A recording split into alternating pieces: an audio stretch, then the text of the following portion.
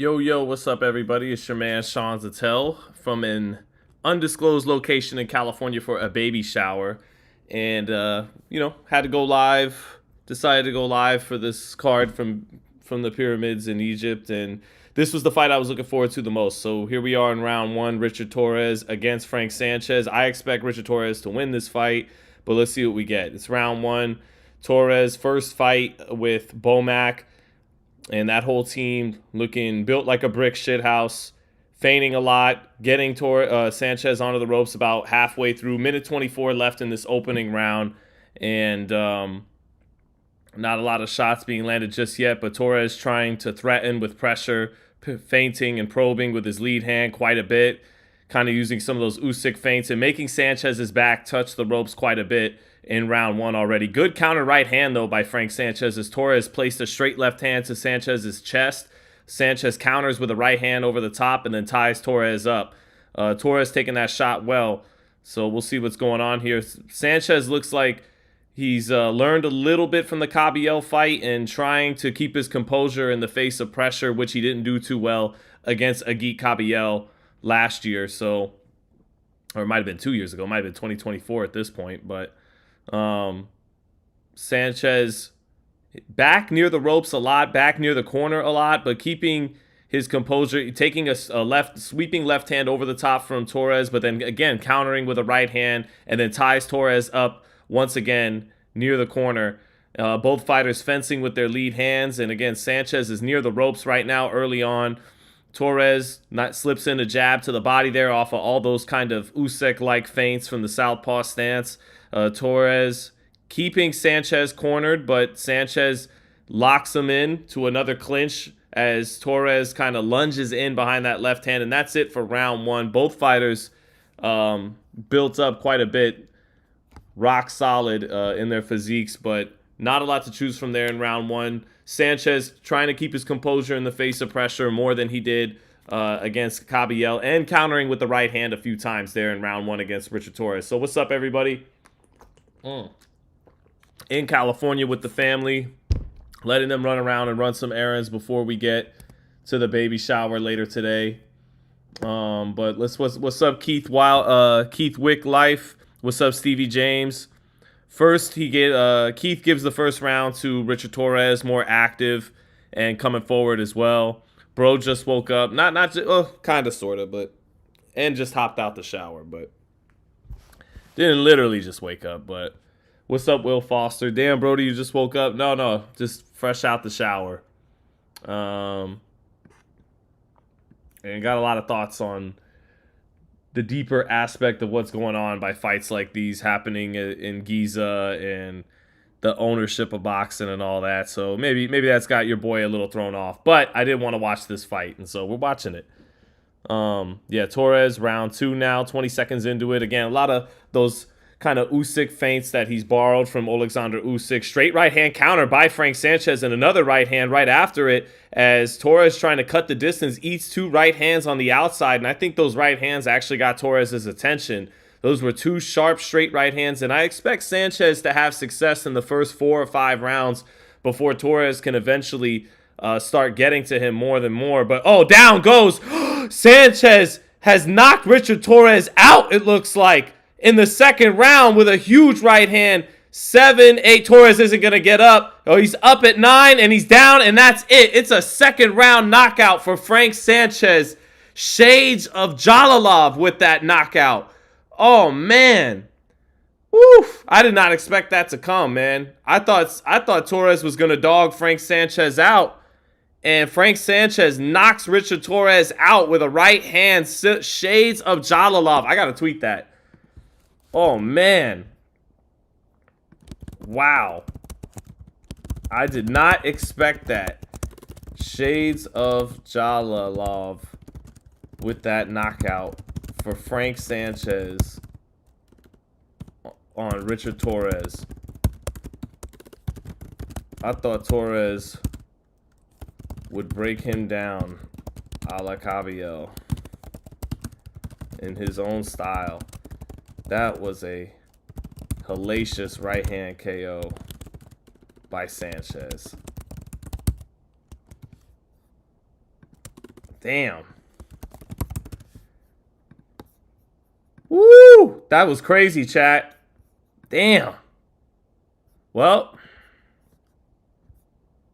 American heavyweight boxing continues to be in shambles. Damn, what a right hand by Frank Sanchez. Good game plan by Sanchez and Reynoso. They learned from the Cabiel fight, man. Although Torres wasn't bringing the kind of pressure that Cabiel was, but not a good first outing for for Richard Torrez Jr. and Brian McIntyre. Man, that was a beautiful sweeping right hand. Torres didn't see it coming. Let's see it again. Torres trying to throw a right hook out at range, dips his head to the left, and Sanchez placed a perfect right hand right where Torres was going to be. Kind of a little bit like Jermell Charlo knocked out Erickson Lubin. Placing that right hand where he knew the head was going to dip to. And that's a hell of a comeback knockout for Frank Sanchez. And again, I thought Richard Torres was going to break him down. Damn. All you lot had me convinced Torres would win, said Blood Beats. Bebop Jones said Torres, too much dancing. I mean, that's his style, is to feint like that, set it up. But, yeah, Keith Wicklife saying Sanchez was fully composed from the game. That's my boy Sean Porter calling right now. Here, I'll take this. Yo, Sean.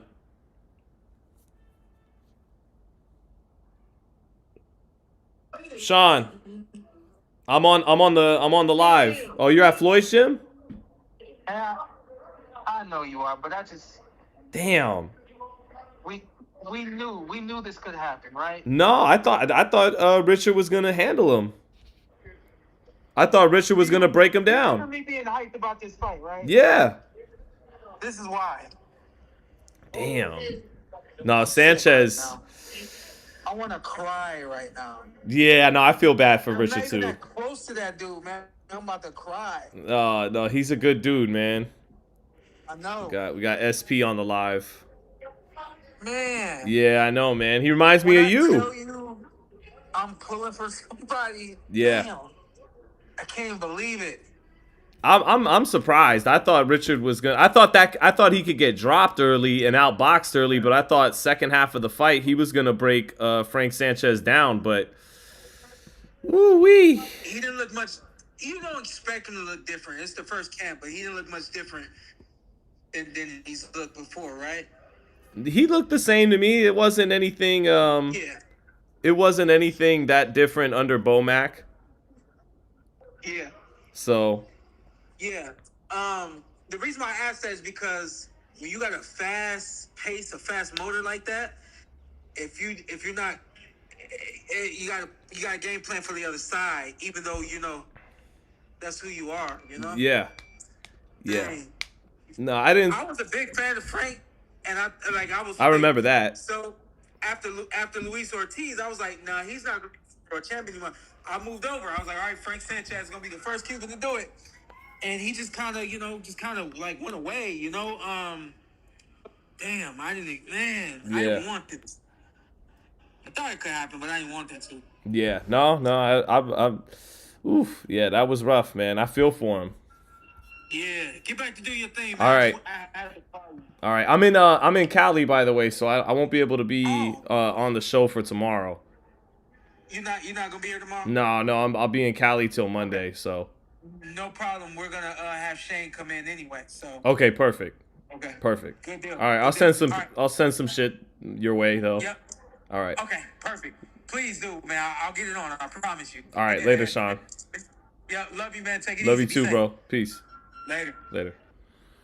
Secret Dance Move says another Sean Zittel hype job exposed. Well, one of my hype jobs, Amari Jones, got his knockout last night in Oakland. And Devin Haney, Teofimo Lopez, Shakur Stevenson, David Benavidez. These were all guys I hyped up. And they've all turned out well. Now, other ones like Joey Spencer, now Richard Torres, some other ones, they haven't turned out as well. So Carlos Balderas didn't turn out as well. So, hey, it is what it is. It is what it is. Call some of them right, you call some of them wrong. Thank you for the super chat. Love Terrence said try to like Torres, but he isn't that guy. Nowhere close. I didn't think, you know, he was on a Moses Italma level prospect or something like that, but I thought he would get by Frank Sanchez. I thought, given what Cabiel did to Sanchez, I thought Richard, it would take longer. He wouldn't just run through him, but I thought his own version of educated pressure and breaking him down would get to him, you know? So, I mean, for comparison's sake, you could see how he handled Guido Vianello, who stopped Makhmudov, who went the distance with Tyson Fury. So he's shown some promise in how he handled Guido Vianello. He handled him easier than Ife Ajagba did. And obviously Makhmudov got knocked out by Guido Vianello. So it looked like he was climbing the levels and looking good, but shit. I mean, it happens, man. It's heavyweight boxing. Sanchez has always been a really sharp heavyweight, but I just didn't like what I saw from him against Cabiel, and I thought there's some break in him. And I thought Torres would be durable and tough enough to walk through some right hands, but he couldn't walk through any of those right hands. So, hey, what's up, Maria C? Maria C saying that was quite the shock. Yeah, I thought Frank Sanchez was always a sharp, fluid heavyweight at a nice size too, at 6'4", where he's, you know, big enough to contend with the big guys, but not too big and lumbering. Still a quick, fluid heavyweight. But yeah, I was wrong. I thought Richard Torrez would win this fight. But that was impressive. I don't know anybody that had Frank Sanchez by KO too, but that was spectacular.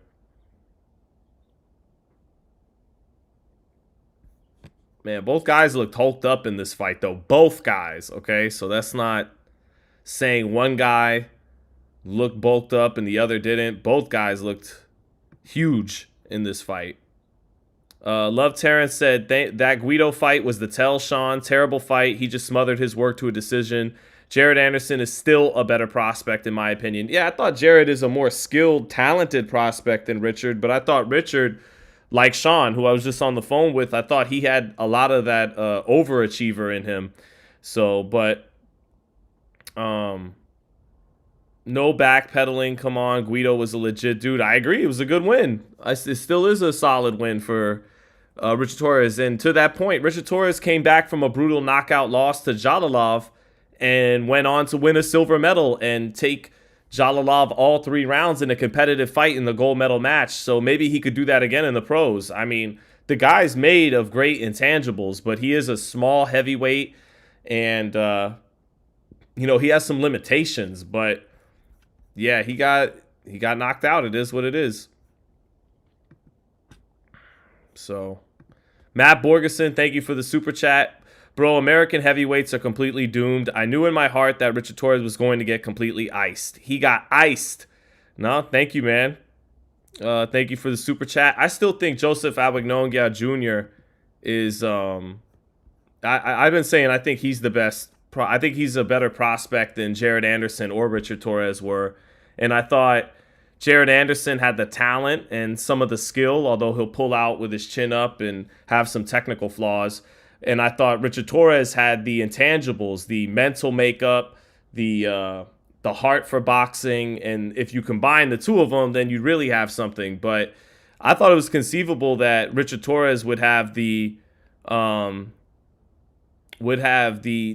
overachiever gene in him to possibly get to a title. Not to be the king of heavyweight, but to get to a title. And yeah, not quite. Someone on my Twitter said, same punch that Charlo caught Lubin with. I just said the same thing on my live. He sweeped and led the right hand to where he knew Torres was going to dip to. Boxing. Secret Dance Move says Sean Zittel down bad. Sometimes you call them right, like Devin and Tio and Shakur and David and Amari last night, and then other times you call them wrong. That's boxing. That's life. No one bats 1,000. Benavidez is our best American heavyweight. Benavidez could beat Torres. I mean, me and True School were saying that in the post-fight, you know, waiting for the post-fight to happen after Benavidez-Zurdo. We were saying that. So, lots of parlays lost, Sean, says my man Chiquien. Let's see. Matt Borgeson, thank you for the super chat, brother. Says Teddy Atlas really doesn't like Richard Torres at all and called him basically a journeyman silver medalist. He picked Sanchez to KO him within 3. Did he? Damn, did he, Matt? That's crazy. That's crazy. I didn't listen to Teddy's picks this week, but man, Teddy has been really sharp.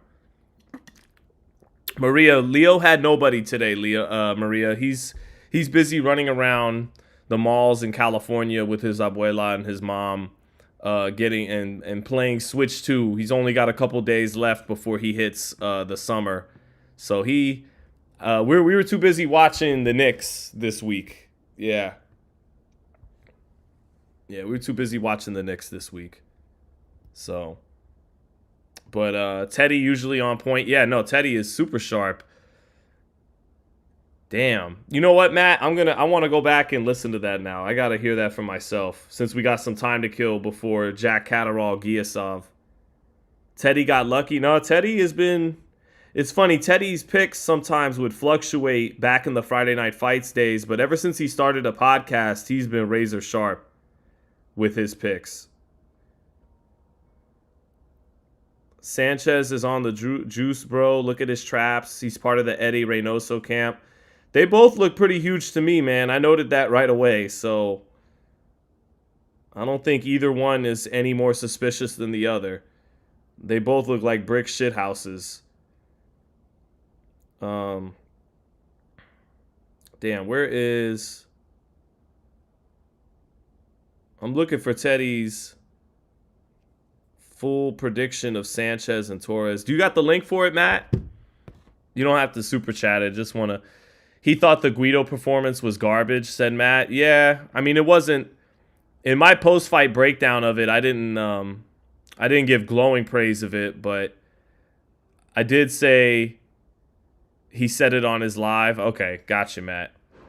I'll definitely take your word for it. But, I mean, I gave him credit for the win and said he's the kind of guy that you could get behind in terms of... temperament and work ethic and dog and character and all the intangibles, but yeah, I wasn't super impressed by the Guido win either, but oof. I didn't see this coming though. I thought he was going to get hit with right hands like that, but I thought he'd be durable enough to hold up to it and, you know, get his way inside and start to break Frank Sanchez down and make him bend a little bit, make him break a little bit, but nope. So,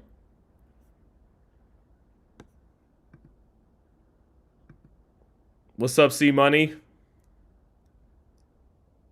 Did Torres fight yet? Yes, Young Money. He got knocked out in the second round. Yeah, it was bad. Matt Borgeson said he literally got planked. It was kind of crazy. If Norman Jr. can come back, he can. Yeah, that's true. But Norman already won a title once. And Norman has better physical tools as a welterweight. And then Torres does as a heavyweight. And that didn't happen to Brian Norman. He didn't get, you know, knocked out cold by Devin Haney. He was able to pick himself up and at least make it all 12 rounds against Devin Haney. So,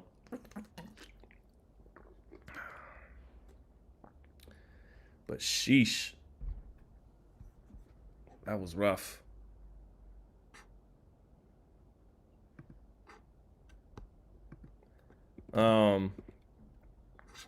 Yeah, I do feel for Richard though. He's a great kid. I love talking with him and catching up with him. And to Richard's credit, I asked him in my pre-fight interview, I said, you know, do you think you could break Frank Sanchez after seeing what what Cabiel did to him? And he's like, I don't know about all that. You know, I don't know. He did not take Frank Sanchez lightly. So, got to give him that. But got to question Torres' chin seems glass-like. Yeah, against guys that are big guys like Jadalov and Frank Sanchez, bigger than him. Everybody may not weigh more than him, but are taller than him. Real heavyweights like Dubois, Sanchez, etc. They're all naturally bigger than him. Thank you again, Matt, for the super chat. But right below you, Alex OCKP says Torres is just too little, plain and simple. So Sweet Tea says Torres isn't cute, no guile in his work. He has to overwhelm the women. I mean, I wouldn't say that. He's a bit of a ball of he's like a ball of motion before he gets started. Maybe he tried to start too soon in this fight. You know, he tried to get to Frank Sanchez a little too soon. Should have taken some time before jumping in with certain shots. But I mean, that is who he is. But I think if he would have just taken his time more, but that's who he is. He's a bull in a china shop. And I think he has some guile. He has some skill. That's how he got to a silver medal against naturally bigger guys. Lots of feints, lots of activity in the pre-punch motions, but maybe he was trying to send in. He led with a right hook and actually touched Sanchez over the top with it, and then boom, got sniped with the right hand. He was getting countered with right hands in the first round 2 or 3 times, and maybe he felt like he could handle them, and he wanted to get a jump on Sanchez and start getting to him soon in the fight. But, you know, hindsight's 20/20, but he could have taken his time a little bit more, but that's who he is. So it is what it is. My boy Chiquien Boxing, thank you for the super chat, said Reynoso got his get back against Bomac. Indeed he did. Indeed he did. And we'll have to see how Bomac, without Terrence Crawford in camp, without Terrence Crawford being his star fighter, how he does in a post-Terrence Crawford era. I mean, I think he did a great job with Jamel Herring, rebuilding him after some losses at lightweight to make him a super featherweight titleist. I think he did a really good job with him. I think he helped Chris Eubank Jr. Look really good in the rematch with Liam Smith. So he's had some success outside of Terrence, but guys like Steve Nelson fizzled out a little bit, tapered off, trying to get to the title picture. Keyshawn Davis left his camp, and now this was his first assignment with Richard Torrez, and, you know, really bad results in a first fight out. So it'll be interesting to see. But to be fair, Chiquian, I think he would trade Frank Sanchez loss over he'll trade Torres losing to Sanchez if he gets in exchange Terrence Crawford beating Canelo. But absolutely right. That is a measure of revenge for Eddie Reynoso tonight. So, Bacoli stuck with Ben Shalom. Sanchez now will be an IBF maybe mandatory. This was a title eliminator. I think, you know, Sanchez and Usyk is a fairly decent fight. Doesn't have a lot of hype behind it, but Sanchez would plank Wilder too. Yeah, I would have to favor Frank Sanchez over Deontay. I'd have to favor any of the guys that are fresh and in the top 10 over Deontay Wilder right now. So, let me see. I think part of... So now we got time in between, and we're getting ready for Jack Catterall and Giasov. Like, what in the Illuminati is this card, chat? It's kind of cool. It's kind of beautiful with the pyramids of Giza in the background. But this whole media takeover by the Saudis and the Zionist owners like Leonard Blavatnik and Ari Emanuel, it just feels super Illuminati to me. They even got Scary Movie in the advertising there, which when I first saw the trailers, it was like, you're supposed to be hype because now they're making all kinds of jokes that were temporarily taboo in the late 2010s, kind of early 2020s, you know, going against woke and all that stuff. And that's all commonplace mainstream now. So you're supposed to get your rocks off like, oh my God, they're making fun of trans people now and all that kind of shit, when that really would have been more edgy in 2018 or 17 or 19. It's what I'm saying is it's safe to do that now. That is not like some counterculture thing. And even the old scary movies, which I love, were really about like corrupting the youth, because I remember lining up for like the Pledge of Allegiance in third grade and talking with all the third graders and fourth graders that got to sneak into Scary Movie, and they were hilarious movies. Don't get me wrong. Like I liked all the parodies and satire, like Not Another Teen Movie. I liked Don't Be a Menace to South Central, and but point being, those were really just like Illuminati movies to corrupt us and take us on the slippery slope to not believing in God and all the shit that eventually led to the United States' decline. And so I see Scary Movie there advertised, and then you see like Ryan Garcia on Jimmy Fallon, you know that, and on First Take, and you know that's being consented by Ari and the people that head all the big talent agencies like WME, and now and all of the ownership of boxing now, whether it's on DAZN, which would appear to be a competitor to Paramount, but it's really not, because it has the same financial backing. It has rich Zionists backing it on DAZN, like Leonard Blavatnik, and the Saudis investing a lot of money in it. And the Paramount merger with Warner Brothers, which is going to now put boxing maybe on TNT and HBO and everything, it's the same thing. It's rich American Jewish businessmen like Egon Durban and Ari Emanuel in association with the Gulf countries, Saudi and Qatar, funding it as well. So it's all the same funding and all the same political economic forces running the whole sport.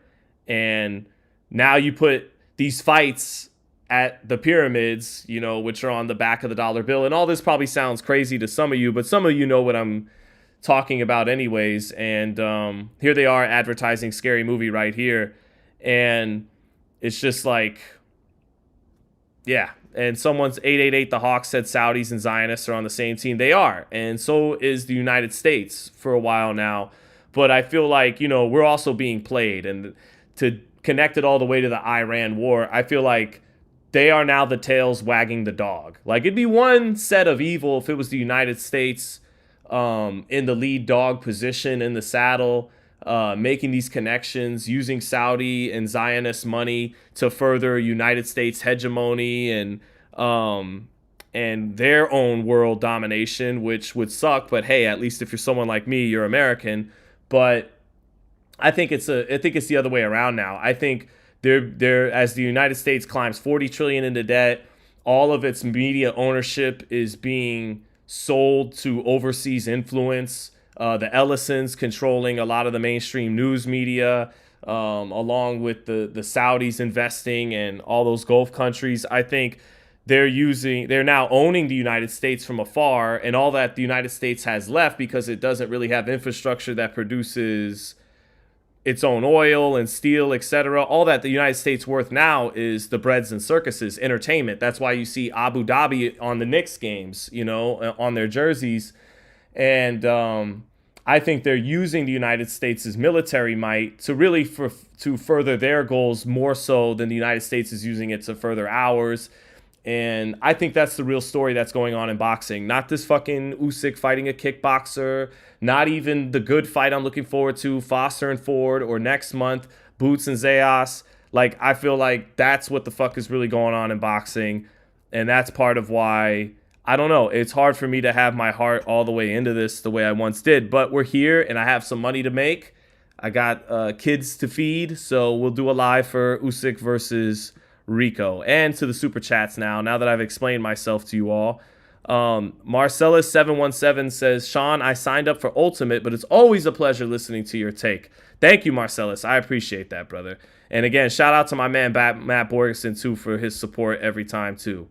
Is this Nick Fuentes or Sean Zittel? Well, I would never go the Nick Fuentes route with a number of his takes, but I do think some of his takes are good. Like, we got to be adults here. Some of his takes make sense, and then some of them I don't like at all. But that's adulthood. Is some people make good points you agree with, and then they make other points you don't agree with at all. So,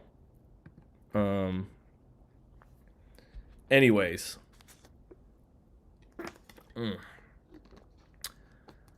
So, anyways. American Alexander Good says good man Sean. Real Water says real spill Sean. They are on Nick's neck also. Well, he might be, a part of it all too, These people that make it to that level of popularity, you have to, I mean, speaking of which, when I'm talking about Ari and stuff, like the influencers, they're like Pat McAfee is a WME person, and Logan Paul and Jake Paul have their ties to Disney from the first place. So even these people who appear to be organic influencers in all likelihood have ties to the same force. They are the new celebrities. They are the equivalent of what movie stars were back in the day. And I think that's why they banned a lot of the algorithms on YouTube after Pizzagate. What they deemed conspiracy content had to be removed. They were all the different platforms like Twitter and YouTube were summoned to Capitol Hill in like 2018 and told they had to censor that stuff.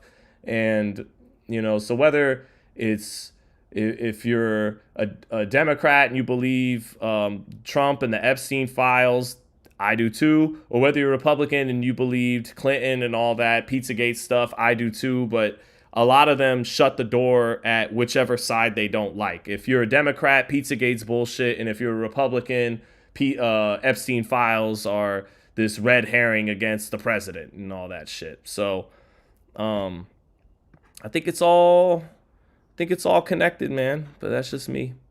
888 The Hawk, thank you for the super chat, brother. Said, thank you for always speaking geopolitics. Well, unfortunately, I really think that is the name of the game in boxing right now. This isn't the days of just HBO boxing, Showtime boxing, and just, hey, who's going to win? Joe Calzaghe or Mikkel Kessler, who's going to win?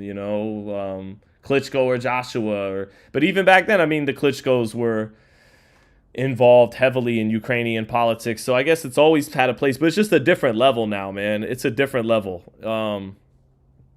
Boxing is a microcosm of the bigger picture, and that is foreign influence picking the bones of the United States, $40 trillion in debt, not a total division amongst the ranks of the country in terms of the people, and all that's left worth a fuck anymore is the breads and circuses the United States provides. It's entertainment, and that is being scavenged, by the bones of that are being picked by whether it's China, whether it's the Zionists, whether it's the Gulf countries. That's what's going down. And the American people are largely either apathetic or asleep to it. But not me, unfortunately. So anyway, Bruce, we're just also killing time until we get to Jack Catterall versus Giasov. And when I mentioned the scary movie stuff earlier, that's meant to be a release valve, is how I look at it. Is you had so many people upset with the propaganda of the 2010s, of when the left wing was in control of politics. And I think it's really all a game, seriously. I think there's times they used left-wing political thought to push across propaganda until it runs its course and the people kind of grow annoyed of that or wake up to it. And then they co-opt the incoming right-wing movement to then do the same, to use it to propagandize and further other goals of the New World Order, right? And then once that runs its course, once that loses momentum and spirit, then they just do it all over again. And they co-opt the left-wing movement, and they co-opt it by incorporating a lot of truths that are being that are below the surface of the propaganda of the time, and then they take some of those truths and then they co-opt them with their own agendas and further them.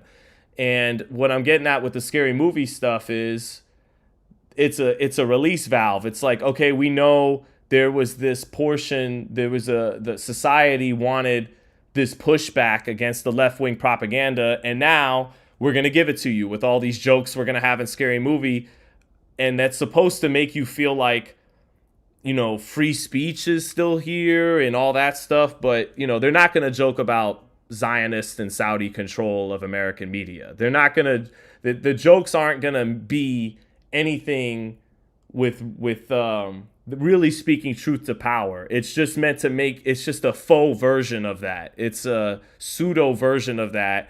So but it's really just, man, it's really like just the new owners of Paramount who are going to be owning that franchise, getting the heat off their back. Like, hey, don't make fun of Zionists in this movie. Don't make fun of that. Don't, just go ahead and make people, you know, get their rocks off. But again, that would have been edgy 6, 7, 8 years ago. Now it's passe. Now you got streamers saying that shit for 5 years now, getting millions of views off of it. That's nothing new. So it's just a release valve from the real shit people want to hear said. If that makes sense. I'm still holding back a little bit with that. But Maria C says discernment is all. Absolutely. Thank you for the super chat again. 888 the Hawk. Thank you. Lucchese 18 says nobody keeps it real like you, bro. Yeah, real dumb, as Chris Rock said. I keep it real dumb. No, but it is what it is. Thank you, Lucchese. Appreciate that, Paisan.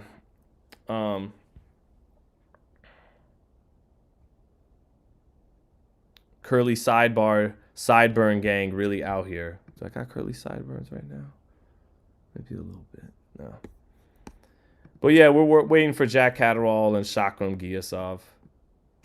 That Japanese super flyweight champion, I already forgot how to say her name. Mizuki Hiruto, I think. That would be a good fight with Gabriela Fundora. That's some competition for Fundora. I feel like Fundora would still probably just be too physically strong for her, but I don't know. She could step around her. Fast southpaw, good fighter, really athletic, good speed. That would be a good fight. The Hiroto girl against Gabriela Fundora. Oh, got you, Turks Hijab. Fundora beats her, says Panama. Torres is trash. He don't represent America. He's not trash, you know. It's just he's got physical limitations. He got caught by a good heavyweight. You know, I'm not gonna do a guy like that, man. I like Richard. I thought he would win. He did not. You know, if you put it in hindsight 2020, it all makes sense. But I didn't see a lot of people, you know, picking Frank Sanchez by early knockout. Maybe Matt Borgeson did. And he let us know that Teddy was favoring him. So, what's up, North Carolina? What did I think of Paulie's bare knuckle fight? We had a video about a year ago, me and Raheem, about Paulie bare knuckle fighting and how we didn't really want him doing it anymore. And that he just needed to swallow his big guinea pride and just, you know, head home and continue to be a great media member and not risk all that unnecessary risk continuing to fight and bare knuckles, and that it wasn't smart and we didn't want him to do that. So I guess he lost, and, you know, from that standpoint, that take aged well, I suppose. Yeah, Usyk brought the Eeyore doll. He ain't losing. Nah, Usyk should be totally fine tonight. Although, if Rico can use his feet, if he's allowed to kick, he has a chance. I will say that. This fight is about, you know, I said this a while ago about Usyk. I think people projected onto him because he is a great all-time great fighter and a great champion. Virtues that they feel a lot of American stars lack, you know, the honor and all that kind of stuff. But this is his Mayweather-McGregor. So he's showing that that's not really true. He's just, for the most part, like the rest of them. You know, if he can get a really big payday for an easy opponent, he's going to do that.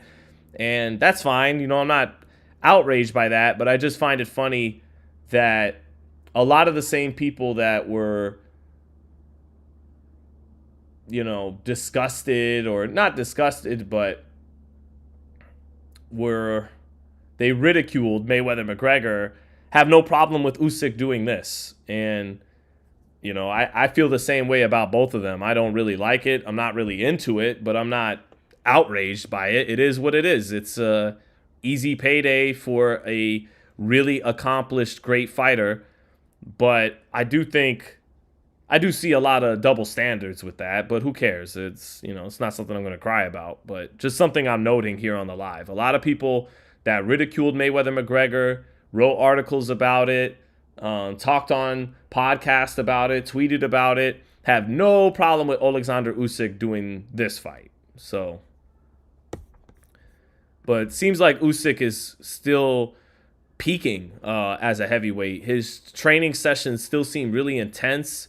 He looks still young at 39, 40 years old, like in the face. His vitality is still there. I think he's coming off like him looking as good and as powerful as a heavyweight when he knocked out Dubois than ever. Look how well that win is already aged after he beat Wardley by knockout, by stoppage. So I think Usyk's showing he still has a lot of life to be the best heavyweight in the world. And the one guy I think has a chance at beating him, Moses Italma. Cabiel's an interesting style matchup because of Cabiel's volume and body punching, but I would pick Usyk to beat him. But Italma and his team don't seem that ambitious to fight Usyk. So I'm losing my luster for continuing to talk about that fight and pushing that fight. I do think that's the sexiest fight in the heavyweight division, but Italma doesn't seem like he's racing towards it, or his team is racing towards it. They're talking about Flip Hrgovic next, which, okay, he should be able to mow him down and continue his ascent.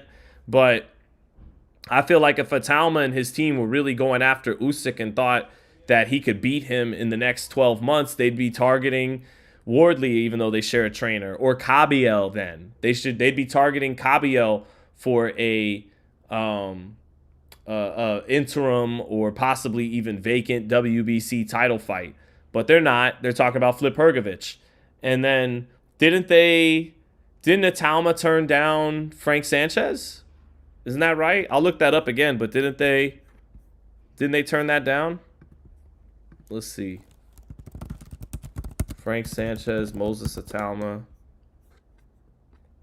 Yeah, he declined to take an eliminator against Frank Sanchez. So, all that being said, I'm kind of moving off of that talking point, that narrative of we got to see Usyk and Italma. We got to see. I can't want it more than Italma does. So, if he isn't interested in facing the other two guys with some hardware, an interim champ like Cabiel or or Wardley, okay, fine. Wardley, understandable. You share a trainer, whatever, okay. But what about Cabiel? What about Frank Sanchez? Both of those fights he didn't seem interested in, surely not Sanchez, and he hasn't mentioned Cabiel. So there you go. All right, tail of the tape. Shock. By the way, this was terrible shenanigans by the WBA this fight. They wind up elevating Rolly to Super WBA champion. They did say they weren't going to do this super regular stuff anymore, but they are. They lied. Shocker. And yeah, this just weaponizes TKO and its supporters for all the bullshit of boxing and why no one gives a shit if TKO makes mincemeat of them all. So, oh shit, I got a call from Raheem. Yo, what's up, brother? I'm on the live. Yeah. You want to rock tomorrow? All right. Oh, got you. Okay, I got you. Will do. Later, bro. Peace. All right. Yeah. All right, Jack Catterall coming to the ring now. Bozy Ennis from the Philly Dungeon. Brilliant, massive trainer. Brilliant, massive fight.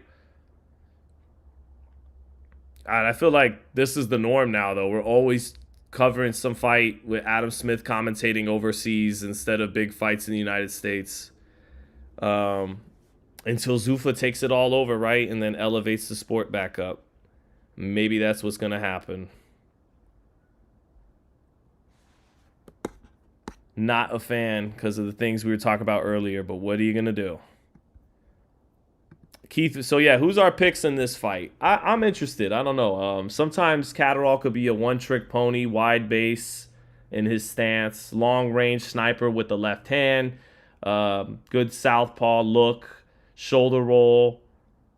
But sometimes, if you have answers for that with good feints and good feet and some punch variety, then you can figure him out a little bit like Arnold Barboza did. But first you gotta, if you can't figure out that one trick, that left hand on the outside, and he'll mix it up with an uppercut with the right hand, a right hook here and there. Doesn't jab a whole lot though, just range finds and probes to set up that long range left hand. But if you can figure out that left hand and make him have to beat you with something else, some other moves than his go-to moves, then he could be beat like Barboza showed with good feet, good feints, good timing. But we'll see if Giasov is up to that mark. But yeah, what the WBA did was, callous and shitty, and that's to be expected from them.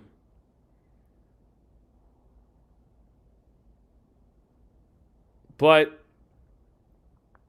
it's funny, the Zuffa defenders taking up arms for Giasov like they actually give a fuck about him. And again, my whole point against Zuffa changing legislation is you're not supposed to change legislation for a company that's subsidized by a foreign entity and whose ownership is really, pro-Zionist guys. But hey, that's every company in America now, so they don't really stand out in that sense. So it is what it is. It's going to happen. The Zuffa takeover is in effect. Is this the last competitive fight of the card? I don't expect Usyk or Sheeraz to struggle at all. Yeah, but hey, we'll see what happens. But yes, I would think so. I think Sheeraz is going to handle Begic from Germany. I think the guy's just too slow at 39 years old. But he does have a good left hook. He does have some power. He's got, I think, 23 knockouts and 28 wins. But I think Sheeraz is really sharp. He's got some of the fastest hands around these weight classes. So yeah, I would think this is the last on-paper competitive fight, but you just never know. What do I know? I didn't see Frank Sanchez knocking out Richard Torrez in 2 rounds. So we'll see what's up.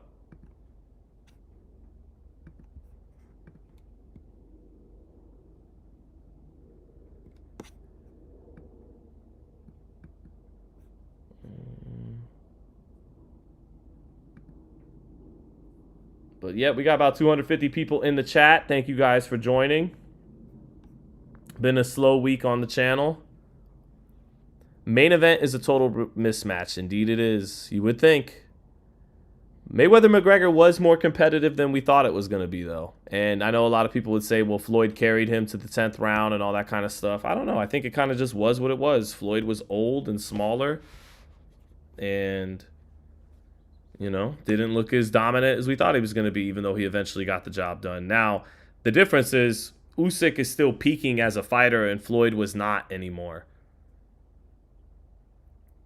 So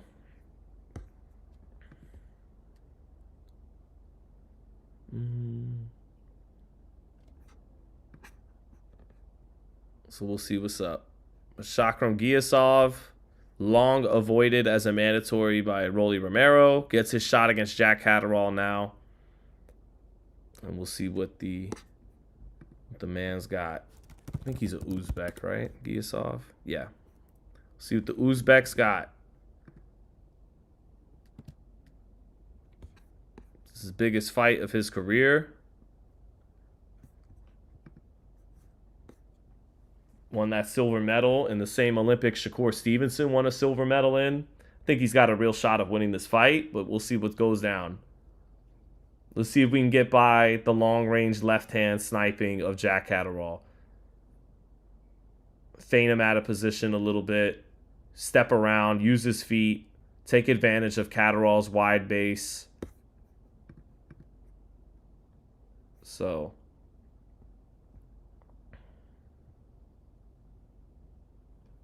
we'll see what's up. Why Catterall not with Bozy anymore? Oh, I didn't even know that. That shows you how locked in I am right now. Maybe because he wasn't seeing great returns or improvement in his game. Maybe because Bozy's not producing good results outside of his son.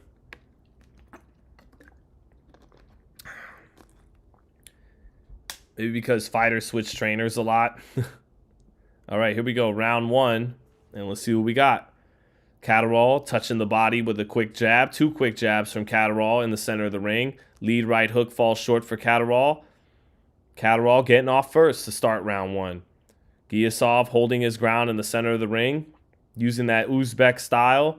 Lots of front foot and front hand feints. Hands up high.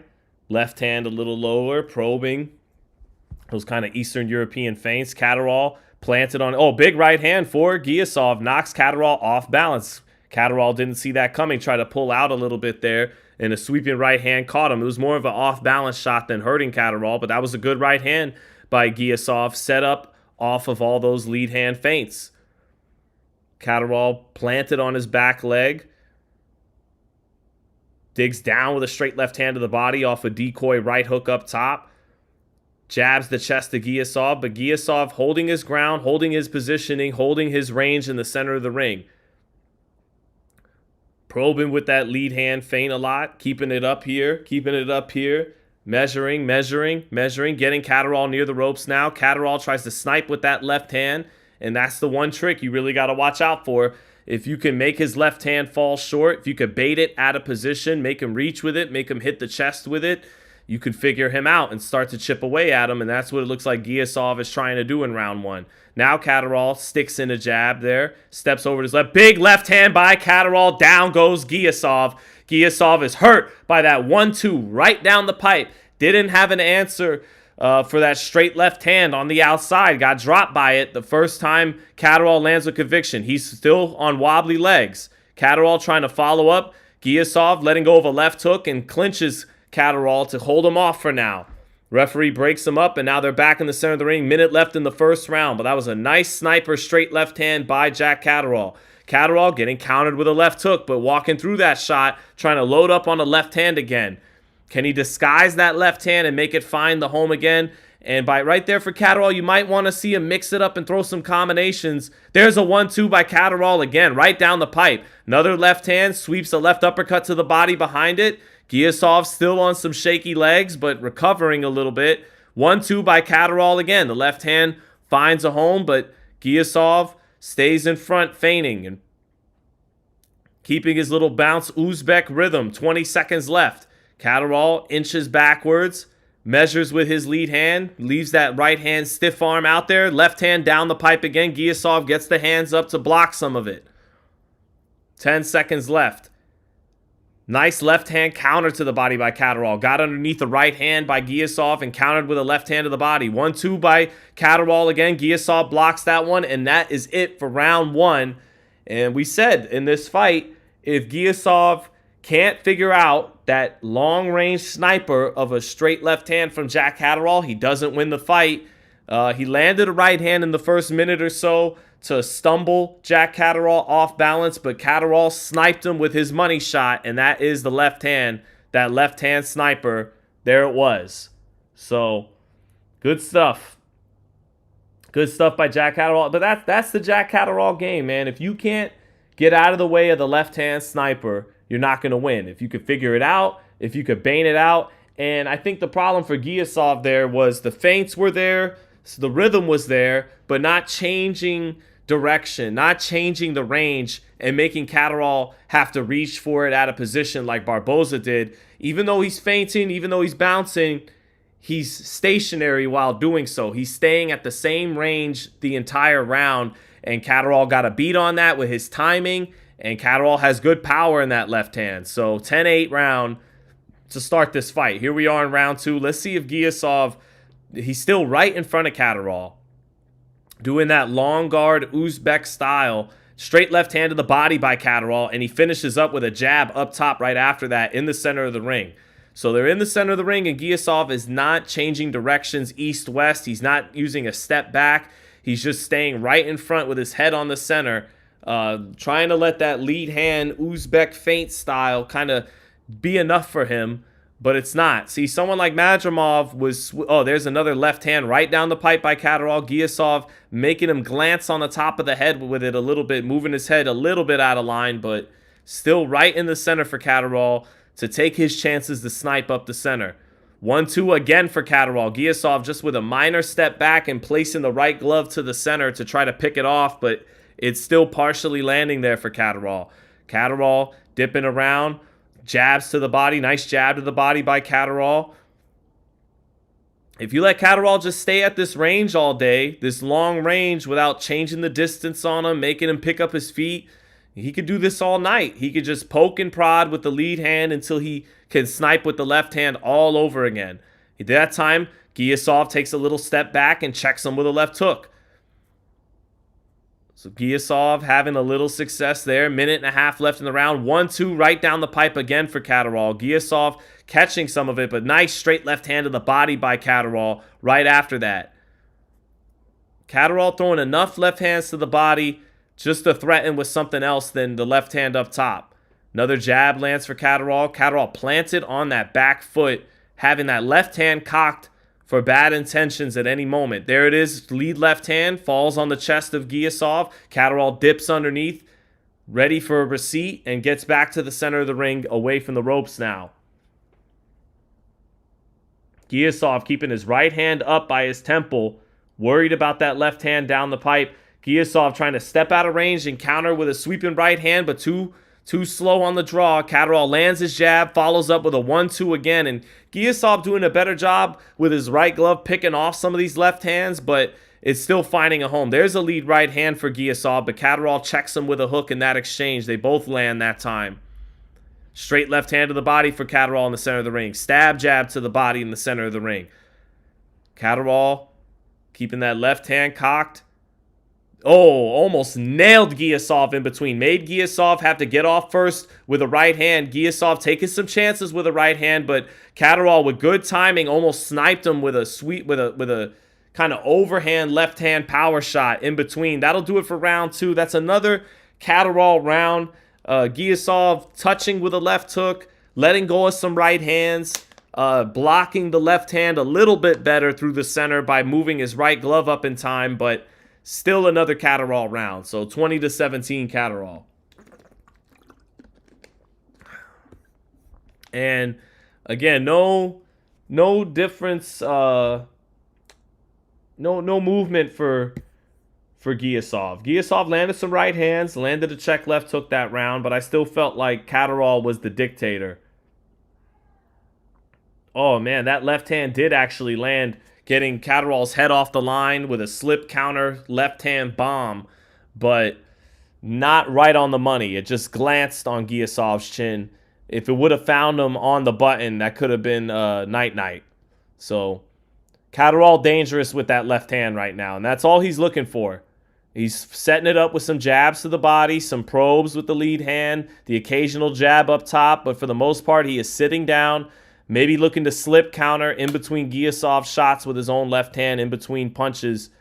And if Giasov goes to sleep at that range too much and doesn't do anything, doesn't provide resistance, then he'll just poke away, he'll fire away with 1-2s here and there. There's a lead right hook for Catterall, blocked by Giasov, follows it up with a straight left hand to the body. Giasov staying right in front of Catterall, eats a little right hand, eats a jab to the body by Catterall. And Catterall's starting to mix in a little bit of a right hook in the third round just to give Giasov something else to think about. Giasov trying to touch the body. Catterall makes him reach for it and counters with a jab up top. Catterall with decent upper body movement. Hard 1-2 through the center for Giasov, or for Catterall. Giasov not with any answers for that defensively in terms of head movement early in this fight. And Catterall not really bothered and phased by a lot of those lead hand Uzbek Eastern European feints right now, and it's because it's not coming with any foot movement. unlike a Madrimov or a Usyk, who's going to mix in a lot of different movement along with those feints. Good defense by Catterall along the ropes, catching gloves on the elbows and on the gloves as Giasov tries to fire a couple of sweeping right hands behind his jab with Catterall pinned against the ropes. There's a jab for Catterall. Catterall just taking his time and letting Giasov waste some energy on offense, getting off first in spots. And he lets go of a 1-2 a minute ago. That finds the chest. Beautiful left uppercut, body shot by Catterall. I think that hurt Giasov. You see Giasov tucking his right elbow right by his stomach as a reaction to that sweeping left uppercut body shot by Catterall. Nice timing. Catterall has good timing, man. Sweeps the left hand over the top. Giasov pulls away from it. Nice jab lands for Catterall. Makes him fall short with the left hook counter by Giasov. Jab to the body by Catterall. 55 seconds left. 1-2. Knocks Giasov back. So a lot of power on these left hands by Catterall. Jab to the body by Catterall. 40 seconds left in the round. Catterall picks his hands up. Drops it back towards the waist again. Catterall in control there. Just in control of Giasov right now. And the feints going away for Giasov now. Ever since that body shot, he's tamed Giasov's feints a little bit. Giasov countering with his own jab. 20 seconds left. Giasov short with a lead left hook. 1-2 again by Jack Catterall. Right down the pipe. And Catterall doing enough with the lead hand. Sometimes probing with it, sometimes stabbing the body, sometimes changing the trajectory on his jab, and doing enough with the left hand. Sometimes it's right down the pipe. Sometimes he sweeps it at a little bit of a hook kind of angle, but different ways. Sometimes he'll overhand it a little bit, sweep it, snipe it down the middle. But another Jack Catterall round. 3-zip, Jack Catterall. He's in control of this fight. So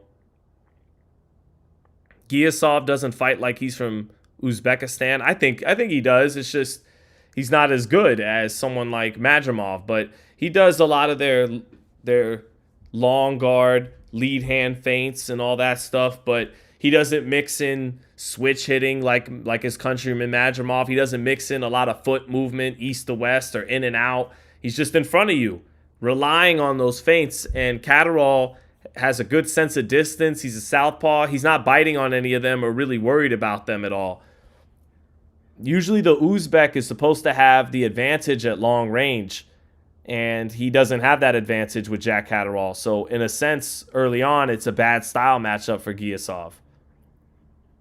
And, you know, some of his limitations are being exposed. Again, he's offering almost no foot movement. And Catterall feels like he really just has to. He doesn't believe the jab is honest from Giasov. He thinks it's just a bunch of probes and feints. He'll occasionally check with a hook, but he really feels like if I just take away this guy's right hand, everything in his offense is a means to set up a right hand. And Catterall, an educated southpaw, has been defending against right hands since they were a kid. So Catterall sees all the right hands coming right now. Nice straight left hand body shot counter by Catterall against the ropes. Going to his shoulder roll, dips underneath the right hand by Giasov, and stabs him with a straight left hand to the body there. Follows it up with a jab stab to the body about 5 seconds later. 2 minutes in the fourth round right now. And a lot of fencing on the outside. Catterall is the better practitioner at that range. He leads in with the left hand again. That one falls short. Giasov trying to pick up the pace a little bit here. And Catterall is known to have a problem with higher volume. So Giasov trying to pick up the urgency here in the fourth round. Knows he needs something to get this fight going in his direction. He misses a right hand with Catterall near the ropes. Lead left hand lands for Catterall, but these left hands aren't landing right on the button. They're being blocked a little bit, or they're falling on the chest a little bit, but they are on target well. Giasov, a couple of right hands to Catterall's chest. Catterall catches both of them, fires a 2-1 off the ropes that time, gets back into the center of the ring.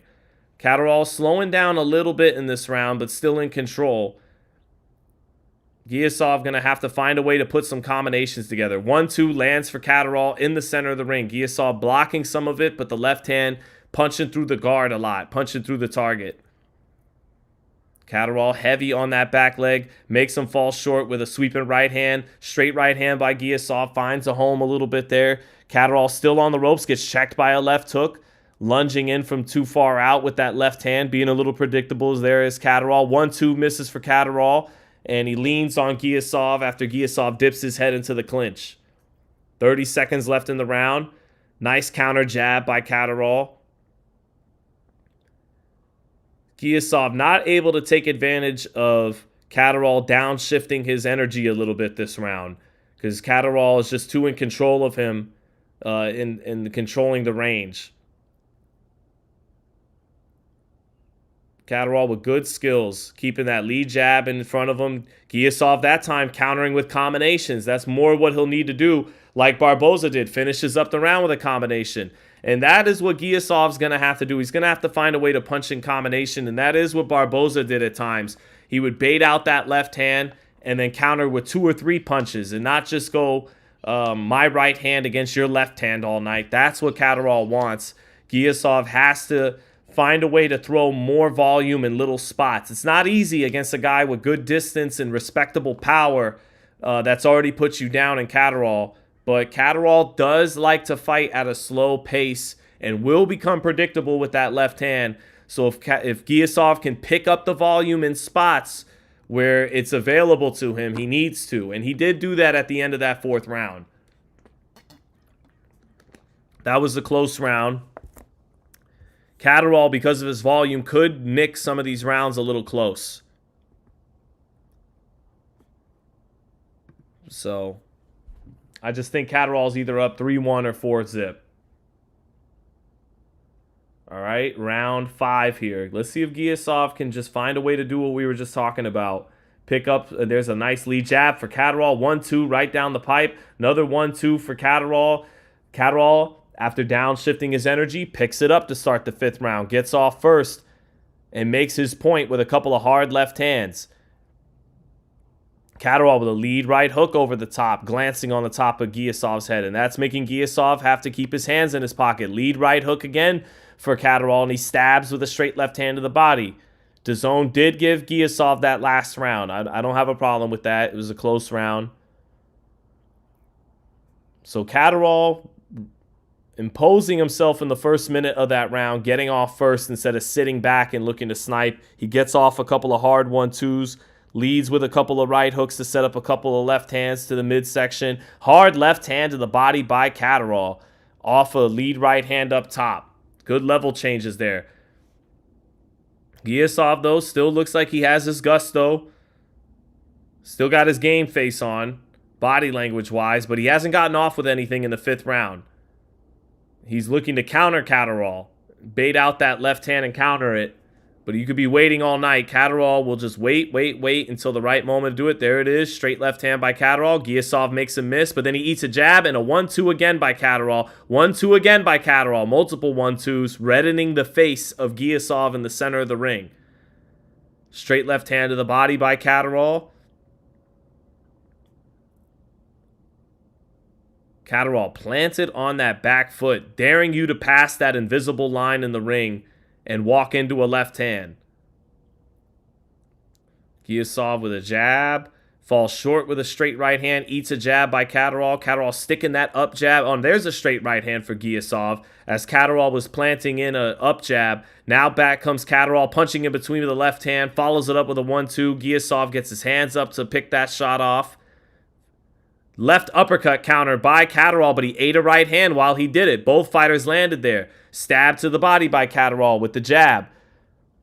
Better volume this round by Catterall, seeming to sense Giasov was maybe getting a little closer in the 4th, excuse me. He picks it up. A little bit of reddening around the right side of Catterall's face. Even though he hasn't been hit with a lot, he's still a little red on the right side of his face from Giasov.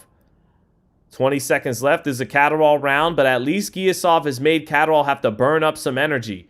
And you see Catterall taking his body language, showing just little signs of fatigue. He's laying on the ropes down the stretch of this 5th round.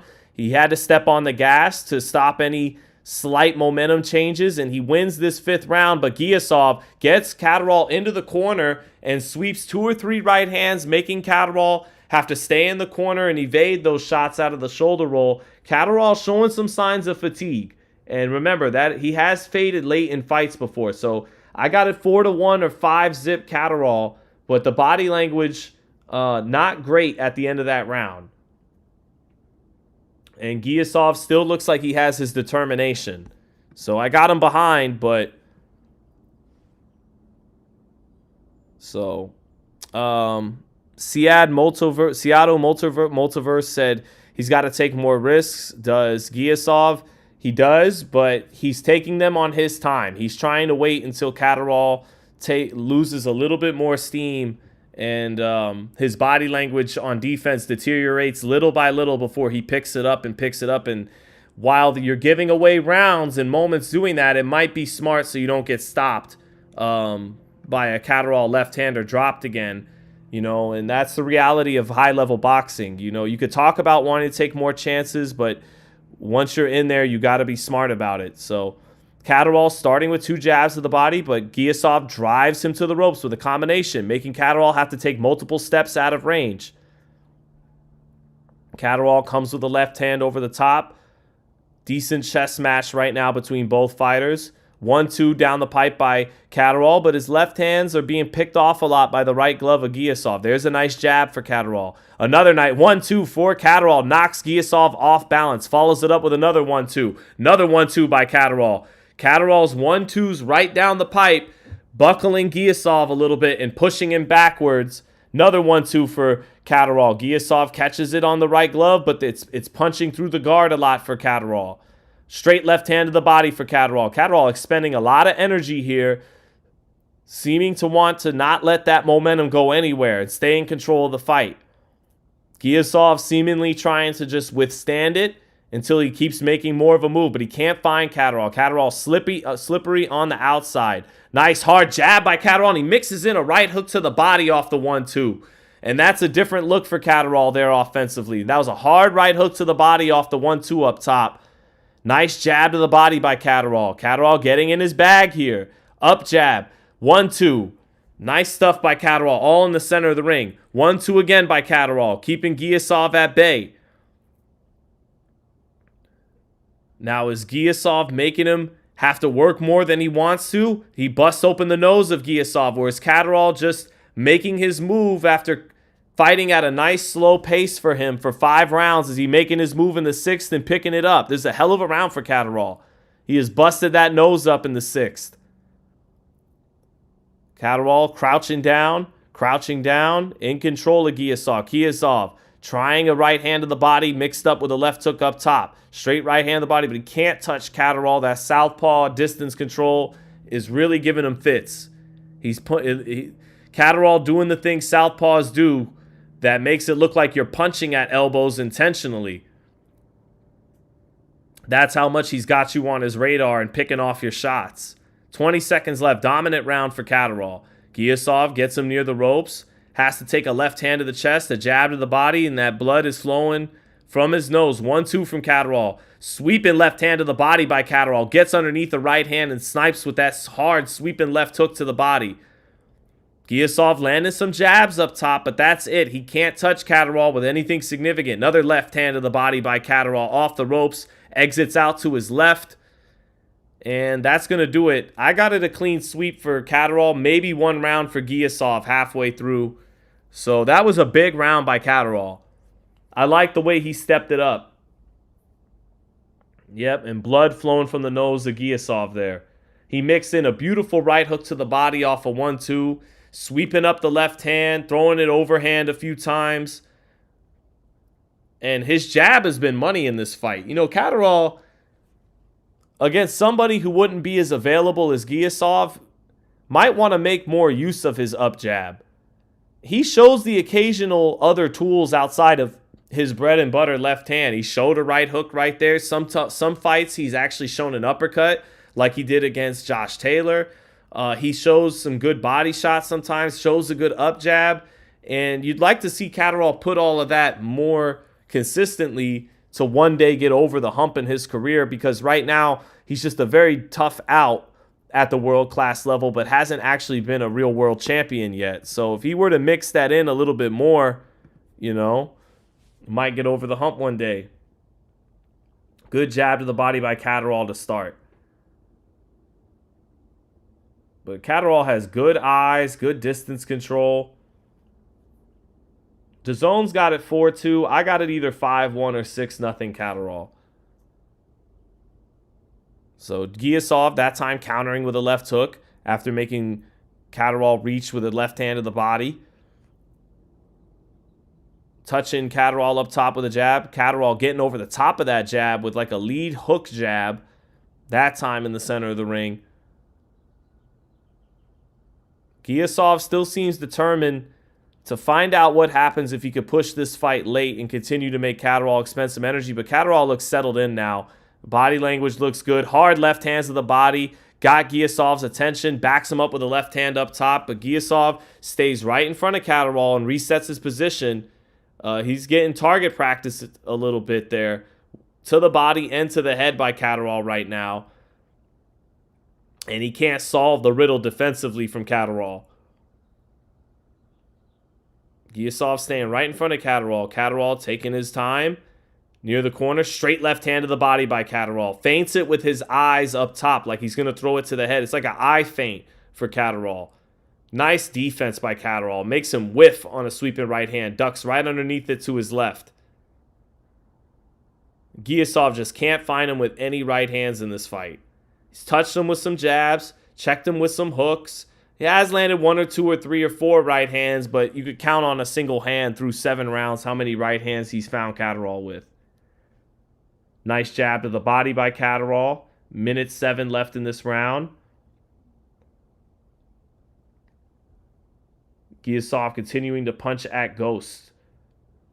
Getting nothing done against that shoulder roll lead hand low from the southpaw Catterall. Catterall got him on a string right now. Giasov makes Catterall reach with a left hand to the body. Catterall goes back to his shell. And Giasov touches with a combination. Gets some success done there, but nothing too clean. 30 seconds left in the round. Another Catterall round. A lot of good body work in this fight by Catterall.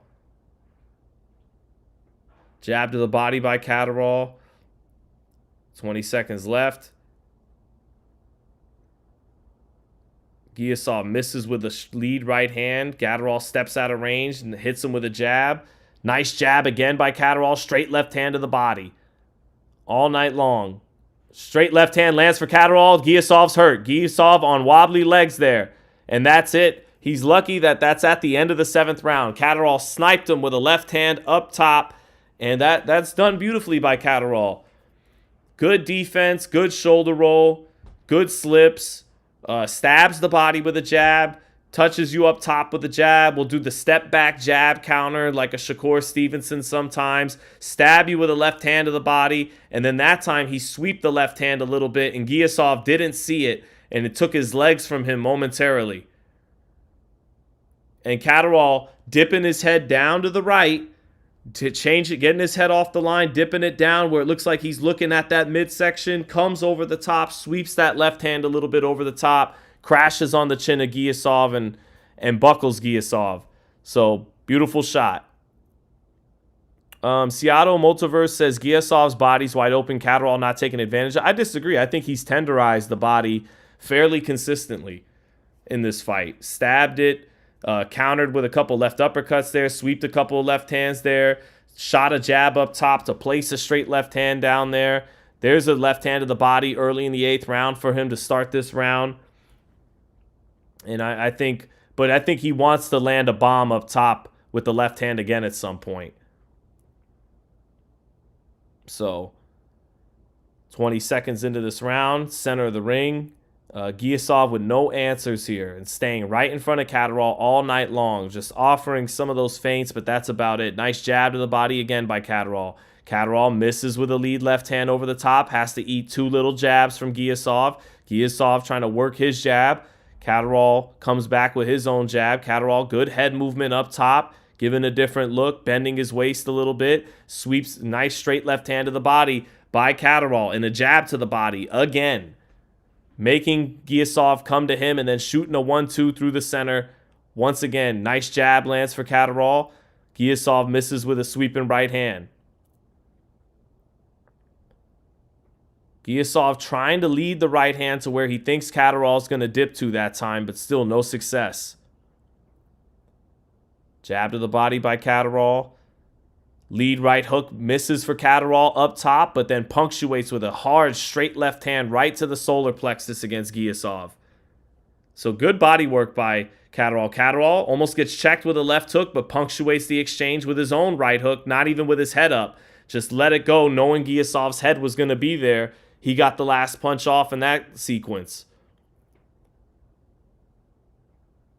Giasov countered with a jab. Up jab by Catterall. Straight left hand to the body by Catterall again. Some of these jabs are decoy jabs by Catterall up top. Just to freeze chakram Giasov up top and then place the left hand to the body.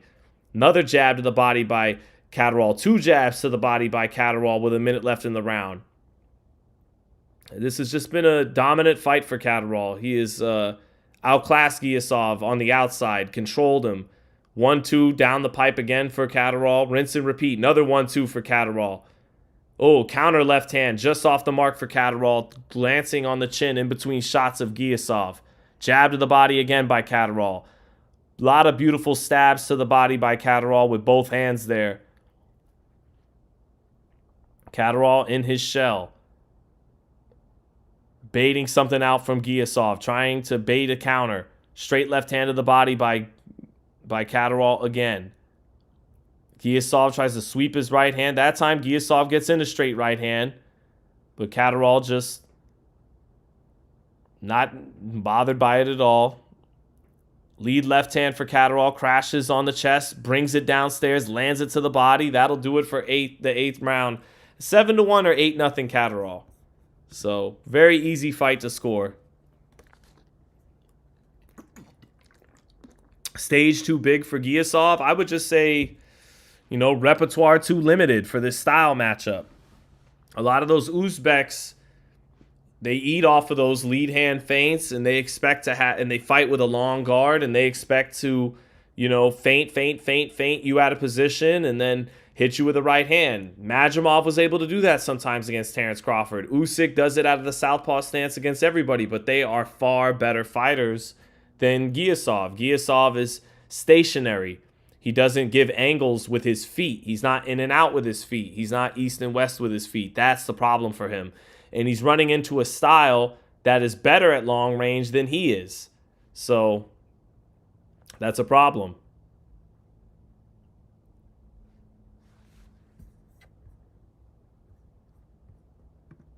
So here we go. Round 9. Is Torres going to bounce back like Lennox Lewis? Well, Richard Torrez is no Lennox Lewis. He's not 6'5" with an all-time great jab and right hand. So I think he can bounce back and have success in his career.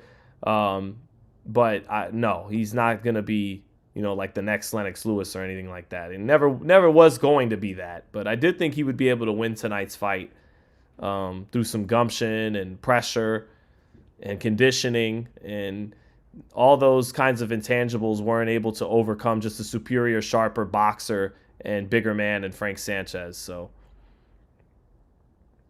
here we go, round 9. And a lot of rinse and repeat now. Just Catterall sniping with some left hands, stabbing with a jab to the body from his waist. Left hand cocked below his chin, going into his Catterall Philly shell. I follow a girl on Twitter who's really cool, whose name is Catterall Philly shell, and I know she's loving what she's seeing right here. It's a girl from Philly, I believe. And so she feels like Catterall, all the way from the UK, does the Philly shell proud.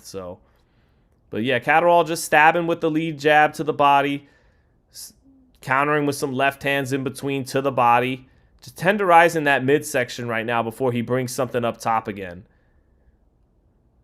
And Giasov defensively responsible and alert enough to not get put out by one of these left hands thus far, but just being outclassed on the outside, outboxed, sense of distance and long-range weaponry not on Catterall's level tonight. There's Giasov again with that long guard, peppering his jab in, but Catterall able to make him miss just by an inch short here and there. Checking in with some left hooks in and now and then when Catterall reaches with something from the outside, but can't find him with anything too significant. Just enough to pepper the right side of his face and redden it a little bit for Catterall, but nothing too effective tonight. More jabs from Catterall. And going forward, you'd like to see Catterall incorporate his jab more. It's a very effective, accurate weapon. He has a really good up jab to both levels. But it's usually just a means to an end to find his left hand, which is smart. He doesn't overextend himself. He doesn't open himself up a lot out of his shell. He has good timing. He knows when to let that left hand go most of the time. But he may have to pick it up to get over the hump and not just beat the Giasovs in the world. If he wants to really win a world title, he will have to pick things up a little bit. But he's not a guy that fights with a lot of volume. And that'll do it for round 9. Catterall in control of this fight. And now the only question is, can he get a stoppage? So Keith Wicklife said good night for Jack. Definitely a good night for Jack. Is a KO, TKO for Jack on the cards? It's possible, but Giasov isn't getting but so overzealous. He's not taking too many chances. He's staying on top of Catterall in case some miracle presents itself. Catterall gets badly out of position on one of his lead left hands or something like that, but he's not taking enough chances, and Catterall's not the type of fighter to step it up a whole lot. He stepped it up in spots in this fight, so yeah, it's still possible that he could get a stoppage. And there's Canelo and Golovkin sitting ringside. Damn, Golovkin still looks bigger than Canelo. But yeah, it's not looking like maybe it's gonna happen, but still a chance. I mean, Catterall has shown the ability to hurt him over and over again. But 3 rounds left. Let's see what happens. You'd like to see Catterall step it up with some more combinations to try to close the show, but I mean, he's been dominant and he's been sharp. And I definitely think there's a 1-2 from Catterall. Catterall opened up another 1-2 right down the pipe. So Catterall is putting his foot on the gas in little spots here. But he's not going to rip too many 5, 6, 7 punch combinations either.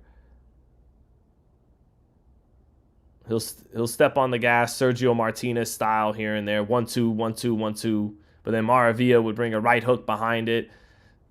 Reset, do it some more. But there's a nice big up jab by Catterall, knocking Giasov off balance. 1-2 by Catterall again. Makes Giasov reset, step back, come right back in range.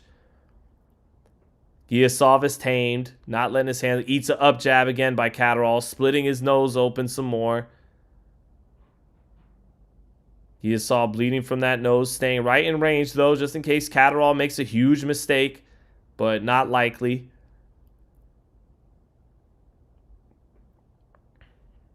Lead right hand, touching the gloves of Catterall from Giasov. 2 up jabs for Catterall. Halfway through the round. 1-2 by Catterall to the body. Straight left hand to the body by Catterall. Giasov says it's low. Referee agrees, tells Catterall to keep it up. Now Giasov drops both hands, gives a look here. Drops both of his hands. Catterall near the corner, tries to nail him with a left hand over the top. Put everything in his ass into that shot, but it missed. It whiffed. Minute left in the 10th. And this fight is just kind of, playing out now. The fight is won by Catterall. Another borderline left hand by Catterall to the body. 1-2 by Catterall up top.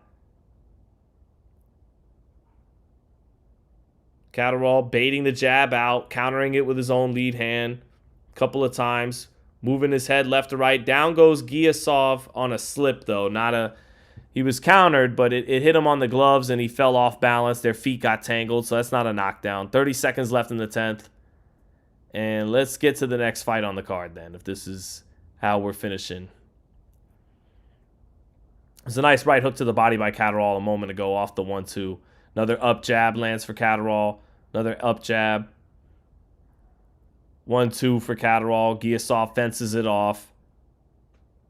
1-2 misses for Catterall. Giasov misses with 2 counter hooks with both hands there, left, right.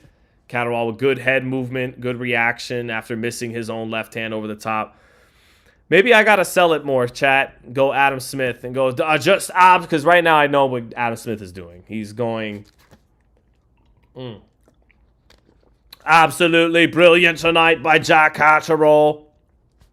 And you can see why Rolly Romero perhaps wants no part of the southpaw. Absolutely switched on and dominant tonight. The sense of distance, the balance, the left hand, the distance control, the mastery at long range has been brilliant for Jack Catterall. Is that better? Is that lending more credence to what Catterall is doing tonight?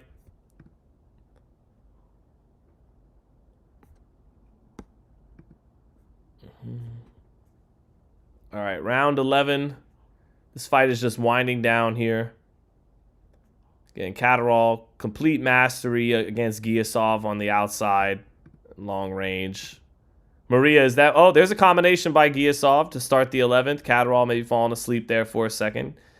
Giasov getting in some sweeping right hands to the body. Back comes Catterall, hard right hook to the body by Catterall off the 1-2, making Giasov pick those hands up and then burying in a right hook to the body. Beautiful shot there. Catterall's been having more and more success to the body the last couple of rounds than sniping to the head as much. Although his jab is money. His jab is landing on Giasov plenty. And I think it's that wide base of Catterall that makes it hard for him to use his jab with more volume. You know, he's so planted.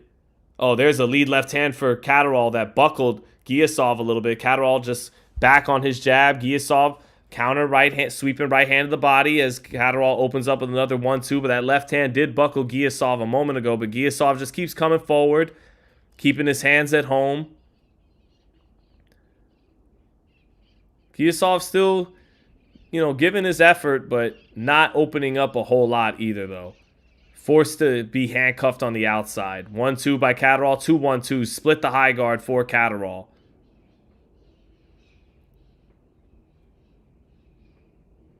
Giasov, up jab, drops both hands, but Giasov dropping both hands again. Eats an up jab from Catterall, trying to let his own up jab get to work. Over a minute left in the round. Minute 15. Catterall lead hand low, as it has been all night. Doesn't really change the stance out of that too much. He'll pick up the lead hand sometimes to create a different punching lane, but outside of that, he goes to his patented moves, and he's very good at what he does.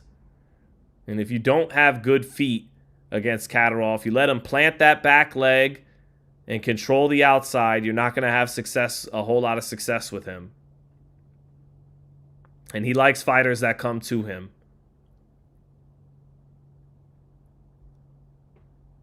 Catterall laying against the ropes, taking a breather, good defense.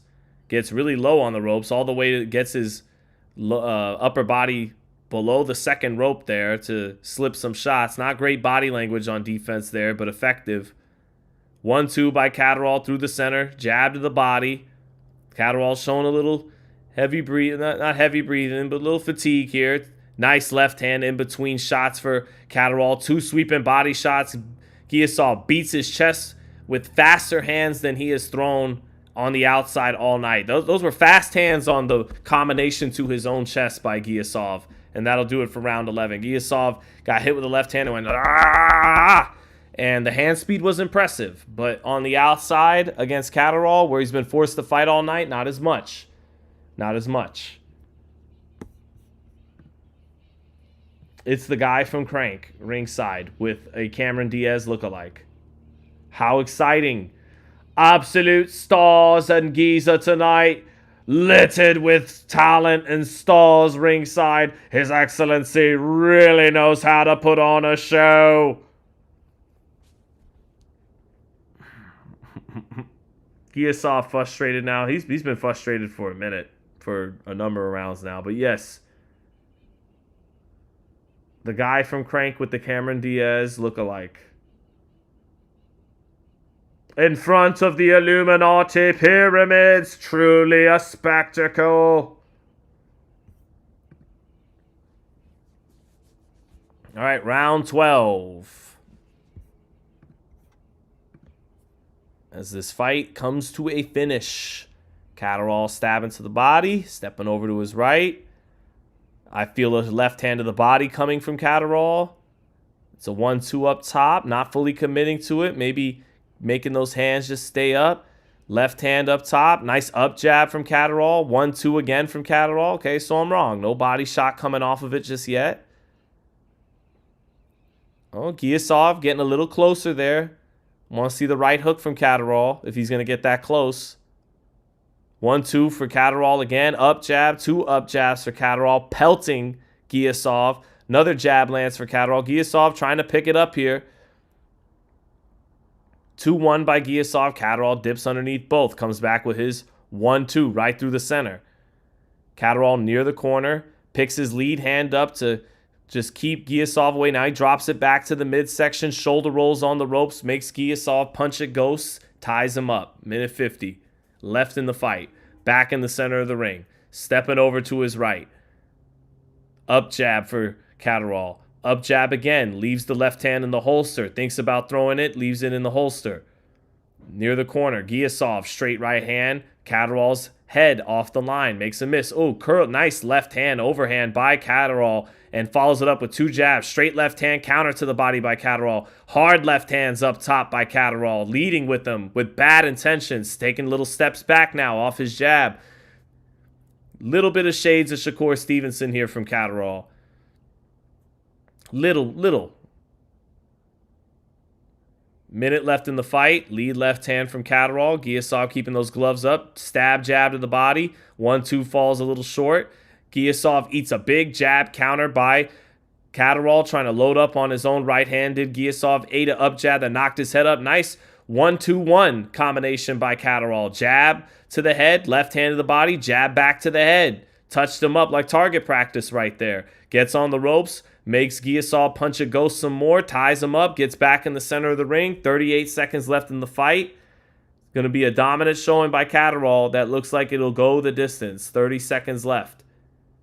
If Catterall had that extra gear, man, where he could step up, be first, put in a 5, 6, 7 punch combination, but his gas tank isn't the greatest, and that wide base means, he gets away with it because his timing and his sense of distance is so good and very accurate, but that wide base doesn't allow him to get off a lot of combinations and sometimes change his positioning on the fly, although he has good reflexes on defense and good anticipation and expects something coming back. But just mentioning the little things that might keep him from getting to the very top of a division ever in his career. But that was a strong performance by Jack Catterall.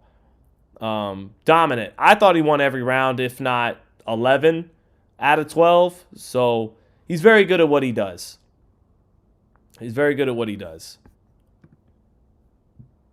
Maria saying go for it, Jack, and to that point, he leaves you wanting a little bit more. But he's very good at what he does, and he's not an easy fight really for anybody. And he's skilled, definitely a skilled southpaw, and got good power in that left hand too. And if he could just pick it up a little bit more, but I think it's a few things. It's gas tank and his base. He has a wide stance, so doesn't always have the right balance to punch to second and third and fourth layer combinations. He's got to make those first 2 or 3 shots, 3 at the most from him usually. 3 at the most. Those got to work, and then he's got to reset his position. He has a good defensive maneuver after those first 2 or 3 shots, 1 or 2 shots. But the third and fourth layer of combinations is not his game. So, yeah, 11-1 says Maria. I had it 12-0, maybe 11-1 is cool with me too. So, I give credit for Jack to Jack though. Good fighter.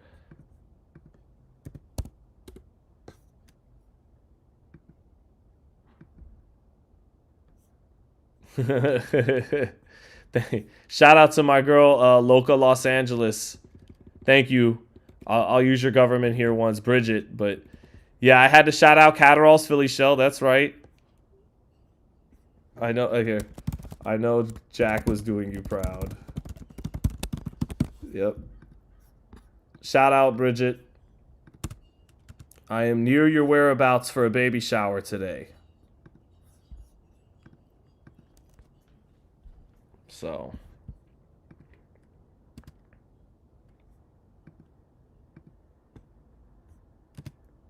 Let's see. What are people saying to me? Is anybody cooking me for having Torres in my Twitter comments? No. Wait. No. I like that. Nobody's doing Sunday morning boxing quarterback. They seem to all be keeping it real that was a surprise to everyone. So. Rolly would knock the piss out of Giasov. I don't want to hear shit. Yeah, from what I saw today, because the guy doesn't change directions a lot, you know. His head would have been on the line for Rolly. Rolly's faster than him and twitchier and more athletic, and yeah, I think Rolly would have been able to beat this guy. Doesn't change the fact that, you know, kind of sidestep the fight, but I could hear Rolly now saying, "But who gives a fuck about Giasov? Okay, nobody knows who the fuck he is except you boxing nerds." And he would be correct in his assessment. And Jack Catterall's fucking boring and doesn't sell. I tried to fight Devin Haney, and they didn't make the fucking fight. So I want to fight Ryan, but he's a pussy and doesn't want the rematch. Conor Ben's full of shit, and he's going to fight Ryan, who's a pussy who didn't want the rematch. So I'm not going to waste my time fighting. Okay? Do you get the point? Do you get Rolly's side of the story? I just relayed it to you. Okay? And it does have some points to it, to be fair. Loca says, stay cool out here, Sean. Give hugs to the baby and wifey from Lily, and I definitely will. Thank you so much. Thanks for being in the chat. Means a lot. So, yeah, there you go. There was my Rolly side of the story. Did that hold weight, you feel like? Can we get a joke? Well, look.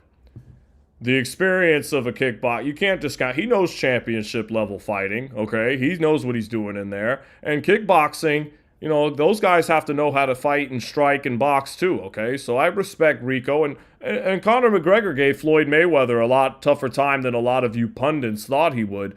But I just think Usyk is just an amazing talent, amazing fighter. I think Usyk should stop him at some point, you know, but you never know what's going to happen in there. That's what makes it boxing, you know. Rico could fucking get inside on him. But, yeah, again, he has experience in championship level with his hands. All right, so he's going to know what he's doing in there. But I think you got to lean on the heavyweight champion to win by stoppage. There you go.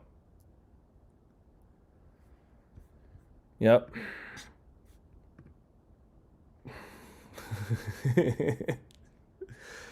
Thanks for lobbing that one up my way. So, hey, we may be quasi-depressed with the state of affairs. Okay? We may be hanging on by a thread in the passion for boxing. But I'm here, baby. And we still got a decent impression or two in here. I could do this in my sleep. Even uninspired, I could still provide some good takes sometimes. So, man, we got 260 people in here. Despite all that, thank you, everybody. I hope TNT gives you the job. I hope so, too. Although I don't think they'd be a fan of my comments earlier about media ownership right now in the United States. I don't think they'll be too into those takes. Especially the people that own TNT now. Actually, I think they would fucking hate them. But if they want a really good boxing journalist and commentator and on-air talent, I will rise the occasion and do a phenomenal job for that. I can vow to do that. I could definitely do that. And, hey, they give me a gig, I will shut the fuck up about all that other shit for a while and just do a really good job talking about boxing. But hopefully it happens.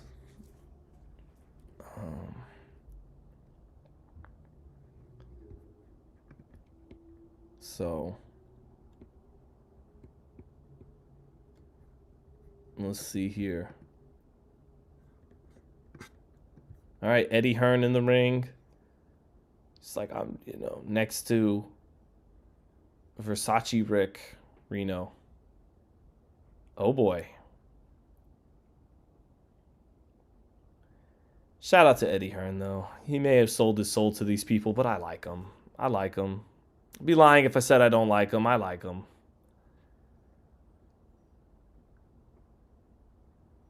So, Rick Reno, dressed by Turkey Al Sheikh. I'm convinced of that. I could be wrong.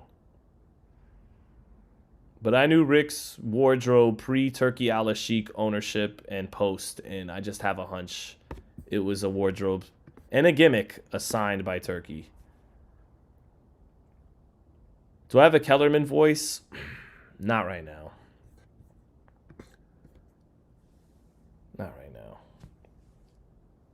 Nah, I don't even want to whip. I don't want to whip it out. Pause. So.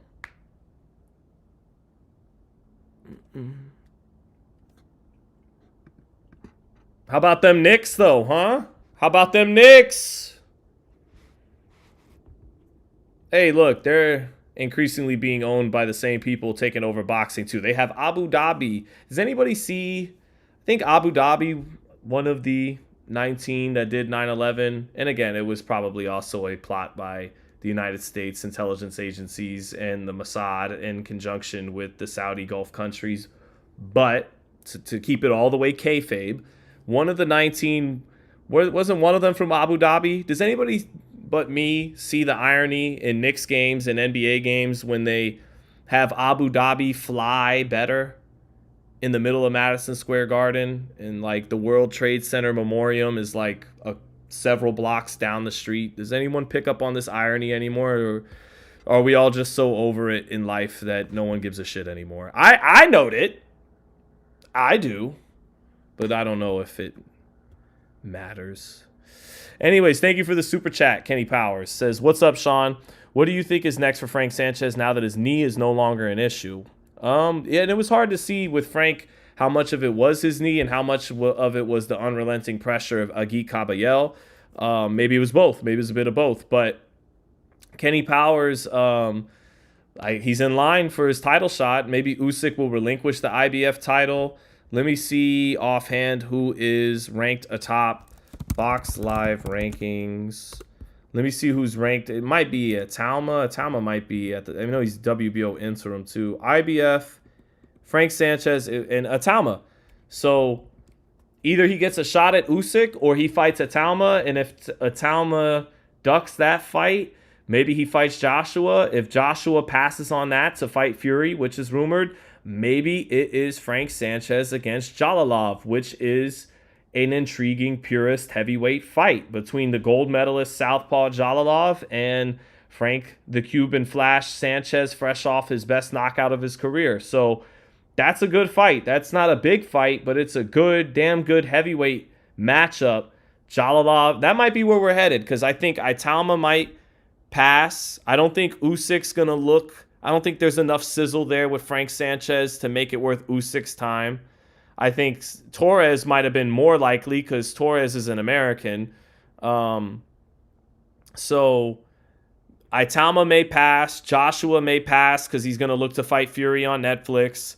And so if Italma and Joshua pass, that leaves Frank Sanchez and Bakadir Jalalov, which is a good fight. So New York can't beat OKC. Let's be real. Yes, they can. I'm not saying they're the favorite, but they could beat them. New York is playing like historically good basketball right now. They've won 9 in a row by like a plus-minus differential of 230. And the East, the Sixers were a 7th seed, and the Cavs have James Harden as a defender, and the Hawks are a first-round team. But still, man, to win 9 games in historic fashion, and now that they're actually playing defense and now that they actually have a bench, I don't know, man. They're one of the few teams that constantly fields a 7-footer on the floor at all times in Towns and Robinson. And so do the Thunder. They have Hartenstein and Chet. But the Knicks have 2 7-footers. They got They might be the best shooting team in the NBA, at least top 5. Everybody can shoot. Josh Hart is one of those championship role players. Brunson is fresh off his best game playing pure point guard that I've ever seen him play. Sometimes he would he would be too ball dominant. Last game he had 14 assists, and that was the one critique I'd always have of Jalen Brunson is I love that you could get 30 anytime you want. I love that you can get your shot off whenever you want, but can you really, really play point guard? And he's been showing that in the postseason. And Bridges and Anunoby, they're great wing defenders. They're really good shooters.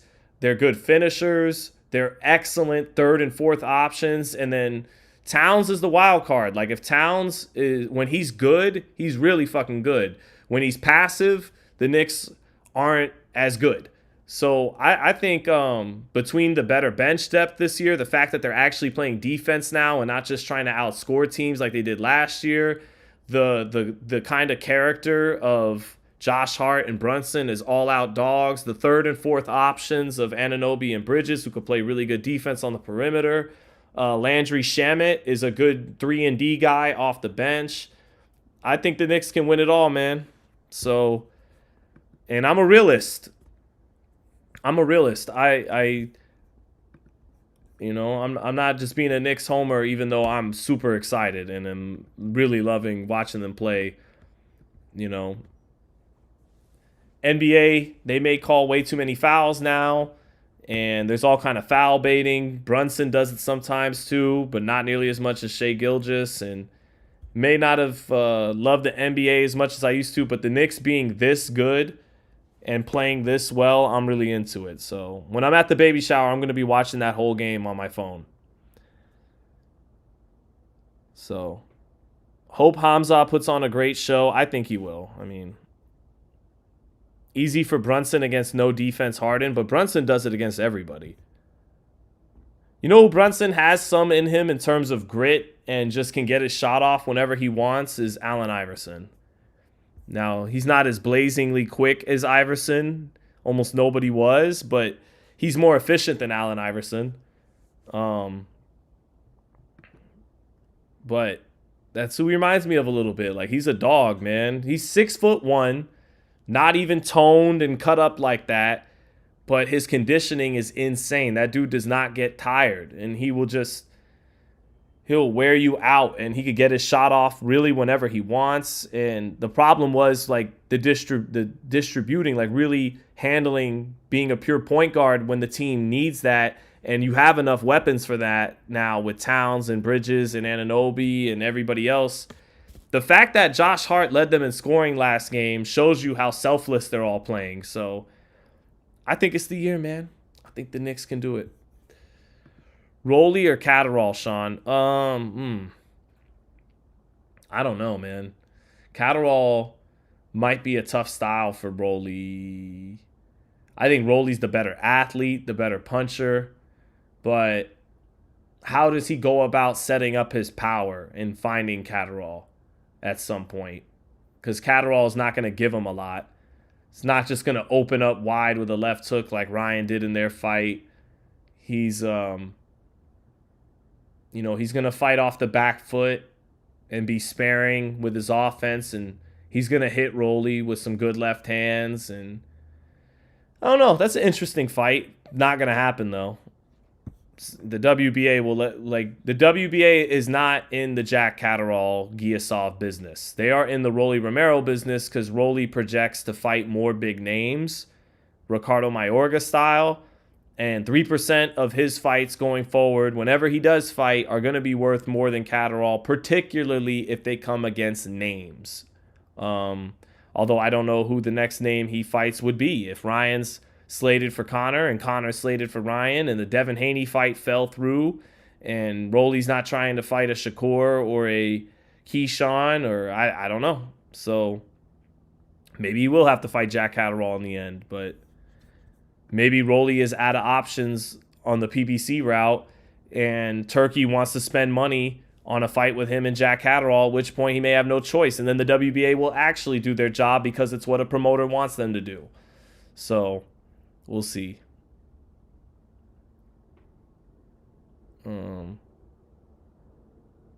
I would have wanted to see Celtics Knicks semis. I wouldn't, because the Celtics were the one team in the East I was afraid of. Everybody else, I felt pretty comfortable that the Knicks could beat them. So when the Sixers upset the Celtics, I was like, oh shit, they're going to the finals. And then I was like, I don't know if they're going to beat whoever comes out of the West. But during this winning streak and seeing how everybody is involved, all 5 guys are involved, when they play defense and they don't get lazy and sloppy on defense, they could beat whoever comes out of the West. So, Trollin Sports Network said, I told you Torres was a hot pack of mids, Sean. Last time I seen him fight, he went life and death with a garbage man. Who was that, though? I don't recall that right now. He knocked out Salik. He stopped Joey DeWaco. He pretty much was mowing through guys until he fought Vianello, who's not a garbage man. And then mid would have meant more than 2 rounds against Sanchez tonight. But I definitely believe you that you weren't high on Torres. But I was starting to believe he could overachieve his way to an alphabet title. Never did I think he could become the best heavyweight in the world. But I was believing that this dude was going to, from intangibles and conditioning and all that kind of stuff, amateur pedigree, that he was going to get to a belt. You know, not be the man. That's Moses Saitama's future. The guy that I liked in the United States isn't even a pro yet. You know, and I liked Jared Anderson and I liked Torres, but I had big question marks about them. And I have a big question mark about Joseph, too, who's only 18. Joseph fights with his hands down too much. Joseph Awignonga, he's not going to get away with that in the pros against top-class heavyweights. He's not. And I don't mean hands down like, you know, lead hand low out of a shoulder roll kind of look. I mean, Joseph fights with both hands near his knees a lot and pulls out with his chin. And he's so athletic and gifted and has power that he's just too much for these guys and these kids around his age in the United States. But when he has to turn pro, he's going to have to pick his hands up and fight behind his jab more, or else he will get exposed too. But at 18, I love the raw tools and talent and upside of Awignonga. I think he has more upside than any heavyweight I've seen, you know, maybe since the 90s. But he'll have to, you know, mix in the fundamentals more often to his game. So the weather looks nice in Giza. Does anyone know the weather right now in Giza? Let's look it up. Let's go to the iPhone weather app because it looks lovely. Let me see. I'm gonna check here.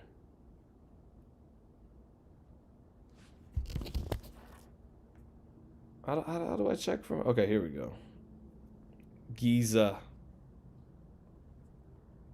It is 71 degrees. See? I knew it looked nice out there.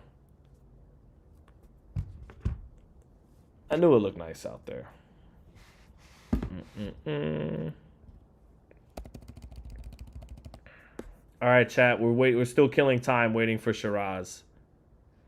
Begic better not pull some upset magic. I mean, he's strong. He has a good left hook. He has some power. I think he's too slow for Sheeraz, but when I saw Sheeraz in the dressing room, he didn't look as cut up as he did for the Berlanga fight, but I got to get another look at him. Keith Wicklife said perfect for full exertion of energy. Yeah, they may even be aligned with the moon and the stars for some kind of pyramid ritual. I don't know. Let's see. Ryan versus Connor. You know it is Ryan they want to see. Connor's not. Yeah, Ryan's going to win by knockout. Ryan's going to catch him with some shit. Maybe I'm wrong. I'm not as right quite as often as I used to be these days. But I got Ryan winning that fight all day. I'm not even...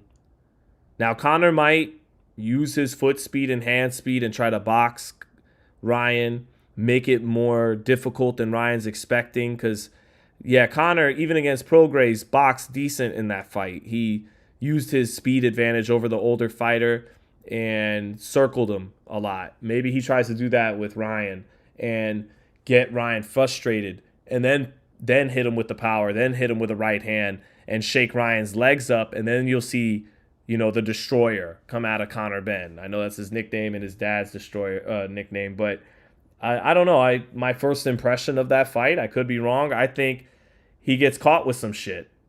I think he gets caught with some shit. I think Ryan's just better than him. Better pedigree. I think this will be the first time Conor Benn fights someone as fast or faster than him. I think at welterweight, Ryan's bigger than him, even though Conor's fought as high as the 60 weight class against Eubank. So, yeah, I think Ryan puts him out, but I do think Conor will fight smart and a little cautious, knowing he can't just jump in like he did in the first Eubank fight. He did learn from that first Eubank fight. He showed that in the rematch, and he showed it against a badly faded Regis Prograis. He did show a higher IQ. I'll definitely give him credit for that. And he is a good explosive athlete. But I think, Ryan catches him with some shit at some point. And if he doesn't, it's going to be a duller fight than people think it is. Because you would think, given their temperaments, it's going to be a fun build-up. The explosiveness of both of them athletically, that it's going to lead to some explosion at some point. But there is a chance that Conor fights that fight very safe and weary of jumping in with his shots, to not get hit by a bomb of a left hook.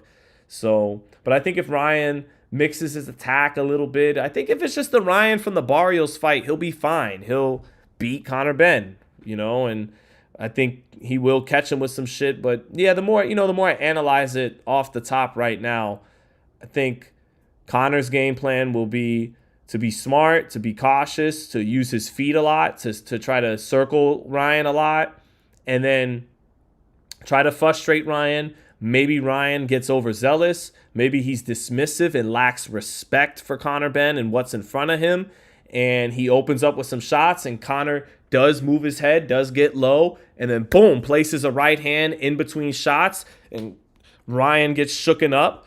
And that gives Conor Benn the confidence in the life to attack offensively. So yeah, now that's a route to victory for him.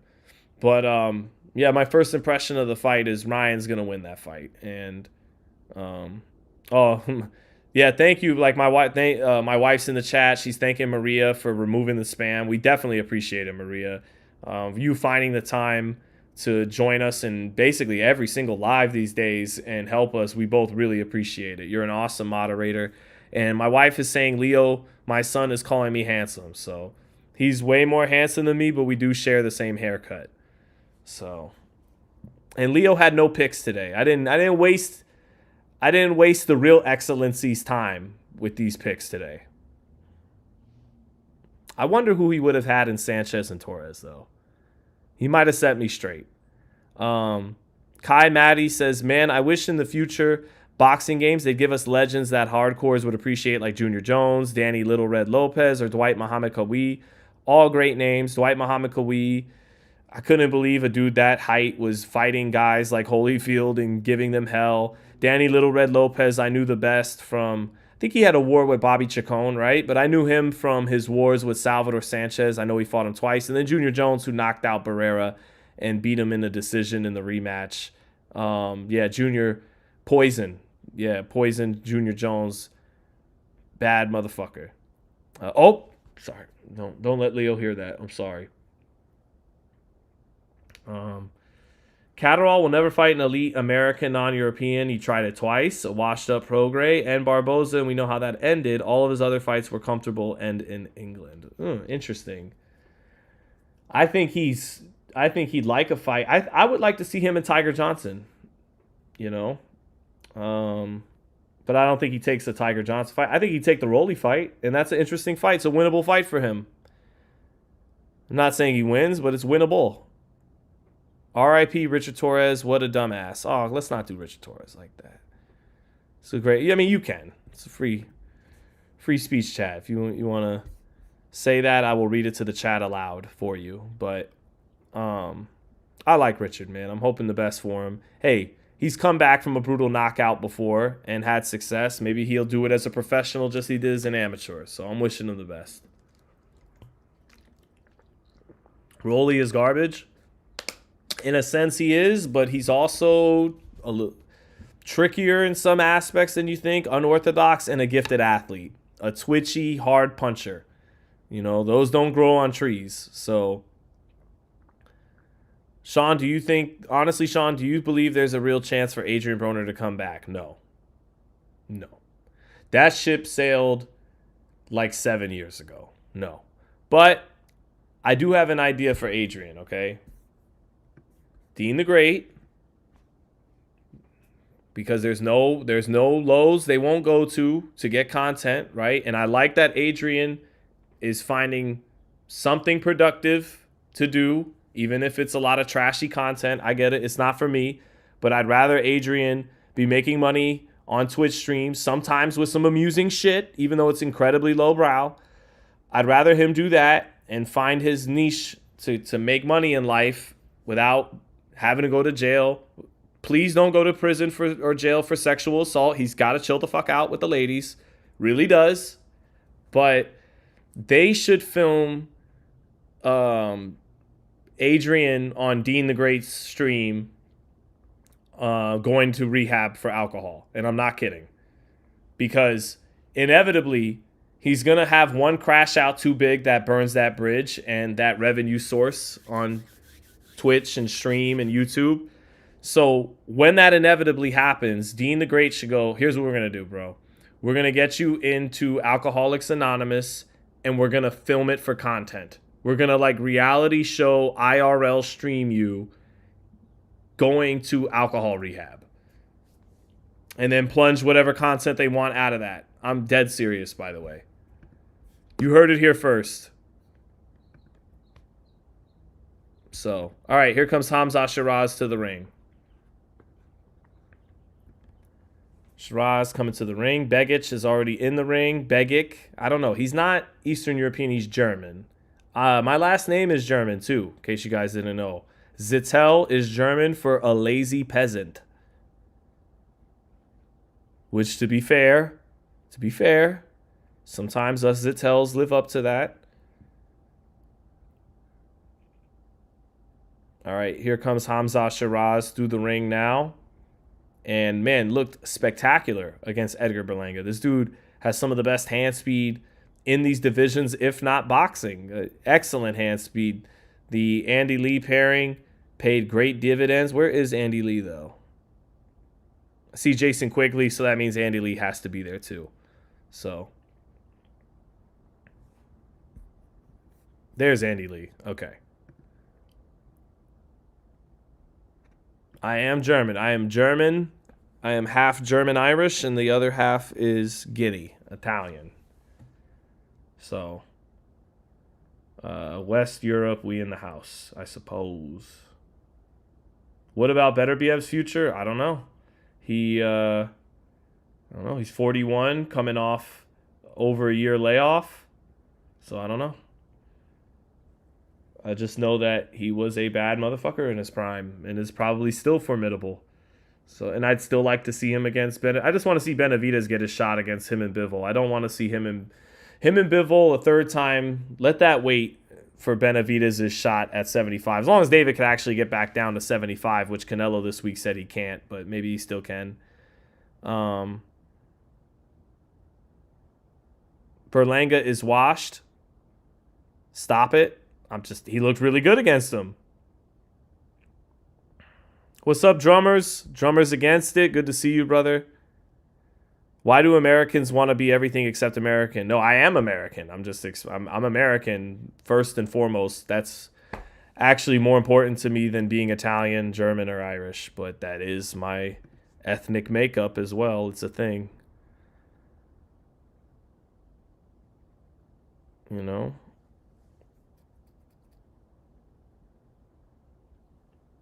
So, I mean, being Italian is pretty cool. Food's amazing. All right, Aline Begic from Munich, Germany, from Deutschland. Germany's interesting. It's like I could see why there was an East and West Berlin beyond the whole Cold War reasons. It's because Germans, they look like the midpoint between how Western Europeans look and Eastern Europeans look. They're like half of both of them if you look at them. Even their language is originally like English is derived as a Germanic language, but even the spelling of it looks kind of Russian, but it's not. So anyways, Germany really is like the midpoint between East and West Europe. All right, Sheeraz not as cut up to my eye as he was. His muscle definition not as on point as it was for the Edgar Berlanga fight.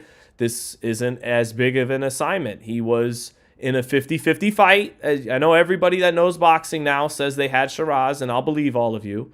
And I was an idiot and went with Berlanga because he's from Brooklyn. So sue me. Brooklyn, stand up.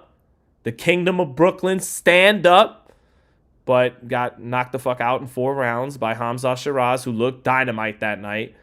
And Sheeraz, to my eye, looked a little bit more, muscular for that assignment than he does tonight. So make of that of what you will. America isn't a lineage. This nation is a settlement-born nation. Just FYI, I didn't know that. I learned that today at 34 years old in the middle of this Usyk Rico chat. Thank you. Thank you, blue-eyed soul. So here we go. All right, round 1, and here we go. Sheeraz and Begic. Sheeraz starts by peppering Begic with a little double jab. In his long guard, hands up. Nice jab again by Sheeraz. Begic showing some movement. Left hook, straight right hand by Sheeraz. Sheeraz getting off first in the first round. Begic in a high guard, eating some jabs, getting pelted by some jabs early on. Double jab again by Sheeraz. Begic giving some movement side to side. Back near on the ropes for the first time. Sheeraz measuring, misses a lead left hook. Jab to the body by Sheeraz. Straight right hand by Sheeraz over the top of a jab. Lead left hook right behind that. And back on his jab. Jab pops up the face of Begic. Begic just in a very basic, rudimentary high guard right now. Back is touching the ropes a lot and not having a lot of answers for the pelting jab of Sheeraz early on. Sheeraz not overcommitting to any shots early on. Finding his distance off these shots. And eventually you could expect maybe him to explode with the hand speed and the viciousness that he showed against Berlanga. But right now, nice little stiff arm as he takes a step off back into the center of the ring. Lead left hook again on the top of the gloves of Begic. All Sheeraz getting off first right now. Doubling up jabs, pelting him with the jab. Little left hooks off the jab. Not committing to his right hand yet. Doesn't need to. In control of this fight from the outset. Begic back turns the ropes again. Nice left hook to the body by Sheeraz. That was a little bit of a De La Hoya look there by Sheeraz with that left hook to the body. That tall stance, tall, slender fighter in that orthodox stance, and that left hook to the body was quick. Reminded me a little of Oscar back in the day off with the hand speed off the jab up top. Minute left in the opening round. All Sheeraz getting off first. Begic just doesn't have the hand speed early on to compete. There's a right hand by Sheeraz off a touch left hook. Keeps his lead hand on top of him. Boom, nice jab by Sheeraz. Again, lifts up the head of Begic. Begic stepping over. Just giving some movement in a high guard, but really no twitch and no volume, no punches from Begic in round 1. He is handcuffed on the outside by the speed and length of Sheeraz. There's a double jab right hand by Begic and another right hand, all caught on the high guard by Sheeraz, who does keep his high guard relatively tight. Good left uppercut, 2 left uppercuts by Sheeraz there. And Sheeraz has good uppercuts on the inside, showing some body work too. He's a good fighter. Sheeraz back on his jab. Begic's back, touching the ropes often. All 4 ropes this round. Ugly body shot combination by Begic there. No real snap or refinement on those punches there. Just kind of wailing away with a couple of body shots. Nothing impressive there by Begic. And all Sheeraz in that first round. A patient Sheeraz, but a busy Sheeraz. Not loading up on too many shots.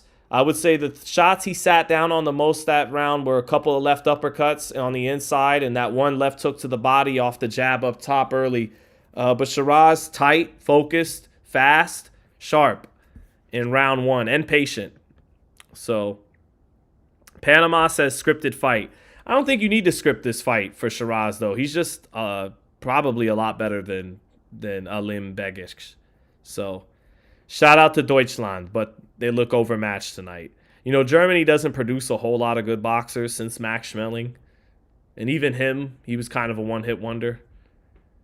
You know, we're kind of better at making cars and stuff. It's okay. Everybody has their strengths. Now, if you're Armenian, like Arthur Abraham, they could teach him to box pretty good. Or Cuban, like Abis Barreau. I don't know if he's Cuban. But he's clearly not fully of German lineage. So, all right, push off. And they'll sell out a Vladimir Klitschko fight in his prime. All right, back to the action now, round 2. Begic getting hit by that jab again, trying to open up with some offense, but Geis left uppercut on the inside by Sheeraz hurts Begic, backs him up, double, triple, quadruple, quintuple left hook by Sheeraz, backs Begic up. Begic escapes off the ropes after taking those 5 left hooks by Sheeraz. Right uppercut by Sheeraz, left hook to the body. Ooh, nice mix-up. Double left hook to the body, triple left hook. That third one coming to the head after 2 to the body. Begic is hurt. Lead right hand. Left hook behind the lead right hand. Measuring with behind the jab. Begic closes the gap, pushes off, but he's still on the end of Sheeraz's offense here. Lead left hook again for Sheeraz. Touch right hand to the body. Begic's face reddening and having to take deep breaths from the body work. This could be an early night. Let's hope it is. Begic in retreat. 1, 2, 3 by Sheeraz. Overshoots the mark. Straight right hand to the body by Sheeraz. Jab lands up top. Begic cornered. Takes a jab. Moves off to his left. How long will those legs keep him out of dodge? And he's getting hit by virtually everything. Double left hook. Sweeping right hand by Sheeraz. Another left hook. Sweeping right hand by Sheeraz. Begic is hurt and in the corner. Looking completely outclassed. Jab lands for Sheeraz. Oh, lead right hand for Sheeraz. Left hook for Sheeraz. All in the corner. Begic extends his right hand out to his corner to say I'm okay, but he is getting beaten up early in this fight. Sheeraz walking him down, completely relaxed. They tighten up on the inside, left uppercut, left hook by Sheeraz on the inside. It's a mismatch. Lead right hand for Sheeraz. Left hook again, another left hook. Sheeraz loving his left hook right now. Begic in the corner. Too slow, no snap. Left uppercut, left hook to the body. Down goes Begic. And this is some beautiful work with the lead hand by Sheeraz. Pelting him with the jab, ripping left uppercuts, ripping left hooks. He hasn't even really needed that many right hands, and that's it. It's a knockout in the second round to the body. Sheeraz kisses the canvas, and he is a hell of a super middleweight right now, man. He might be the best super middleweight in boxing. He just might be. And I think that's part of why Canelo is fighting Mabili next, because I believe Canelo has 2 fights left on his Saudi deal, right? It was a 4-fight deal, so he has the Skull fight and Crawford, and he's got 2 more left. So Mabili is a more winnable fight than Sheeraz. Mabili is a really good fight, by the way. That's going to be a very exciting style matchup. I think Canelo beats Mabili. I think it's the right, but Mabili might beat Canelo, though. He might. He's bigger than him, younger, fresher, very strong, like a bull. And maybe Canelo is just too old and too small these days, even for Mabili. But I think the fact that Mabili comes through the front door is advantageous to Canelo. He won't be hard to find. He'll be right in front of Canelo. And I think, look, if you're Turkey, the ultimate play to do with Canelo once he lost to Crawford, or even if he beat Crawford, was eventually to try to hope that Sheeraz is good enough that he's fed to Sheeraz, because Sheeraz is the one fighter that has the potential to move the needle in that region of the world, in the Middle East. He, I believe, is of Pakistani descent, or might be Yemen, Yemeni, but I believe he's Pakistani, like Amir Khan. I once got that mixed up because I thought Prince Nassim Hamed was of Pakistani descent, but he was Yemeni. He was from, his family was from Yemen. But Sheeraz, he has the ability to be the Middle East's star. Those fights in Riyadh have really bad atmosphere, and they don't move a lot of crowds there for boxing. He has the ability to do that, I think, if he could get a win over a Canelo and make a run at undisputed at 168. But I think Sheeraz, this was an overmatched opponent, but he has just looked superb at 168. And he looked really good at 160, even though the Adames fight was rough. But I think, super middleweight suits his 6'3" frame better than middleweight did. And this is the second fight in a row now. He's shown how good he is on the inside to go with being fast on the outside, and with Andy Lee, yeah, he might be the best super middleweight in the world. Lester Martinez, him, Diego Pacheco, there's the jury still out on him, but he's a good fighter too, still young, and maybe we'll get better with a new team after leaving Jose Benavidez Sr., who I think was training him to fight like David Benavidez too much instead of making the most of his tools in some ways. But also Jose taught him some good things too, but it wasn't maybe a perfect stylistic fit. But Sheeraz, is one of the elite super middleweights with Canelo getting old, Crawford retiring, and that leaves him, Mabili, Lester Martinez, and then to a lesser extent still Diego Pacheco as the top young fighters in the division poised to take it over.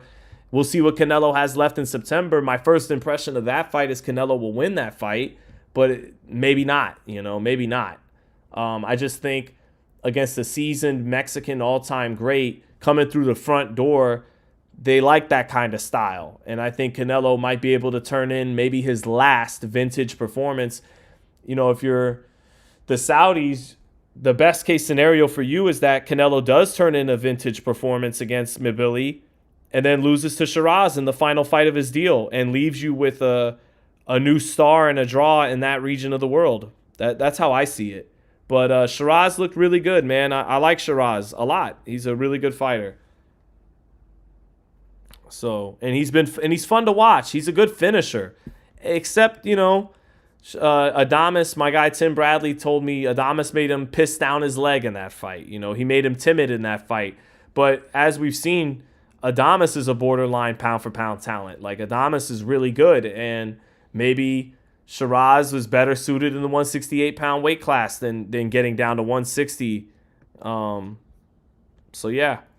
Canelo wins an ugly brawl similar to Ryder. That's a fair call, Richard Lemon. Have I seen any of Rico's fights? I watched his highlight reel. I didn't watch his whole fights, but again, if he could use his feet and kick, I think he's got a good shot. That is what I took away. But Sean, can you see Diego having the defense to keep anyone at 168 off of him long enough to win? I can't see it. He needs to tighten up some things and fight at long range better.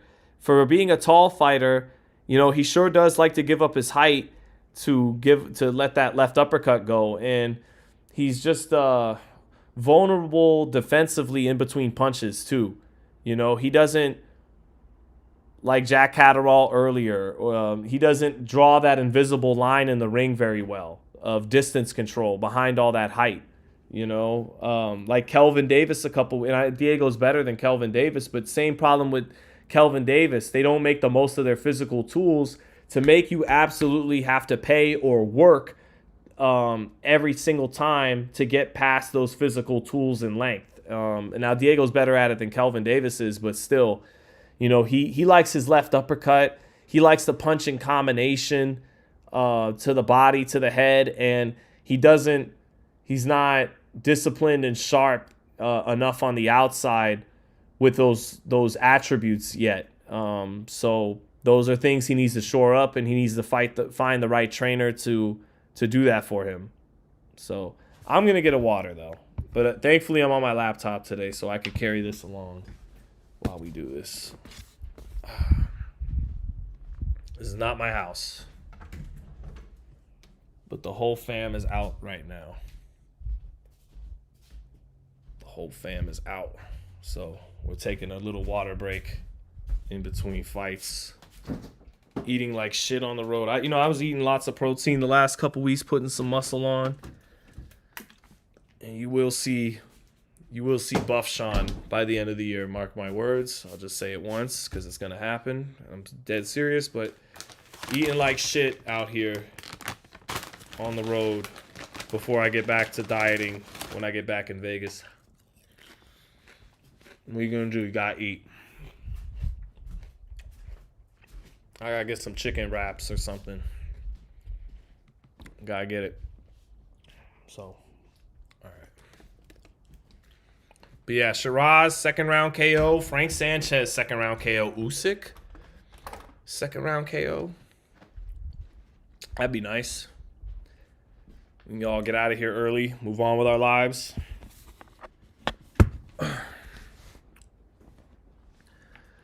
So,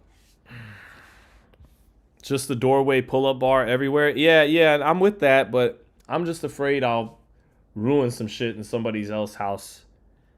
There's literally one here too, but this summer of boxing is terrible. Barely no big names are fighting. At least we have, well, I think Zayas and Boots. That's the one. I'm going out to New York for that with the whole fam. So, Sean, you sound like how I feel. That Torres loss hurts. It does hurt a little bit. It does. I'm not going to lie. But it's okay. It's boxing. Well, thank you, Blue Eyed Soul, for the super chat. By the way, no offense on the sarcastic tone to America is a foreign nation and not a lineage thing. I'm just, does Turkey pull Munguia in next for sure? Oh, I forgot about Munguia. I'm so sorry. That's so disrespectful. Munguia looked so good his last fight against Armando Resendiz. So Munguia's right there. WBA champion. Munguia's right there. So let me amend what I said earlier. Munguia, Sheeraz, Mobili, Martinez. Those, and Pacheco. And then Canelo. But Munguia looked really good last fight. I would favor Sheeraz over Munguia. But that's a really good fight. And I think I would maybe even Munguia and Lester Martinez. That's a great fight. That's a great fight. I would love that fight. I think Munguia against Lester Martinez and Mobili, those are like pick'em type fights. I would favor Munguia over Mobili, and I think I might give the slight edge to the Guatemalan, to Lester Martinez, and then Sheeraz, I would favor him over Munguia. They're all excellent fights, though. And Munguia really is coming off of, like, the best performance I've ever seen him have. He was excellent a couple weeks ago in Vegas. He really looked good against Armando Resendiz. So, does Turkey put Munguia in next for Sheeraz? That sounds possible. Or wait on Canelo. I think might wait on Canelo. And then Munguia and Lester would be fun. But, the whole risk-reward proposition dynamics in boxing is if you ultimately want to get Sheeraz the Canelo fight, Munguia might be too risky for that. And then if you're Munguia, who's putting up the money for Lester Martinez to make you take that risk against Martinez? Is it ProBox? Because ProBox doesn't have that kind of money. So who's putting up the money? Where's the money coming from for a Lester Martinez fight? If the money's there, Munguia will take it, and that would be an awesome Mexico versus Guatemala, two exciting fighters. I mean, that would be a hell of a fight, but who's paying for it? So what might be more likely is Munguia against somebody and Sheeraz against somebody than them fighting each other, unless, like you said, big sugar daddy Shug. The big sugar daddy Saudi Shug wants to pay for it.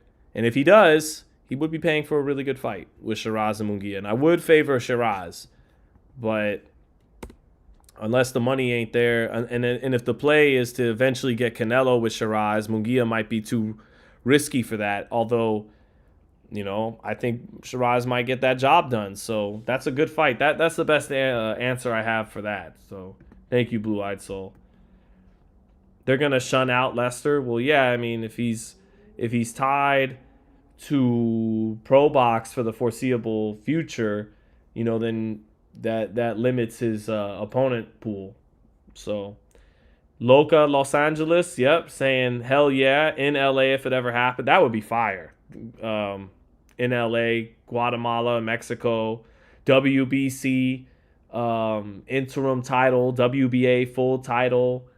That'd be a hell of a fight. I would love that fight. I think I would give the slight edge to Lester, but maybe not. Shit, man. Munguia has the better corner, has more experience. Although, yeah. Oh, no. Okay, so Lester has Bomac.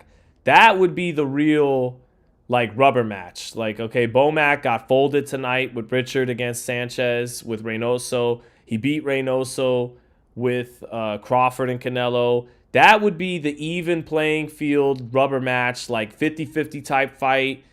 One guy's been in less wars, but the other guy has a better resume, been around. That would be the 50-50, that would be quite the settle the score fight between the corners with Reynoso and Bomac. I would love that.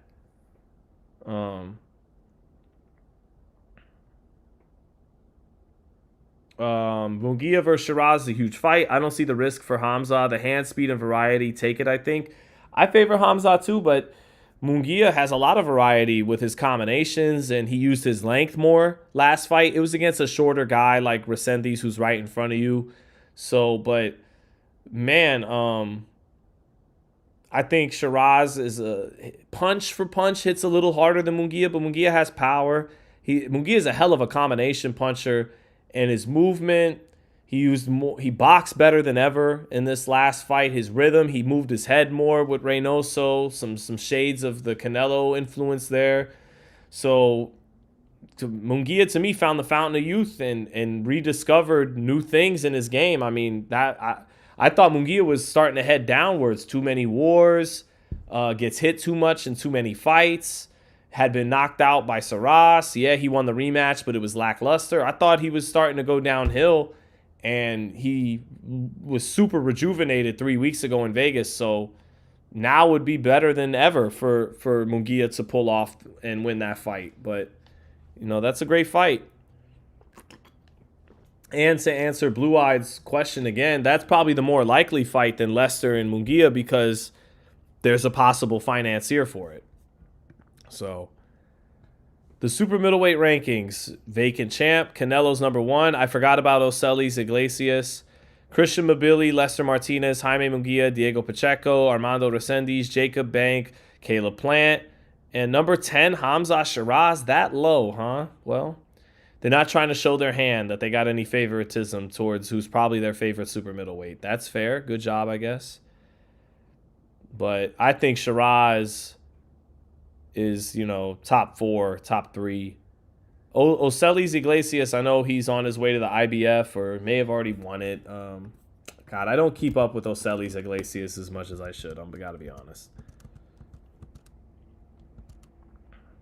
Yeah, he is the IBF champion, right? He won it his last fight. I don't know. He might just, let me watch Oselis while we got time to kill.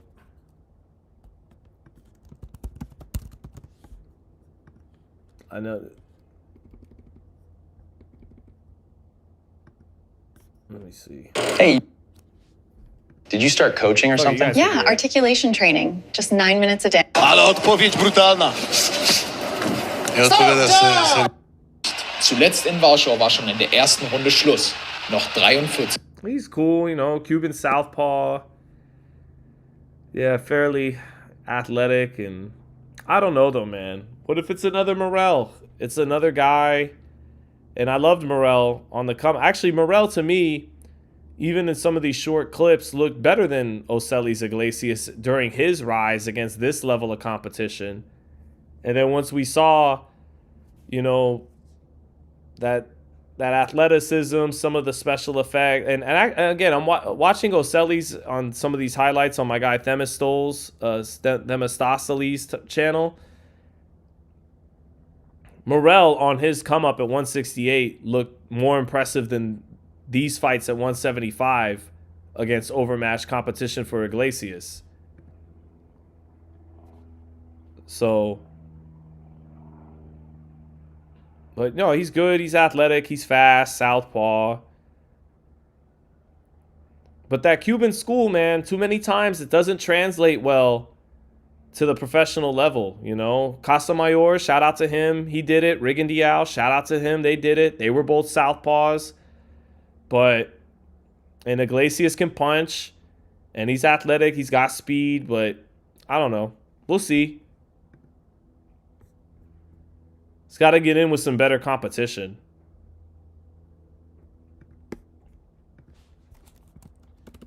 Sellies. But what has he done for them to feel like he's the number 2 guy behind Canelo and not Lester or Morbili or... I mean, he stopped Shishkin. He fought Sena Egbeko in 2 rounds, knocked him out in the same amount of time that... He knocked out Caceres, who's taking some L's before he got to him. I mean, he's doing everything right. He's doing everything right. I can't hate on the guy. But I don't see anything in his resume that makes him the number 2 guy ahead of Pacheco and Morbili and Sheeraz and Munguia. I don't see anything there. I mean, he's undefeated. But it reminds me a little bit of David Morrell. So...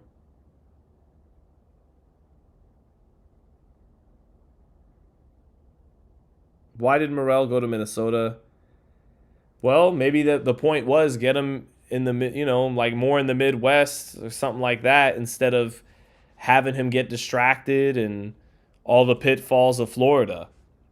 The nightlife and women and partying and substances out in Florida. Maybe they thought keep him in Texas with Ronnie, keep him in Minnesota, and he'll stay more on the straight and narrow, and it was working. But Antonio Wilson says Morrell lost focus. I mean, I've seen Morrell tipsy at a number of fights in Vegas, you know. So make of that what you will. But I was surprised Morrell got knocked out a couple weeks ago. Morrell has a lot of talent. Hasn't looked as strong at 175 as he's now fighting bigger guys. So, let me see. Nick says time for the Usyk masterclass. Indeed, just about that time. Didn't he go to Florida with Salas now? I think he's been in Vegas with Salas more. Because Salas has his gym in Vegas. I know a car literally hit his gym. But he should still be in Vegas. Dean Copper Goldie Clinic says Sean Hamzah Sheeraz descent is half Indian, half Pakistani. He's really on a roll now. I didn't know that. I thought he was just Pakistani, but dude's good. Sean, would you ever consider being a ringside commentator for an Aiden Ross fight? Nah. No. I'm good. I mean, shit, my kids got private school, so they put a lot of money there. I'd have to talk to my wife about it. You want me to do this bullshit so we could pay for the school? But would I want to? No. If he let me be a total asshole on it and just be cynical on the broadcast and talk shit about his event, then yeah, I might be exactly what he wants. Robazy, yeah, couldn't adapt either. Did I see Robazy's with RGBA? Yeah, I think I heard about that. But I don't know. A guy like that who runs into a dead end in his career 2 times, you know, there's nothing there to just convince you, oh, he's with Robert now he's going to have a rebirth and everything. You just kind of wait and see. All right, he's with Robert. Let's see how that goes. It'll be interesting to see Robert paired with a Cuban fighter. Robert, when he talked to Najee months ago on Cigar Talk, he talked about wanting to try different fighters outside of Mexican and Mexican-American and some Eastern European talent. He wants to try to work with some Black American fighters. He's working with a Cuban fighter. So let's see Robert get opportunities with different looks than we're traditionally used to him working with. I look forward to seeing what he can do instead of Latin American fighters, Maidana from Argentina and a lot of Chicano fighters and Mexican fighters and some Eastern European talent. Let's see how he does with the Cuban style. Let's see how, because Robert's been wanting to explore and work with different looks for fighters. And Robert right now is probably the hottest trainer in boxing. I think certainly in America, he's the best trainer in boxing right now. So let's see what he gets.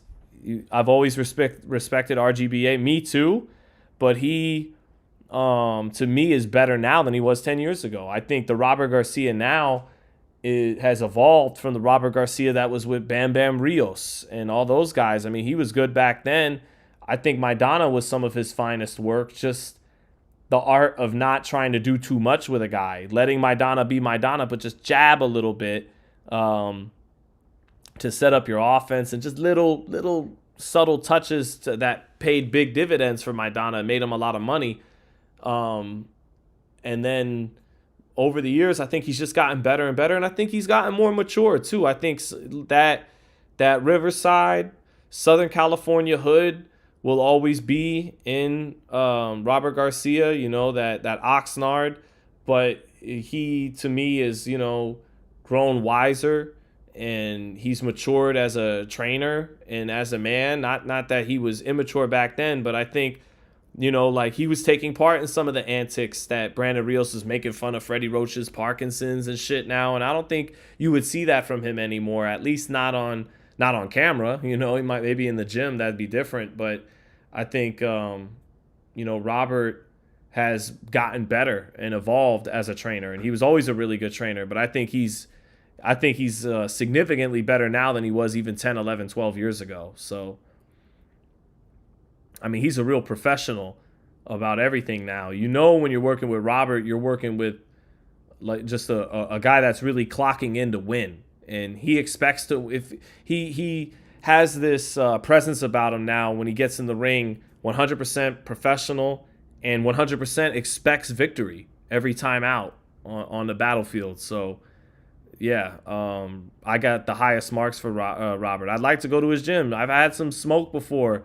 In the locker rooms with PETA, old shit, going on at Fight Hype, but me and PETA, there's a respect now there, I believe, with both of us, and I think it is beautiful to see a son under his father's wing to be brought into the fold, and to see PETA now is the main corner man for a number of those fighters and lives in the boxing gym, and to see that lineage continue on through his son is a beautiful thing. I can't do nothing but respect that. And I like the cousin Christina Ramirez, who's into the boxing media too. So I respect the Garcia dynasty, man, for sure. And El Jefe, the Big G, all of them. So I mean, he calls his shit the Academy for a reason. So definitely got respect. I would like to go in there. I went into the old gym that used to be in Oxnard, the one Lomachenko used to train at and Maidana was at. I mean, I got old footage from those gyms, but I've never been in the academy yet. I don't get out as often to the gyms as I used to, but I'd like to go out there.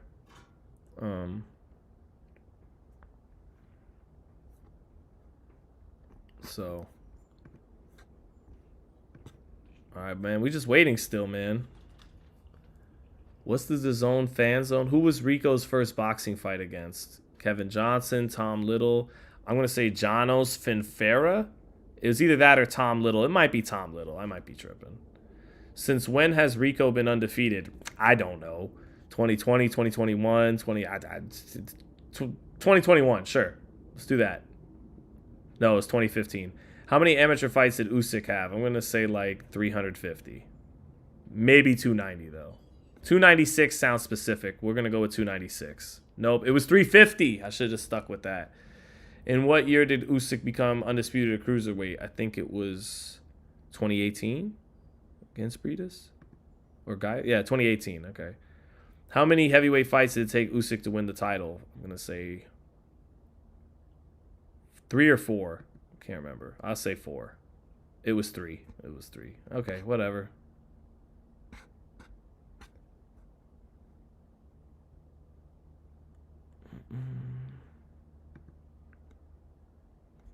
Can't remember that shit off top today.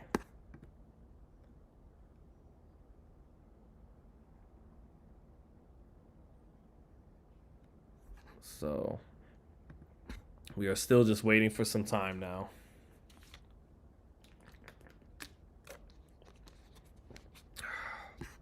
Come on, boys. Stop killing time. Let's get this shit over with.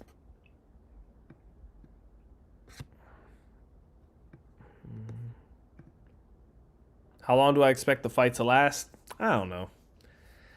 Maybe Usyk will play nice with him. Maybe not. Usyk still looks like he's peaking in the gym. 4 rounds, says Chargers all day. That sounds like the popular sentiment by experts sinking their teeth into this fight. So everyone's saying around 4 rounds. Why is B-Hop your favorite fighter? Just subtlety, so much skill. I think he squeezes out even a little bit more skill than fighters who are a little more athletic and gifted than him. I think there's no fighter with more subtlety and nuance to his skill set than Bernard. To watch him is to really watch a work of art in the sweet science and just little subtle things he does to every dimension of his skill set. He doesn't quite have the cat-like reflexes Floyd, or even to a lesser extent Shakur, or the crazy reflex power speed combo of Roy, or some of so he makes up for that with that little bit extra of skill and guile and savvy that just make him so beautiful to watch for me. So I got a lot more reasons why, but I know a number of people in the chat have heard me talk about it before. So Steve, what's up, Steve? Santiago, go Knicks, bro. I know you rocking with the Knicks, right? Peace, Sean. You going to the Xander Boots fight? I'm going. I'm pulling up with the whole fam. We're going to go to Brooklyn. So we're definitely all going, brother. Can't wait.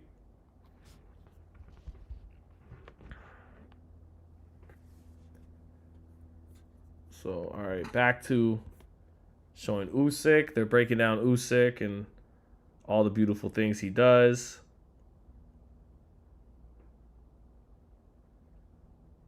I think they're talking about him downloading data and how fighters use the right hand against him, the southpaw killer. Tony Bellew, to me, I know Bellew's on the commentary for this fight, and Bellew's one of these athletes turned media that I don't think really appreciates critical media or understands the real point of them existing. So he probably wouldn't like my style a lot of times as a journalist. But Tony, to me, boxed one of the best fights before he got stopped by Usyk. I thought he did a beautiful job with his right hand in that fight. And Tony Bellew was a really good cruiserweight. And that's one of my favorite Usyk fights. I thought it was exciting. It had an exciting finish with the knockout for Usyk. And I thought Bellew really boxed well before his gas tank gave out. But he was landing some beautiful right hands against Usyk, really placing them well. And I thought boxed an underrated fight against Usyk for the first several rounds of that fight before Usyk's game just wore him down and eventually put him out in a spectacular fashion. But I thought that was a beautiful fight, Usyk and Bellew. So that might be my favorite Usyk fight as I watched it live. I know the first Fury fight is going to do it for most people. That was a really good fight. The knockdown late in the fight, it was a pitched battle. Fury had built some momentum in the middle rounds after Usyk got off to a good start, and then Usyk knocks him down and then closes the show to emphatically win the heavyweight title from a man a half foot taller and 40 pounds heavier. Great performance. But for me, I don't know. As it was actually happening, I was really into the Bellew fight. And Bellew was coming off of, retiring David Haye and talking amazing shit in the David Haye build-ups. So I enjoyed that fight. So Usyk don't want no smoke with Cabiel or Moses. Only wants rematches and Wilder type fights. Prove you're great. Well, he's already proven he's great. And I would harp on he's ducking Italma, but Italma's not being ambitious enough to make that fight happen in a timely fashion against a 40-year-old. They're talking about Flip Hrgovic next. You know, I don't see him busting down the door to get to some hardware to make that the fight in the heavyweight division. And I love Italma. I am the president of the United States chapter of the Moses Italma fan club. But talking about fighting Hrgovic next, it's like, bro, the man is only going to be fighting a few more fights at most. And if you really think you could beat him right now at 21, going on 22 years old, you have to be more ambitious with your matchmaking and put yourself in position to force that fight to happen. And him and his team aren't doing that. They skipped out on the Frank Sanchez fight, maybe, you know, obviously with some good reason tonight, even though I still think Italma could beat a Frank Sanchez. And they're not busting down the door to get the interim title against Cabiel. They don't want to fight their gym mate and Fabio Wardley. They both share Ben Davison. So if you're fighting the Flip Hrgoviches in the world, you're not putting yourself in position to fight Italma. And then Cabiel, fine, you know, if Usyk skips out on his WBC mandatory and lets Cabiel get elevated to full champion, you want to call that a duck, that's fine. But I think he could beat Cabiel still. You know, Cabiel defensively is a bit of a sitting duck. He's got a good little high guard. He's got a little sway to him up top, and he spams the body shots with relentlessness and doesn't need to load up on his punches to hurt you. But I still think Usyk would beat him. You know, too much movement and angles and speed and IQ for Cabiel, who's red hot, got a lot of momentum in the division, deserves his shot after this. So if Usyk vacates, fine, it's a duck. But, you know, this is Usyk's Mayweather-McGregor. And, you know, I thought that fight was stupid, and I think this fight is stupid. But no more stupid than Mayweather-McGregor was. So here we are. I want Italma versus Dubois next. Yeah, I do too. I want Italma versus Dubois or Italma versus Cabiel. You know, yeah. Hey, who gives a shit if he doesn't want to fight? That's how much sometimes I'm going through the motions. That's right. We called that fight just 2 weeks ago, and Dubois stopped. He stopped Wardley. So that whole conflict, but Wardley has a rematch clause that it looks like he's going to activate. So that takes Dubois out of it for Italma. But again, it wasn't like Italma, and I know he doesn't like doing interviews and everything, but it's not like he could have tweeted something, anything. Instagram, do it on your own terms. It's not like he called out Dubois for a fight after Wardley lost. So not Dubois, not Cabiel, not Frank Sanchez. That's not ambitious enough matchmaking to get in line to fight the heavyweight king. And I love Italma as a talent. I think he's absolutely the goods, but that ain't getting it done to get a title shot. Compare a Dragon Ball Z fight to this one. This is kind of like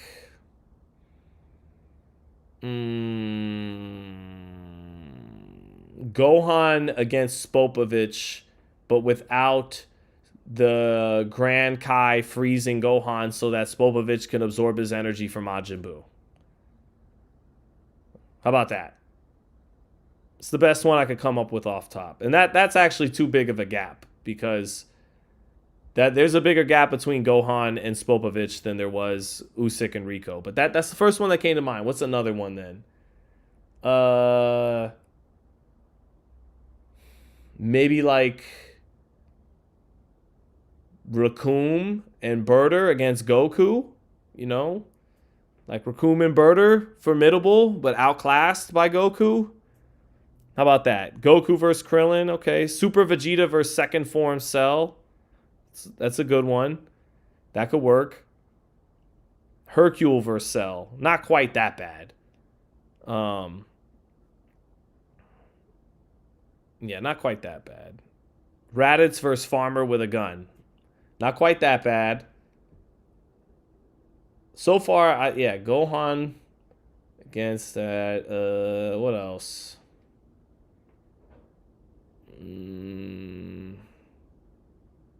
Yeah, that might. Ginyu Force. Yeah, it might be like the Ginyu Force against Goku.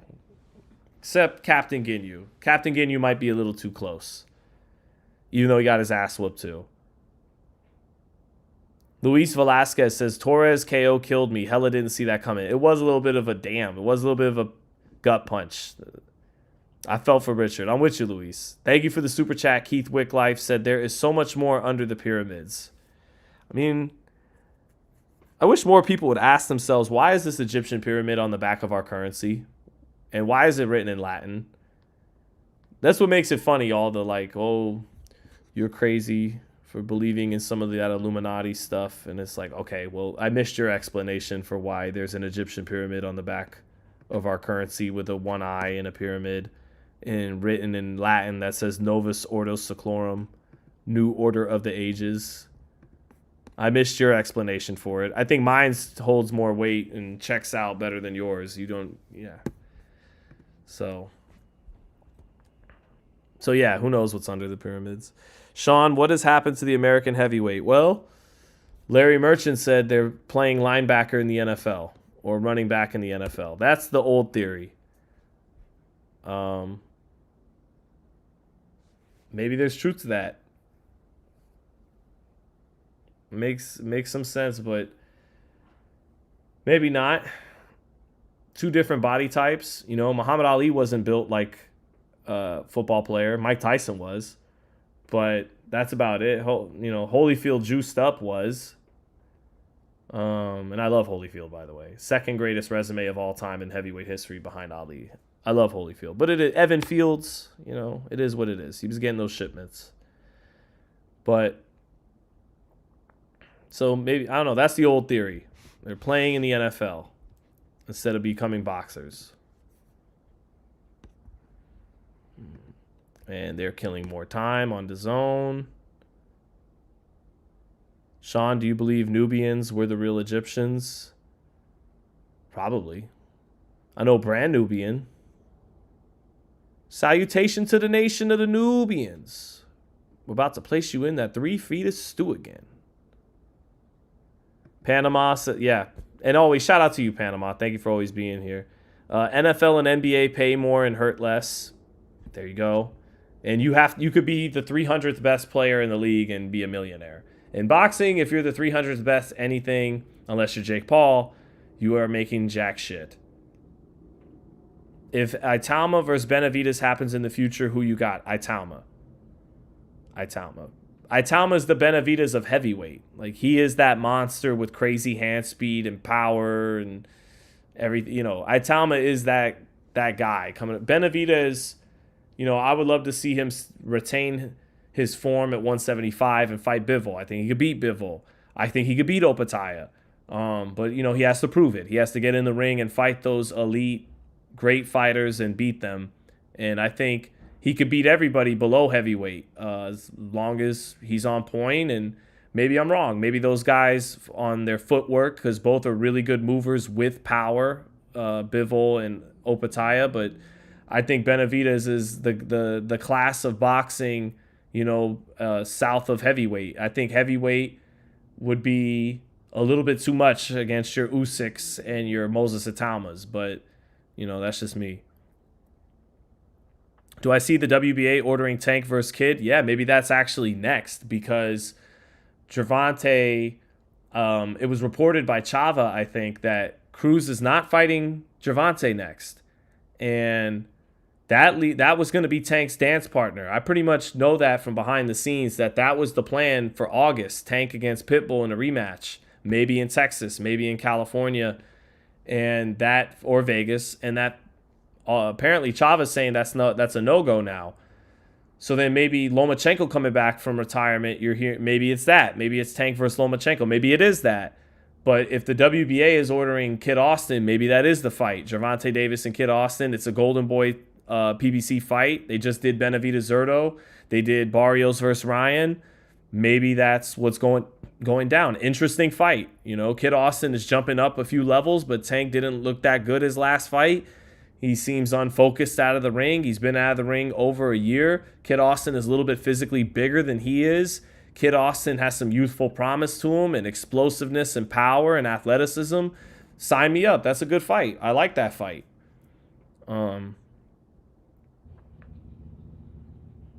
So, ever read the Book of Enoch? I've heard about it, and like the Lost Sea Scrolls, but I haven't read it. You can see why they left it out of the Bible. No, I've heard about it. I've Wikipedia'd it and looked it up. It's something I'd be interested in.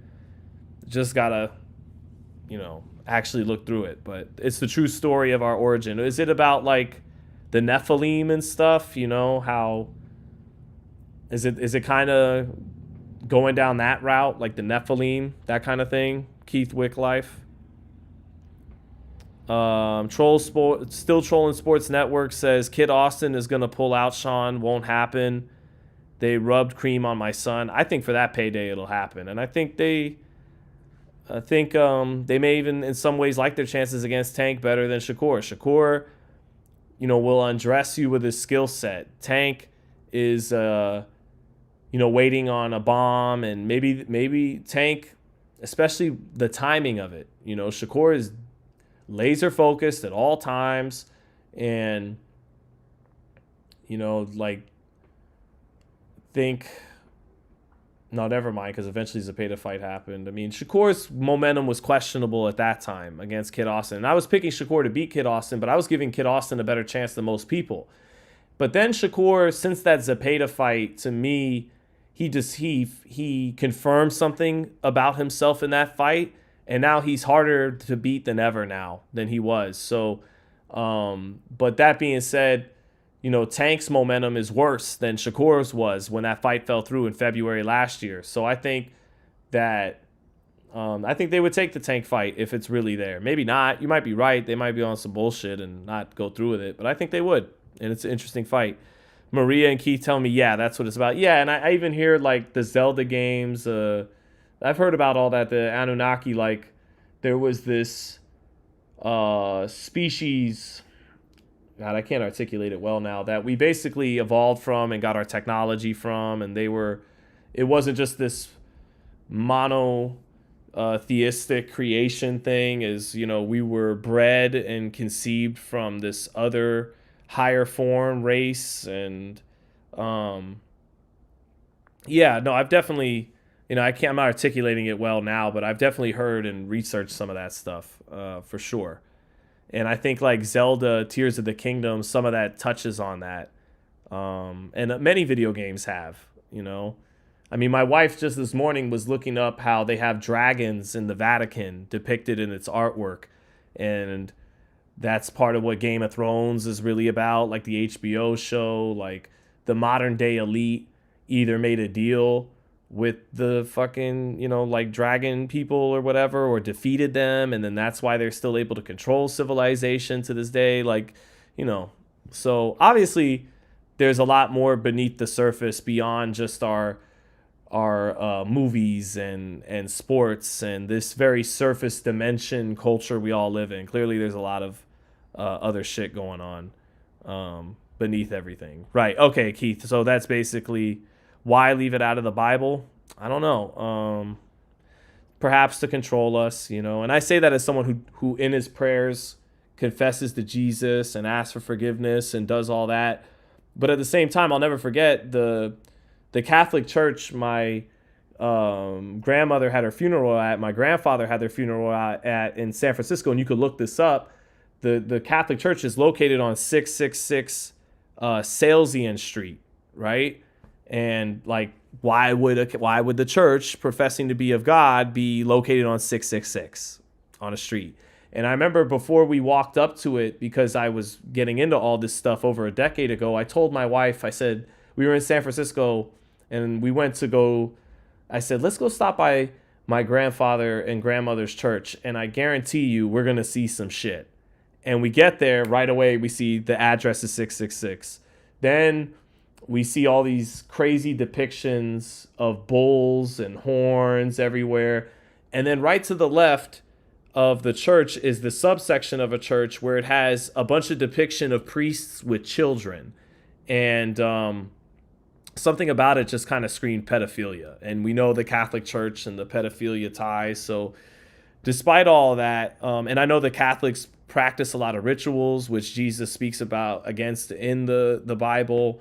So they kind of do a lot of counterintuitive things to what the Bible actually says. But, you know, I was baptized Catholic and make sure I finish all my prayers to Jesus every day. But, you know, maybe all that stuff is to control us to a degree. And the real history of our origins is hidden from us and co-opted and all that. And these are the kind of topics we're going to get into specifically when you hold fights in front of pyramids. I'm sorry. We're going to do that. Especially when DAZN is just killing a bunch of time at ringside, okay? If they had just gotten to Usyk and Rico, we'd already be talking about Usyk kicking a kickboxer's ass. But we're not. We're having to talk about other shit. Sorry.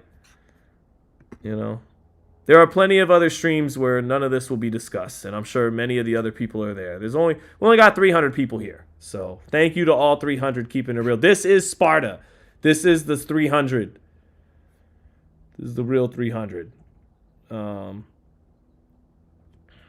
This is like Ryan Garcia, Bohemian Grove talk. Yeah. I asked Ryan, too, in his workout for Devin. I tested him. I'm like, you know who Bill Cooper is? You heard of Bill Cooper? He's like, no. And then that's when I was like, I don't believe you, bro. I don't believe you're sincere with your conspiracies. I don't believe it. If you don't know Bill Cooper, who predicted 9/11, you ain't about that life, Ryan. Sorry. So let's go for 666 viewers. Don't do that, Popov-san. Don't do that. Usyk is a devout Eastern Orthodox Christian. Yes, he is. Keith Wicklife. Yeah, it was on. What was it on? Here, I'll look it up right now since we're fucking around. Salesians Street, San Francisco. It is on. No, I'm sorry. 666 Filbert Street. Look that up. 666 Filbert Street in San Francisco. Don't believe me? Look it up yourselves. Just so you know I'm not bullshitting. The St. Peter and Paul Church. Oh! How you like that, chat? How you like that? Look it up. Look it up. Look it up. What's up, Tay? Tay, I am in Cali. I don't want to disclose exactly where, but I'm in California. Southern California. I think my killing time is a little more provocative than DAZN's killing time right now, but I'm biased.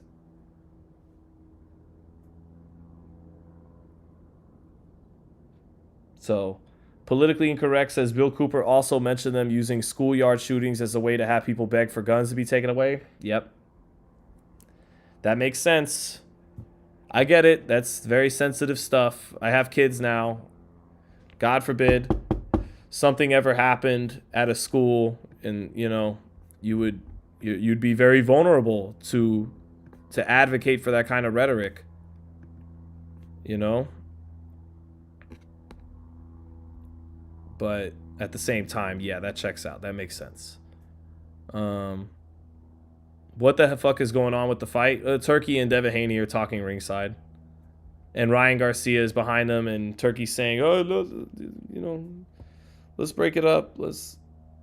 So Ryan and Devin talking some shit in Egypt.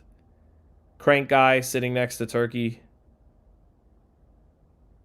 So yeah, Ryan's probably fighting Conor Benn. They're building it up. They're cashing Conor Benn out to Ryan Garcia probably.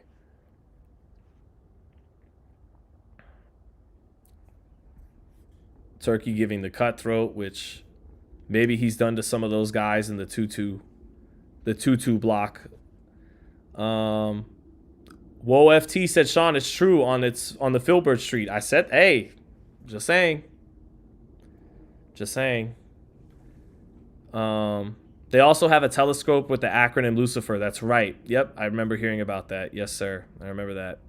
The Vatican have a telescope called Lucifer. Yeah, and the Jesuits, right? Like, it's really the Society of Ishtar, Horus, and Set. That's why they wear IHS on their society. I've read about that too. They really worship Ishtar, Horus, Set, and all that. So,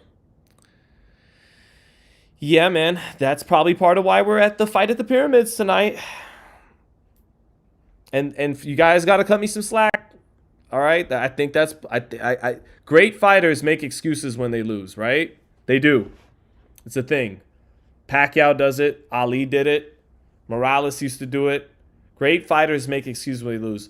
My excuse for why I don't 100% call the fights right all the time is all this Illuminati shit in boxing these days.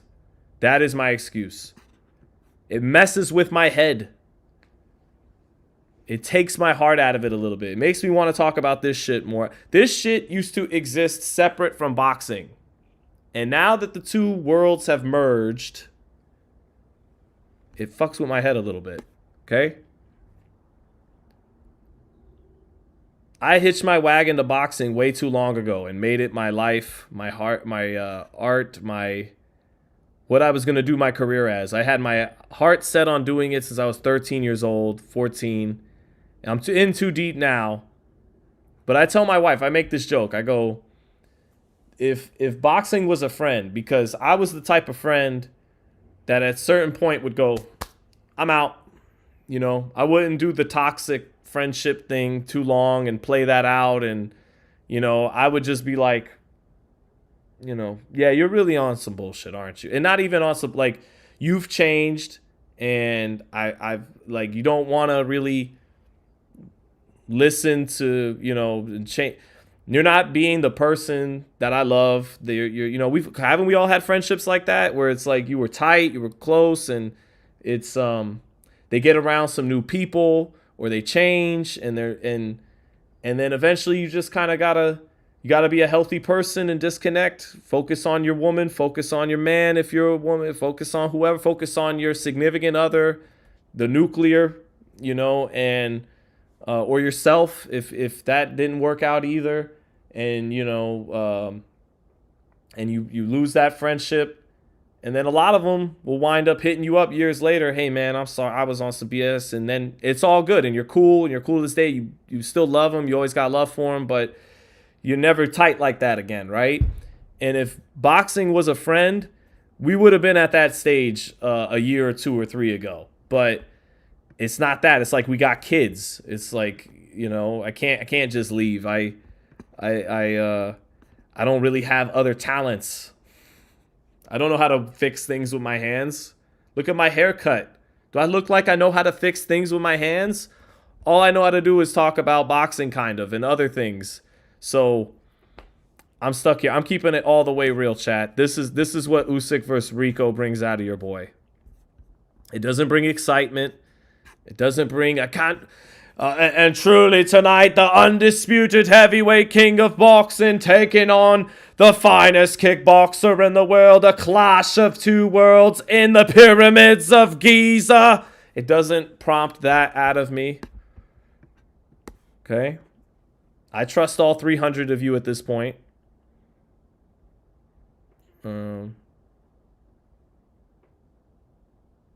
So Chikian said YouTube won't let me send a super chat about 9/11 and Bill Cooper. Are you serious, Chikian? See? They banned the algorithm, son. Bro, they are dragging this along. I agree. They must be on the stream wanting me to hang myself with more crazy shit that I'm talking about. You do need to do something about that mop on your head. Hey, man. I think it's nice.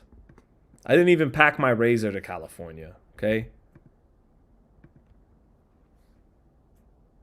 You could replace that Michael guy who does the ring announcements. You mean Michael Buffer? That Michael guy. Listen, I'm mad at him too for selling out like a fucking schmuck, okay? The guy was high and mighty about his morals and all that, and then he turns around and does this. Oh, him and Max are another one, but they're amazing at what they do, though. So that guy, Michael, I can't do that. Sean, married to the games Zittel. There you go. You know, just when I thought I was out, they pulled me back in. You know, I'm like Michael. I can't leave. Boxing did the Chaz Palmatieri and the Bronx Tale to me. Now you can't leave. That's me. I can't leave. This is it.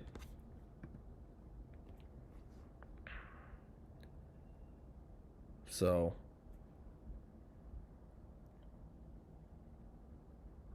Sean, do you believe keeping your feet at 90 degrees in your stance? I don't know.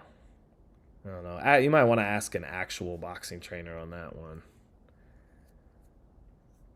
You should perm your hair, Sean. It's long enough. That would be fun. That'd be fun.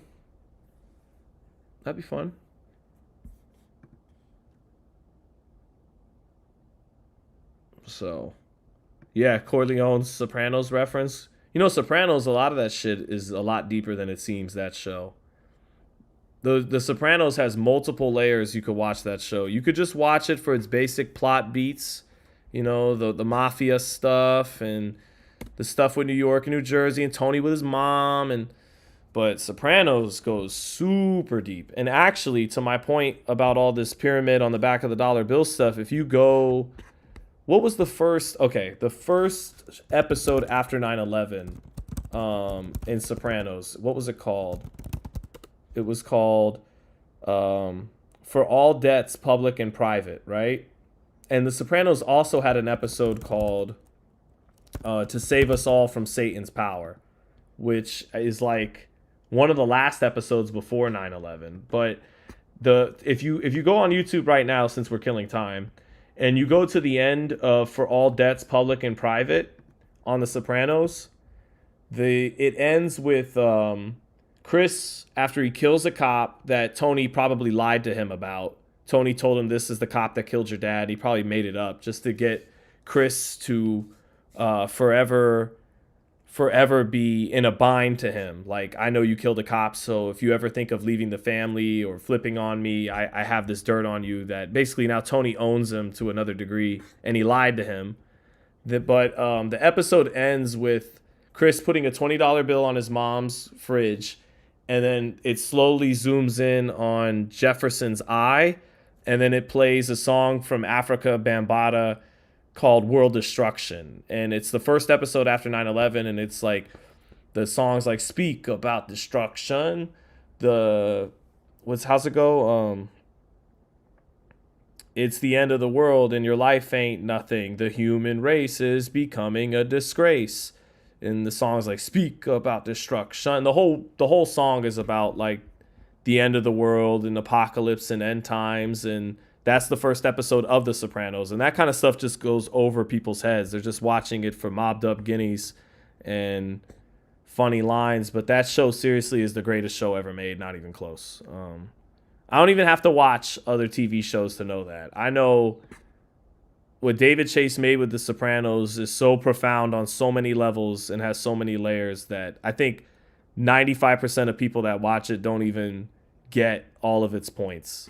And you could still, it's still a good show even without all of that. So I think Sopranos is really about the decline of the United States. When Tony starts the show in 1999, and he's saying, I feel like I'm just coming in at the end of something that was really great. Like, I just missed the best part of it. And he's saying that in 1999, and that's a microcosm of not the mafia, but America and American culture. So, like Prince said, right? Party like it's 1999, party's over after that. So, all right, here we go. Hunter Thompson, who killed himself after 9/11, the guy who wrote Fear and Loathing in Las Vegas, he said the party is over when he shot himself. And he said the second half of the 20th century will one day look like a party for rich kids compared to what millennials and the generations following 9/11 will have to see. Anyways, Rico Verhoeven coming to the ring as a plus 1100 underdog. Here he comes with a good scowl and a black robe with some gold trim behind some guys in the Egyptian garb. What is it? SPHYX, the Sphinxes or something? They're behind him. The Egyptian, the whole Egyptian bit. Here he comes, Rico Verhoeven, the kickboxing champion, in a big spectacle.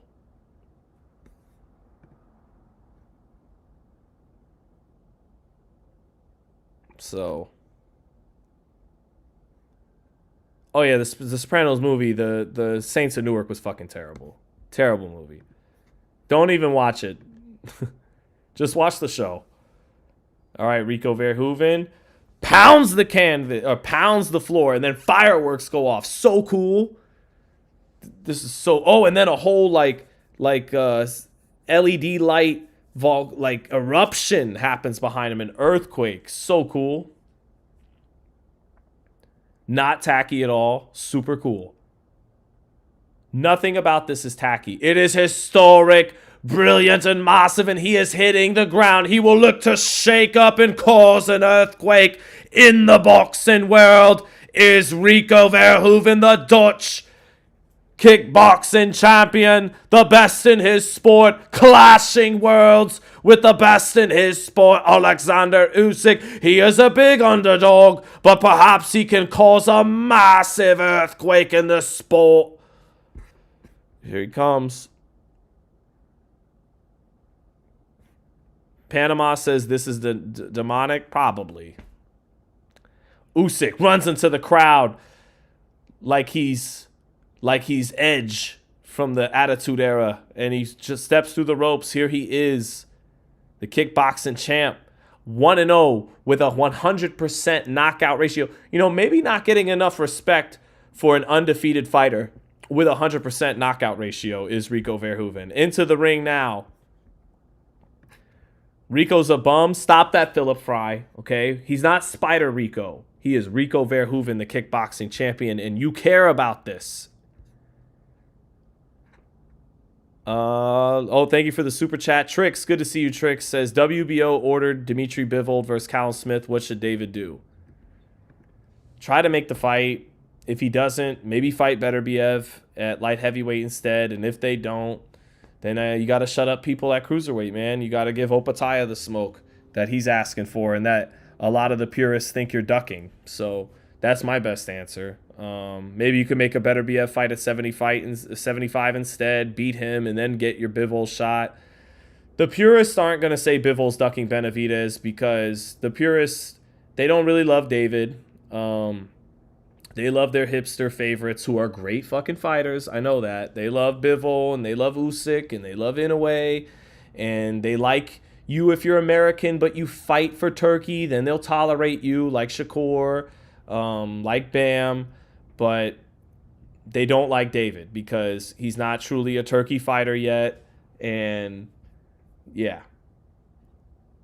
So they're not going to say Bivol's ducking Benavidez. They'll just focus on Benavidez ducking Jai Opataya. So he's got to shut them up and prove he's really that guy. And if he can't get the light heavyweights, Bivol and Beterbiev, then go fight Opataya. Thank you for the super chat. Blue Eyed Soul said, thanks, Sean. Now you got me craving Mario's on Arthur Ave. On Arthur Ave. Is Mario's an Italian place on the East Coast? All right, now here comes the Spartan, Oleksandr Usyk. Or no, I think that's probably the old warrior Cossack thing, right? From the Ukrainians, yeah. So here comes Usyk. None of this, again, is corny at all. It is all super cool. Usyk, who has still been training his ass off in the gym for what we could see. A big spectacle at the pyramids with fireworks. Again, a meeting of two worlds. I can't do it anymore.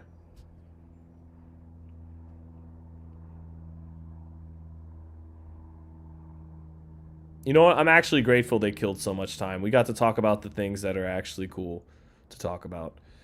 All right, yep, it is starting. Usyk coming to the ring now. Full Eastern European, Ukrainian Cossack garb, I believe it is.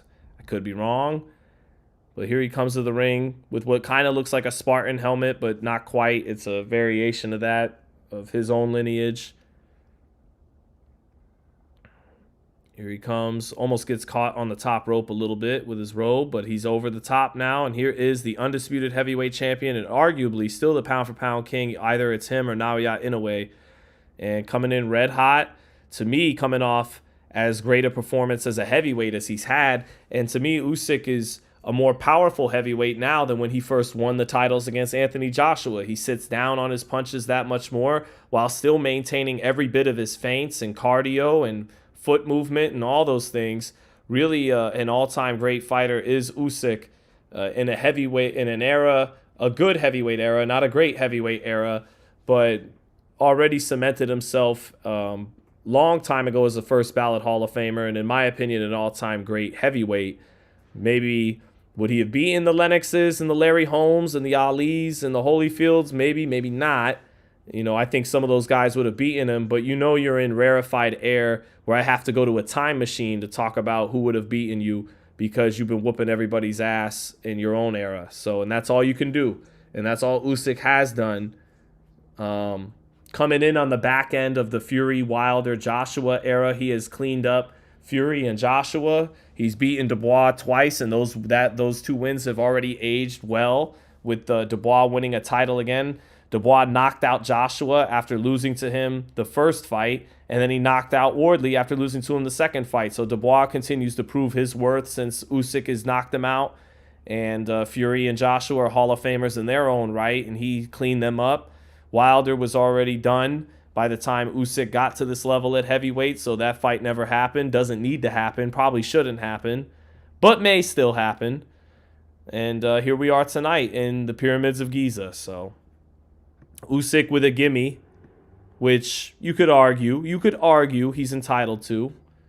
I'm not a fan of the fight, but I'm not going to be that critical of Usyk, who's been handling his business in great fashion and is definitely a really great fighter. So here we go. Oh, Blue Eyed Soul says Little Italy in the Bronx. Oh, damn, that sounds good, man. I might go. Maybe we'll have dinner for the Xander Boots fight the night before the fight with the family where Joe Gallo got shot in the city. We're gonna go eat in the city, in Little Italy. What's left of it? What 3 restaurants still remain in Little Italy, New York, on Mulberry Street? So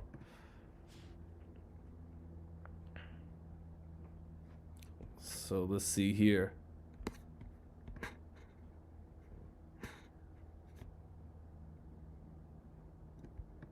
Usyk the Great. Yeah. Oh, we're over 400 people here now. All right, guys. Join in and we will call to action right down the middle as soon as the first bell rings. If you're just tuning in now, you missed a lot of fun Illuminati talk, but the boxing commentary is about to start. And now the anthem for the Dutch. There's only 2 things I hate more. There's only 2 things I hate in this world. People who hate others because of their cultures, because of other people's cultures, and the Dutch. That's it. That's the only 2 people you gotta hate.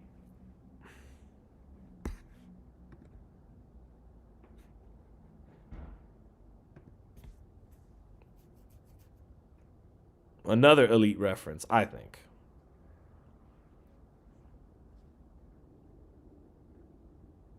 Michael Buffer getting his These Are the Anthems on.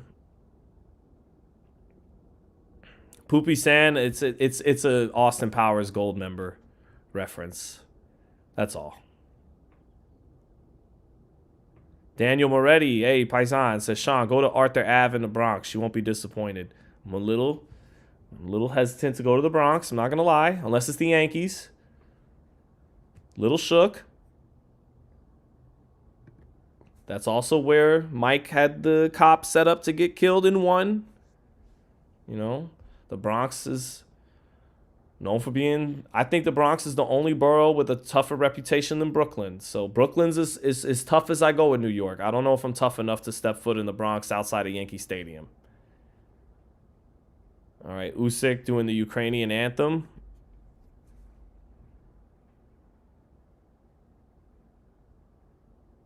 So, here we go. I guarantee no, I don't guarantee that. Strong possibility the pageantry for this fight is longer than the fight, for sure. It will be longer than Ronda Rousey versus Gina Carano. It will be longer than that. I wonder if Usyk plays nice at all. Carries him a little bit. I mean, Usyk's style isn't to go for a first 3-round knockout anyway. Part of why Dubois got splatted in 5 or 6 rounds was because he brought the heat to Usyk and made Usyk have to walk him into some shit.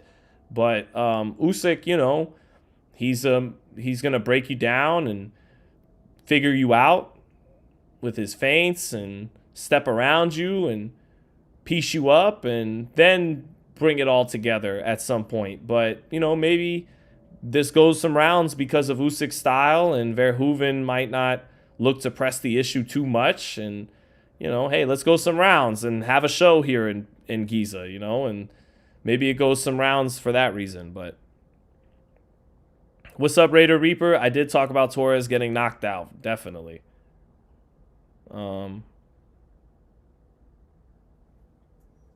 Yeah, that was tough. That neighborhood is fine, way safer than taking the train to 161st Street again. Okay, all right. I might have to. I would love to try the food in Little Italy, the Bronx.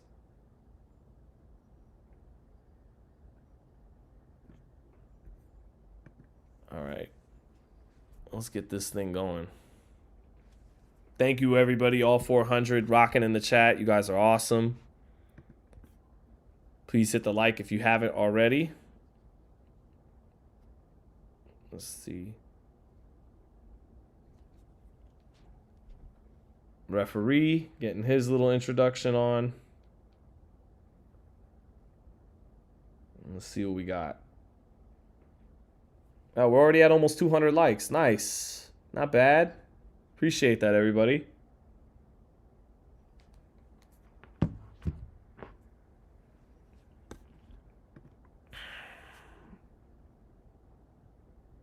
What if Rico is secretly a master boxer, says Panama? That would be funny. What if Rico lets go of a kick? What if one of these crossover fights, besides Dylan Dennis's stupid takedown attempt on one of the Paul brothers, which was Logan, I think. Yeah, it was.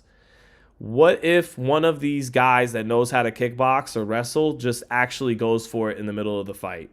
That's the way one of these gets interesting. So, I don't see that happening, though. All right, but Rico Verhoeven is jacked. Man is in shape. Man is in great shape. That can't hurt. From the Netherlands, the Dutch kickbox. Again, undefeated with 100% knockout ratio. So maybe we're sleeping on Rico Verhoeven a little bit. And again, Conor McGregor actually turned out to be a tougher fight for Mayweather than we thought. I mean, remember Max said McGregor wouldn't land a single punch and he outlanded Canelo? So we'll see what happens.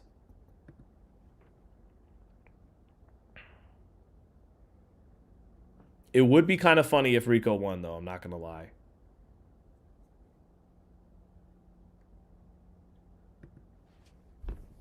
But not likely. Usyk is an all-time great, still seemingly, somehow, even at like 40 years old, in his prime. Been fighting as good as ever his last couple fights out, including his last one. So,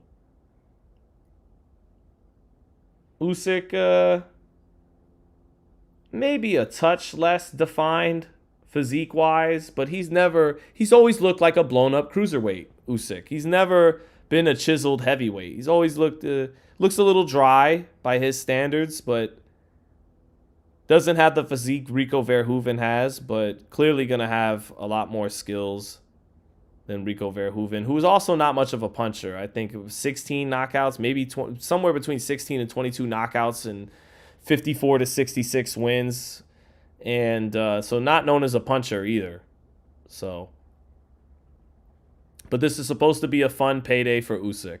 And let's see if that's exactly what it is. All right, here they are. Face off. Not a lot of size difference in terms of height between the two fighters. Rico a little taller, a little bit more muscle-bound physique. I don't know if that's going to pay any dividends in an actual fight here. Could make him burn up energy quicker against Usyk, who doesn't carry too much muscle. Allows him to be flexible and quick. A body built for performance, not for modeling in the heavyweight division.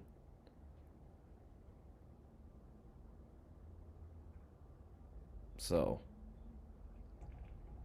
Usyk, a little bit of long haircut tonight. He's team long hair. I can appreciate that. And here we go, round one. Usyk starts off with his bounce and a little herky-jerky rhythm from Rico Verhoeven in round one. Stepping over to his left, kind of ugly glove positioning, shaking both hands up and down with both hands. Herky-jerky rhythm from Verhoeven, keeping his head low and a little bit bigger than Usyk. Usyk not biting on any of that herky-jerky motion. And right hand gets in for Verhoeven as Usyk backs out of range, and a little bit of that right hand followed him on the way out from Verhoeven. So maybe some awkwardness from the kickboxer, and Verhoeven keeping his chin low and kind of a hunched over caveman-like stance and body language. But hey, he lands the first shot of the fight, and he's stepping around and using that herky-jerky motion, and falls in with another right hand, kind of falls in and squares up his body like Teofimo did against Shakur, reaching for right hands. But Usyk is just downloading the data, keeping his base, just staying within himself, feinting a little bit. Usyk not super busy at all to start this fight. Not just yet, minute 20 into the fight. Verhoeven poking away with his lead hand. Now Usyk shoots a little bit of a jab. Verhoeven, again, with kind of that ugly rhythm to him. Straight left hand for Usyk. Touches Verhoeven.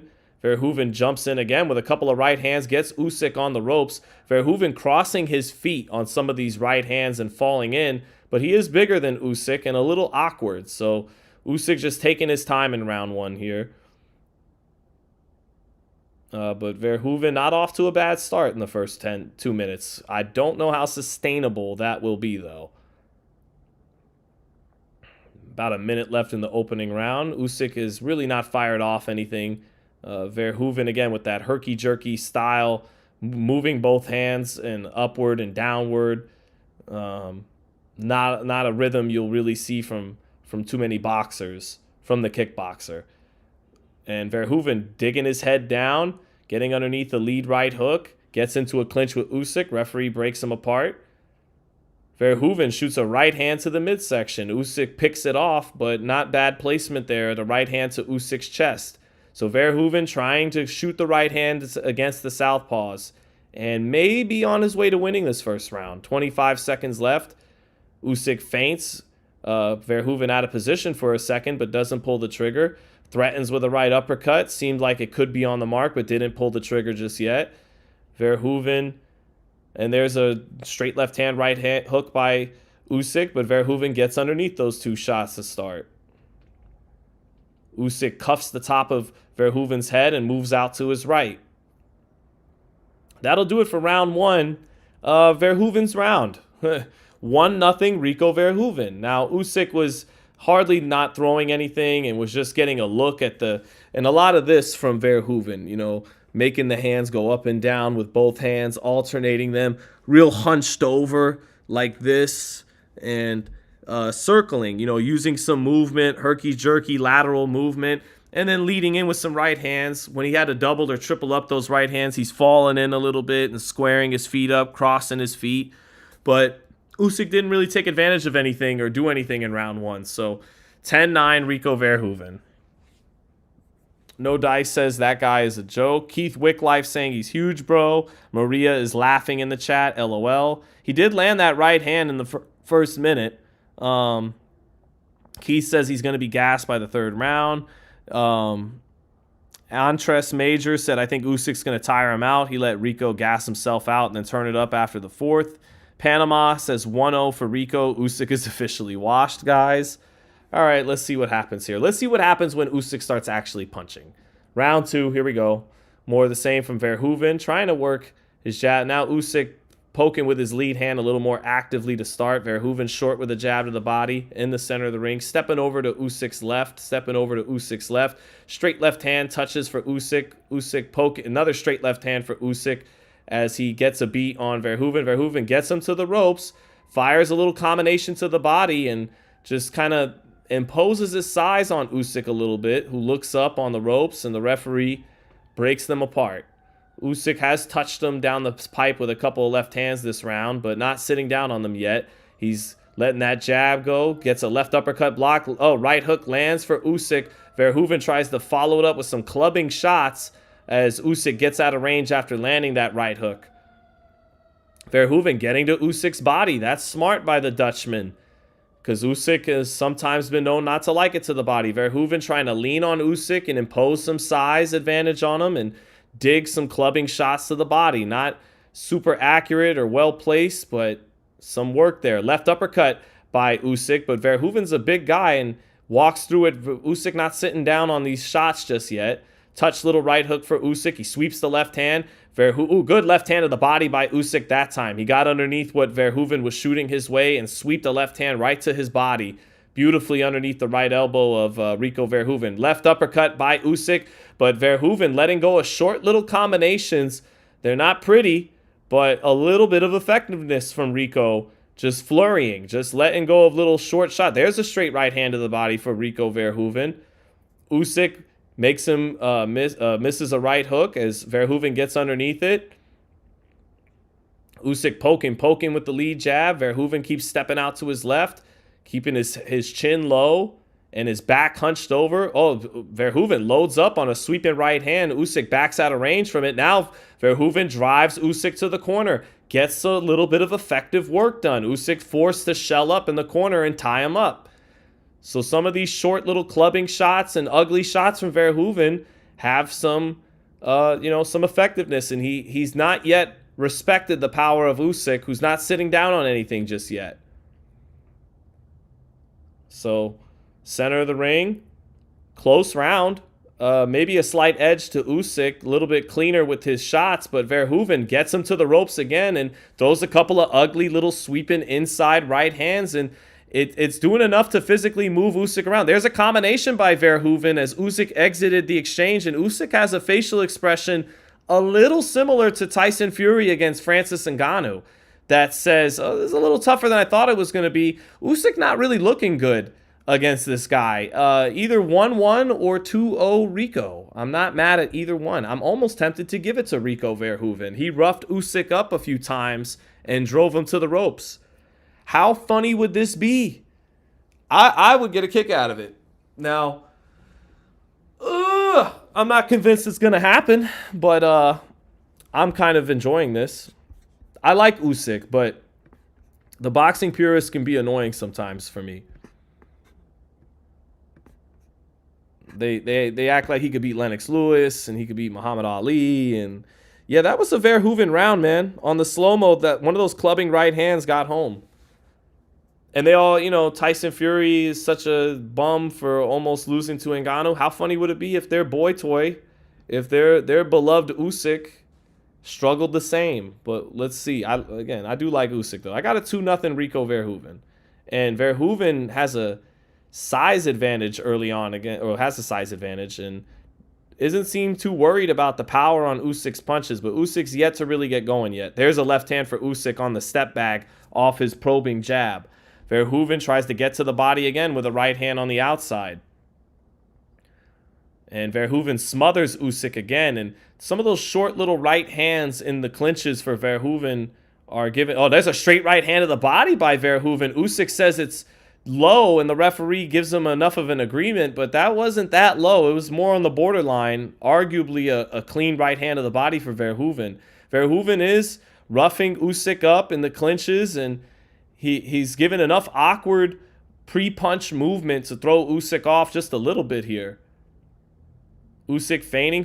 Verhoeven, big right hand by Verhoeven again, and that drives Usyk back. Verhoeven digging his head low, and now he gets Usyk to the ropes. Let's go of a little flurry. Usyk ties him up. He sticks a right hand to the body inside the clinch. Punching in the clinch does Verhoeven.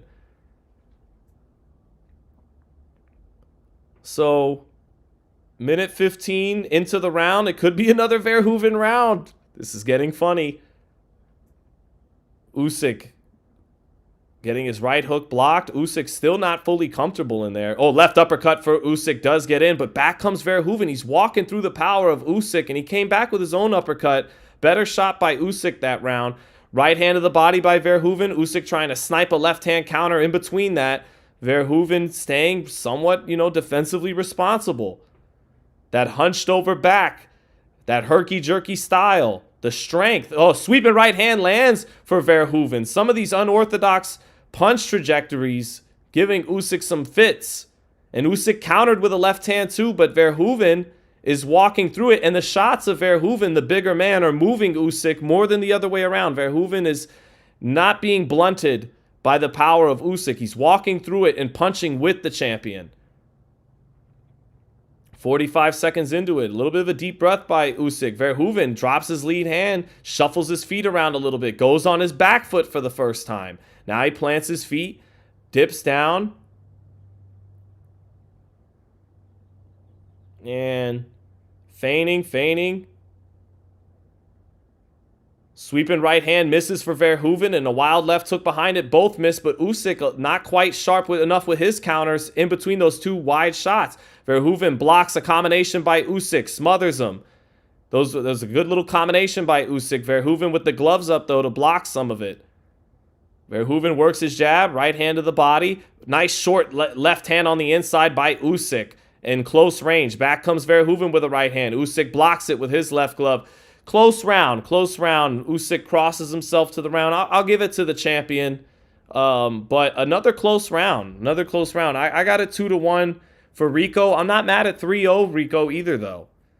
So, but Usyk looks a little uncomfortable. And you wonder how much Rico can maintain this. But Usyk's power is not keeping the bigger man off of him. And some of those sweeping right hands were getting to Usyk's chin, and Usyk's head is getting bopped around a little bit when Verhoeven, with his weight advantage, lands on him. And Verhoeven is throwing a couple of ugly flurries in close, leaning on him on the ropes. But Usyk did counterpunch a little bit better that round. So either 29-28 Rico Verhoeven or 30-27 Rico Verhoeven. So we'll see what's going on. Interesting, though.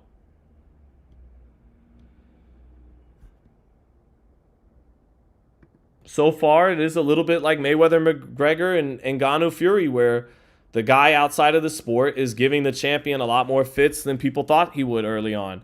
Back to the herky-jerky style now is Verhoeven. Moving his hands up and down, prodding with his jab, giving Usyk a little bit of his own medicine with a prodding jab, not overcommitting to it. Jabs to Usyk's stomach. Just leaving something out there, some feints by Verhoeven on the outside, just to give Usyk some of his own medicine there. Another little pokes on the outside. Stepping over to his left. He jumps in with a 1-2, and that lands. That right hand finding a home for Verhoeven on Usyk.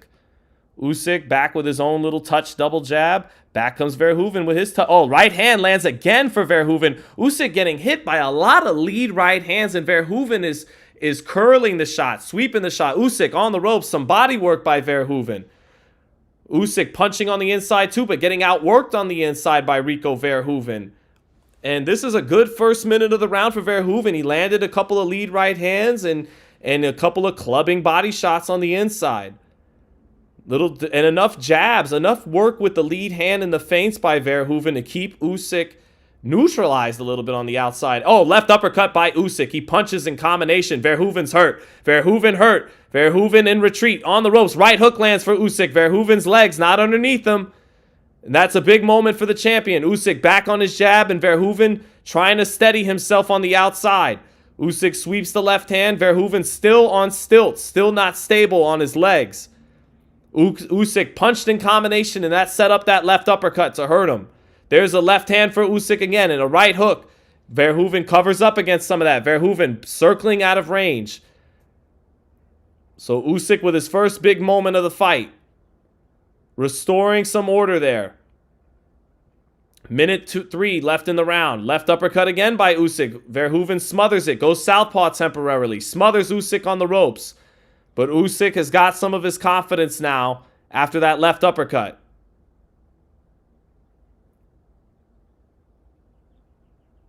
.45 seconds left in the round. Usyk trying to poke and prod and set up another power shot in between those little probes.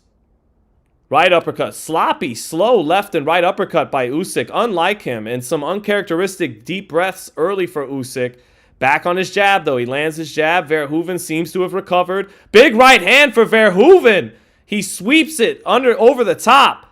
And left uppercut for Usyk. Beautiful left uppercut. Verhoeven takes that one a lot better. Knocked his mouthpiece right out. So Usyk, with Verhoeven all hunched over, is a sucker for the uppercut at times for Usyk. So that's a good adjustment by Usyk finding that left uppercut. Verhoeven got his mouthpiece knocked out by it. That's a very good Usyk round, but Verhoeven did land some right hands that round too, but clearly an Usyk round. So I got this 38-38 after 4, maybe 39-37 Rico Verhoeven, but I would have this fight even after 4. I could see 3-1 for Rico, but that was a stabilizing round for Oleksandr Usyk. He punched in combination, made Verhoeven pick his gloves up, and then found him with the left uppercut, and that hurt the Dutch kickboxing champion. And then later in the round, another left uppercut knocked Verhoeven's mouthpiece straight out. And Usyk beginning to figure out that herky-jerky, bent-over style of Verhoeven, and his remedy for it right now is a left uppercut. What's up, James Dixon? Yeah, I got it 2 rounds apiece. I got 2 rounds apiece. Here we go in the 5th. Is this where the fun ends now and Usyk begins to light his ass up? We'll see. Verhoeven stepping over to his left. He's got to be wary of the left uppercut now of Usyk.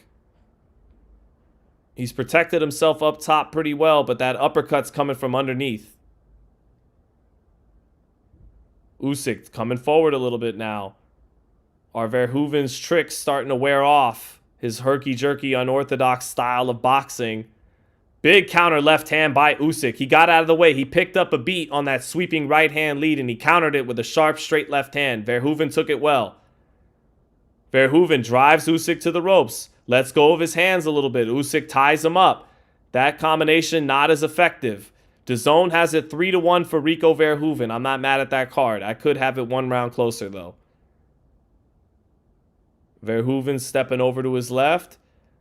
Still going to his left for the most spot, trying to get away from the left hand of Usyk. Poking with his own jab, working his hands in that ugly touch with both hands at the same time sometimes. Usyk sitting down now on that back foot, looking to load up on the left hand. Usyk making him fall short with his punches out of range. Stepping forward to Rico Verhoeven now. Planting his feet. Verhoeven using his feet to circle the ring a little bit. Not let Usyk get his feet set for a power shot or a counter. Verhoeven flurries again. He comes in awkwardly with his head in his right hand. Makes Usyk shell up defensively, and he gets off a little combination. Not that effective, but he works his hands. Verhoeven blocks a couple of shots from Usyk in the center of the ring. Picks those elbows up to catch. Lead right hand for Verhoeven, blocked by Usyk. Usyk, little short double jab. Verhoeven with a 2-1. Both blocked, but then he makes Usyk miss the right hook counter. Then he drives Usyk back with a little combination. Some of that finds a little bit of success around the guard of Usyk. They smother each other in close. Usyk with a short left hand on the inside. Verhoeven with a body shot. They traded that time at the same time. 30 seconds left. Close round. Verhoeven a little busier. Usyk a little bit more on the front foot. You got to think Usyk will get the benefit of the doubt in some of these rounds like this. Usyk trying to counter with a left hand again as Verhoeven led with the right hand and has to switch southpaw after crossing his feet. 10 seconds left. Lead left hand by Usyk. Blocked. Right hook. Misses the mark. But he's aggressive there. There's a couple of jabs there from Verhoeven that lightly touched the chin of Usyk. That's it. Not a lot to choose from in round 5. I thought Verhoeven was a little busier, but Usyk had better body language and planted his feet more. Close 5th round. I could see this fight 3-2 for Rico Verhoeven. Maybe it's 3-2 for Usyk, but a very outside of the 4th round, very unimpressive 3-2 for Usyk. I don't know. I would give the slight edge. Usyk's body language was better. He sat down on his punches better, but he didn't really land a lot. And Verhoeven actually touched him in a few spots, even though it wasn't with, a pretty selection of punches. So honestly, not an easy round to score, All we know right now, the story of the fight is Rico Verhoeven is giving Usyk a lot more fits than people thought he would as a 11-1 underdog. Usyk is a 25-1 betting favorite. It's a competitive fight, that's for sure. But I don't know how much Rico can sustain this over 12 rounds. He did kind of move out of range when Usyk wanted to plant his feet more, so he's showing some savvy there, not giving Usyk what he wants. Usyk continues. Oh, there's a left uppercut by Usyk off the jab that glanced off the chin of Verhoeven. Verhoeven keeps stepping over his left, lead right uppercut for Usyk on the mark. Even if it's not fully connecting, the punches are being thrown with better accuracy and meaner intentions now. Left uppercut for Usyk with his back near the ropes. Verhoeven flurrying to the body, but not effectively there. That was a sharp left uppercut by Usyk off the ropes. Now he's back in the center of the ring. Verhoeven trying to re-engage some assertiveness on the front foot, but Usyk has his feet a lot more planted now than he did earlier. Sharp straight left hand through the center for Usyk. Left uppercut for Usyk. Now Usyk getting put on his back foot a little bit, but more comfortable this time. Verhoeven leans on Usyk against the ropes, but Usyk ties him up and gets him to the center of the ring before he can get off one of his flurries again.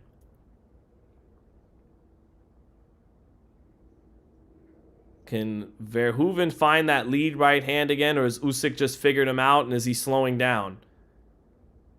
But Verhoeven trying to box the fight of his life. And he tries to jab his way in, misses the right hand against Usyk, who steps out of range. Usyk near the ropes. Verhoeven lets go of a couple of shots. Usyk ties up or covers up well there in the high guard, catches those. Plants his feet again near the center of the ring. Verhoeven, that herky-jerky style, just a lot of motion pre-punch, giving Usyk something to think about. Double jab for Usyk, lead right hook, but Verhoeven gets underneath those. Shoots a jab, lands it on Usyk, lands his jab. 1-2 by Verhoeven, and that knocks Usyk back. Just the physical strength. It's not that Verhoeven looks like he's a snappy puncher, but the physical strength on his shots moves Usyk back when he takes a right hand. That was maybe the best shot of the round so far. No, the left uppercut earlier in the first minute was sharper by Usyk, but there's a counter left hand by Usyk, but Verhoeven, even when he falls out of range, falls in and reaches for a shot, keeps his hands up to block something. Lead left hook for Verhoeven gets blocked, but the second left hand touches Usyk just a little bit. 30 seconds left in the round. Another, competitive round. Usyk measuring with the lead hand, coming forward. Verhoeven giving angles though, keeps moving out to his left, not moving back and forth in straight lines. Verhoeven's back touches the ropes. He gets off of there with his lead hand, shuffles out to his left, and Usyk not pulling the trigger much that round. Another close round, chat. Close round. Not like Usyk's doing a lot, man. Outside of that fourth round, he really hasn't done a lot. And Verhoeven is boxing the fight of his life. So, I got this all even halfway through, 57-57. If you got it 58-56, Rico Verhoeven, I'm not mad at it. If you got it 58-56, Usyk, that seems a little generous, but I'm not angry at it. It's not a lot to choose from these last couple rounds. Chat, for those watching, who do you got? Keith Wicklife says Rico's winning this. Tactical Chicken said Rico will show you all why he is the Dutch boxing king. So, Titus, what's up, Titus? Good to see you in the chat.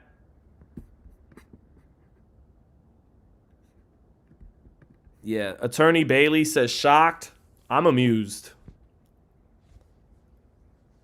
I'm amused that one of the boxing intelligentsia's favorites and boxing establishment's favorites, deservedly so, all-time great fighter, is not looking good. Again, in what was supposed to be a gimme fight for Turkey.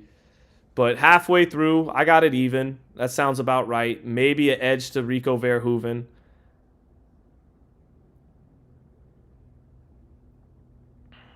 Rico starting off again, and DAZN has it 5-1 for Rico Verhoeven. I'm not mad at that. Some of these rounds are really close. I don't know. I'm just watching the fight and commentate. Maybe part of me is giving rounds to Usyk because I don't want to be a hater just because of the other narrative I'm telling you guys through the fight that I'm getting a kick out of it. But some lead jabs some jabs are landing for Rico too. He's touching Usyk. There's not a lot on those jabs, but it's not a lot on Usyk's jab either. Right hand to the body by Verhoeven, and Usyk not quite able to counterpunch effectively in between that right hand to the body, and they clinch, and Verhoeven is punching in those clinches more than Usyk is. Minute into the 7th, more competitive action here. Straight left hand by Usyk, but back comes Verhoeven with a lead right hand in the combination. Usyk gets underneath it, but the physical strength of Verhoeven is giving Usyk some problems. There's a sweeping left hand for Usyk in combination. He used the left uppercut to set it up off the jab, and the sweeping left hand did get through the glove of Verhoeven, but not a lot of power to get Verhoeven's respect. Another sweeping left hand by Usyk. That one gets blocked in the center of the ring. Verhoeven continuing to herky-jerky movement to his left predominantly, almost never going his right. Right hand lands for Verhoeven, and the strength of it moves Usyk back physically when he takes it. Those clubbing shots are moving him back, and Verhoeven with a left hook off a sweeping right hand of the body, and that rocks Usyk's head. Usyk closing or getting the distance closed on him, and Verhoeven covers up well against a flurry from Usyk and steps inside. So some decent defensive responsibility by Rico Verhoeven there. Usyk getting a lot of his punches blocked, and right now Verhoeven has the edge in this round after that left hook, and that right hand about in the last 30 or 40 seconds rocked him backwards. It's the weight and the physical strength of Verhoeven more than the snap on the punch. 30 seconds left in the round. This is a Verhoeven round. Verhoeven doubling up his jab. Usyk doubling up his jab. Back comes Verhoeven doubling up his jab. Making Usyk have to deal with some of what he has to deal with on the outside. Feinting and probing. Lead right hand. Another right hand lands for Verhoeven. He stays in the southpaw stance. Usyk wants some get back. He doesn't quite get it. Usyk with a deep breath. Not in the best of shape tonight at all. And this is by far the worst Usyk has looked. And that does it for the 7th. A Rico Verhoeven round. I got him ahead. Maybe 5-2, maybe 4-3. DAZN's going to have it 6-1. Rico Verhoeven is winning this fight, and we are in the beginning of the second half of the fight. This is hilarious. I am amused. I'm amused. Zayman says mushroom haircut. Yes, sir. The Ashton Kutcher in his prime haircut. You boxing guys should watch some more kickboxing. Maybe so. Maria says not good for Usyk. Matt Borgeson, thank you for the super chat. Says let's talk about Rico. I think this Rico is a problem. I think Usyk doesn't look in good shape either, though. And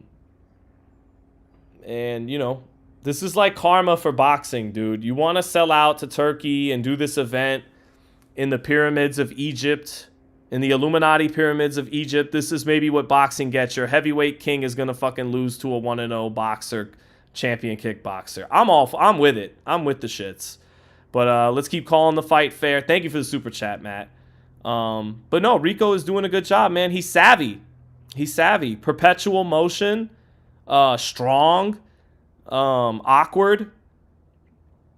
And so, yeah, he's giving Usyk some fits. His style is giving... Oh, there's a right hook and a sweeping right hand at the same time land for both fighters.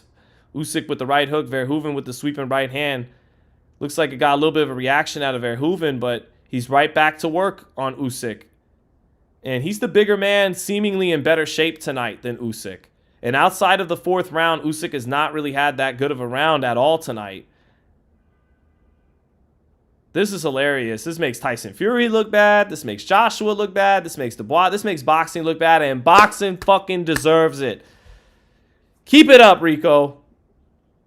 Oh, right hand lands for Rico again. Straight right hand. Getting underneath and smothering Usyk's distance and shots. Another right hand lands for Rico. Now Rico throwing with some heat with Usyk along the ropes. And Usyk ties up. That had some more snap from the Dutchman. The Dutchman been throwing a lot of clubbing and awkward shots and sweeping shots, but he let some heat go after a few of those right hands. He's in business, baby.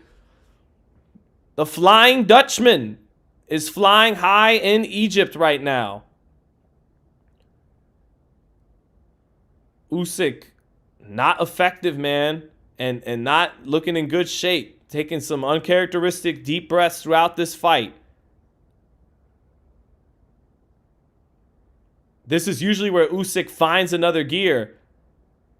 But it's the Dutchman who's fighting with gusto right now. Minute left in the 8th, and he's headed to another round on the cards for him if he gets through this round without getting hit with some shots. Usyk with a left uppercut at long range off the jab, but only glancing, not really finding the mark. Usyk steps back into the center of the ring. Verhoeven not giving him what he wants. Oh, there's a left uppercut that misses, but a straight left hand right behind it for Usyk. Usyk trying to take the round. Verhoeven, though, flurries to the body of Usyk, and Usyk ties him up. Takes a deep breath. Some solid body work there by Rico Verhoeven. 20 seconds left. Straight left hand by Usyk. Usyk trying to clutch this thing in the last minute as Verhoeven's on his back foot. Left uppercut by another left uppercut, but back comes Verhoeven and he touches him with a power jab. Verhoeven making Usyk miss or get his shots blocked a lot of the time. And Verhoeven came back with a snappy jab and popped up the head of Usyk there. I think this is another Rico Verhoeven round. Usyk tried to close the round strong, but didn't do enough. Not enough effectiveness. 77-75 or 78-74, Rico Verhoeven through 8. Upset of the year brewing. Matt Borgeson saying Rico is showing his boxing skills. No, he is, Matt. He is. And it's a lot of perpetual motion. It's him in his own way parrying a lot, keeping his chin tucked very well, and knowing when to pull the trigger when Usyk's backing straight out. Usyk's backing out in a lot of straight lines tonight. He's not taking the angle, Matt. And he has an answer for that. So I got to give him credit. Super chat from Blue Eyed Soul says Usyk's going to have to pull a Ali versus Cooper here. So thank you for the super chat, brother. Steve Santiago said Usyk is lucky only his WBC strap is on the line. Yeah, but whatever straps are on the line, WBC and WBA, I believe the heavyweight title is on the line, and boxing may wind up getting exactly what it deserves. So we are into the 9th round now. I have Rico Verhoeven ahead. Usyk pops his head up with a jab to start this 9th round. And Usyk's got to be dangerous here because he is very clutch, and you can expect him to step it up here in these championship rounds. Will Verhoeven, when Usyk shifts gears here, will he be able to keep up? But he is blocking a lot of the shots in his own way of parrying. Straight right hand to the body by Verhoeven. Usyk letting his back touch the ropes there. Back in the center of the ring. Left uppercut for Usyk, but Verhoeven gets that right glove up to pick some of it off. But a right hook lands for Usyk on the back foot. Back comes Verhoeven with a sweeping right hand. 2 body shots.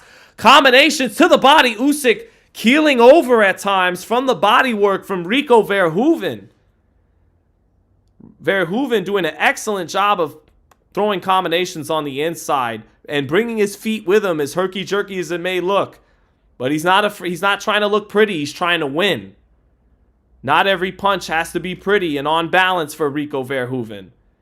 And this is actually, he's doing some of the shit, to Matt Borgeson's point, that the old school fighters in the 50s would do. Your Gene Fulmers and Basilios, they would be hunched over like this against rangier fighters and just punch on the move, even if it's clubbing kind of ugly looks. Just punch, and get to that midsection a lot. Rico Verhoeven with a southpaw jab lands on Usyk. Usyk covers up. Usyk on the ropes now. And Verhoeven just punching at him. Punching at anything he can hit. Also, old black and white move. Just punch him on the elbows. Flurry, hit him wherever you can. Target that big midsection. So good stuff by Verhoeven, who doesn't look all that tired either. He looks better conditioned than Usyk on this night. Minute left in the round, and Rico's winning the round. Usyk touching him with a left hand, but no conviction on that shot.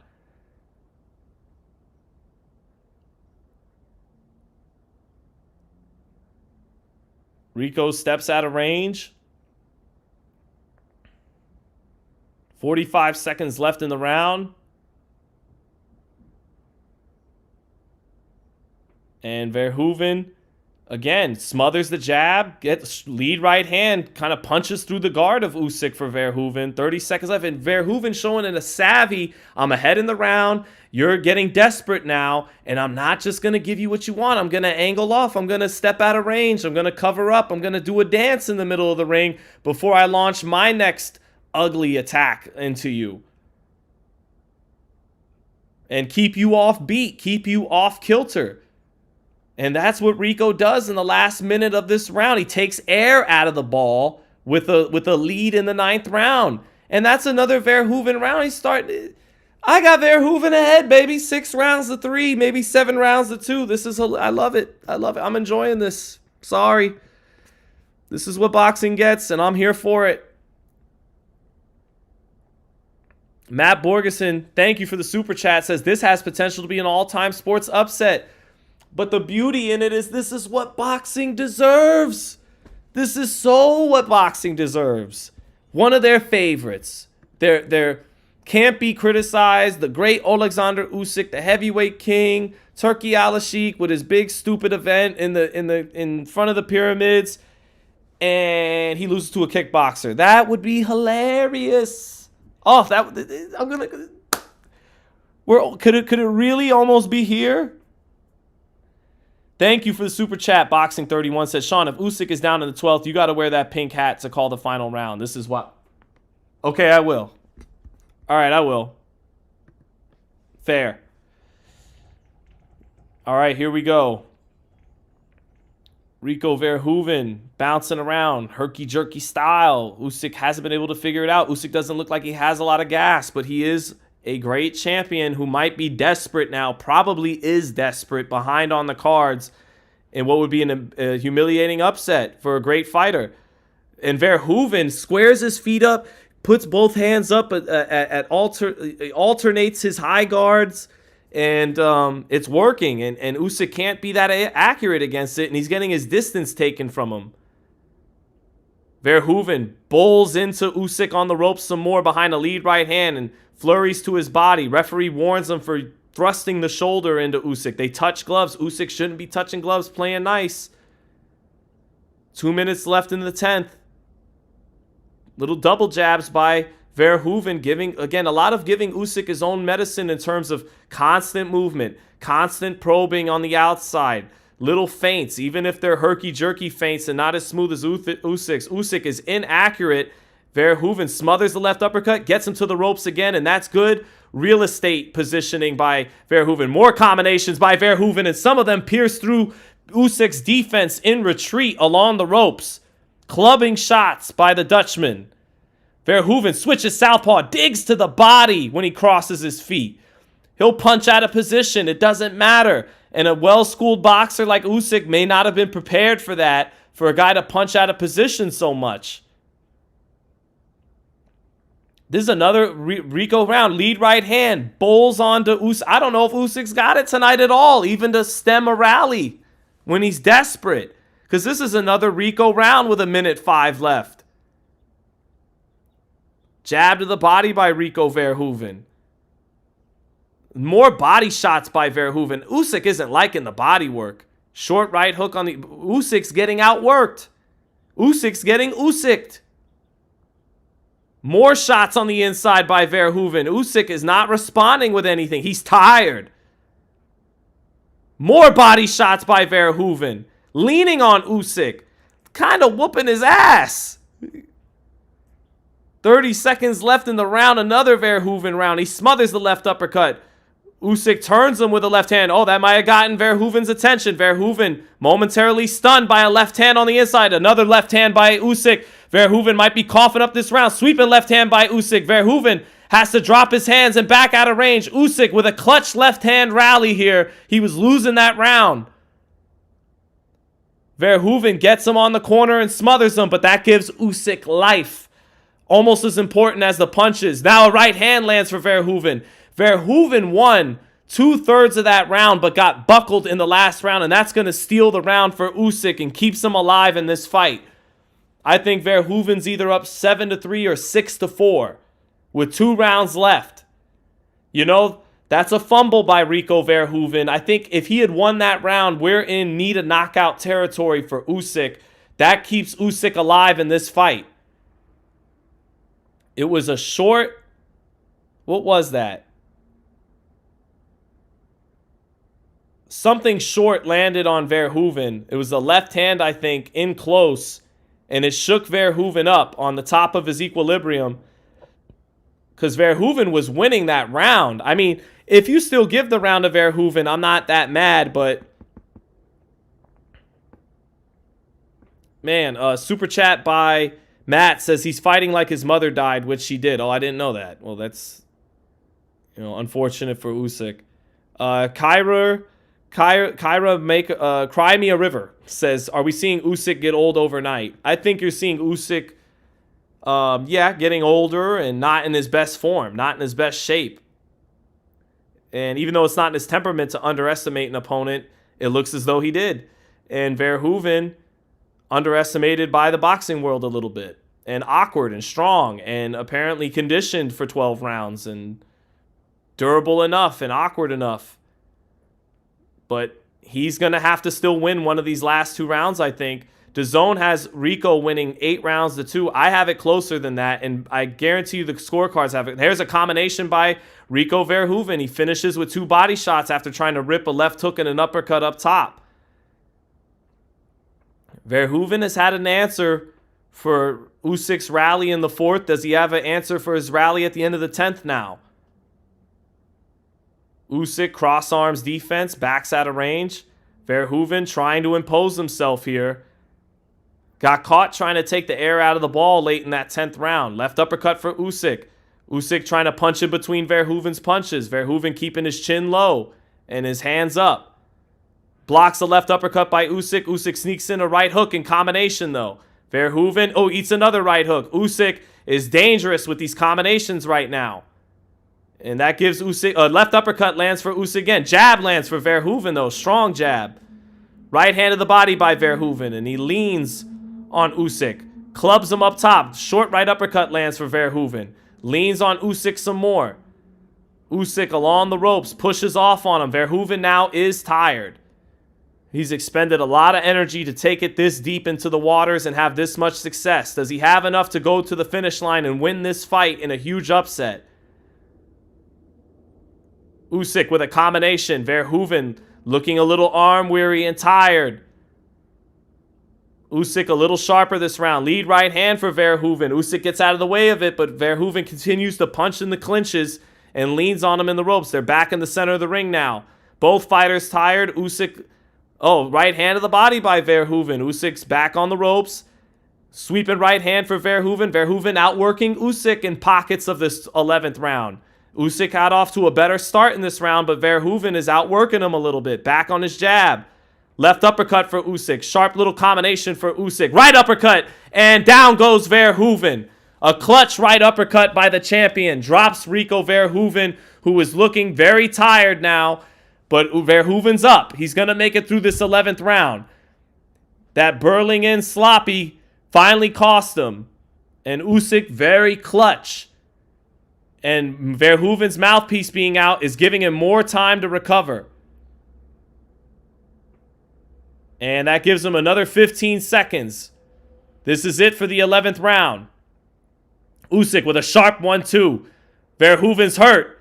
Usyk with deadly combinations. And that will do it. Is the referee stopping it at the fucking bell? Is he stopping it at the bell? Give me a fucking break. He stopped it at the bell. That's a bullshit stoppage. Usyk might have been on his way to stopping him in the 12th anyways, but that's a fucking... That's an ugly stoppage, man.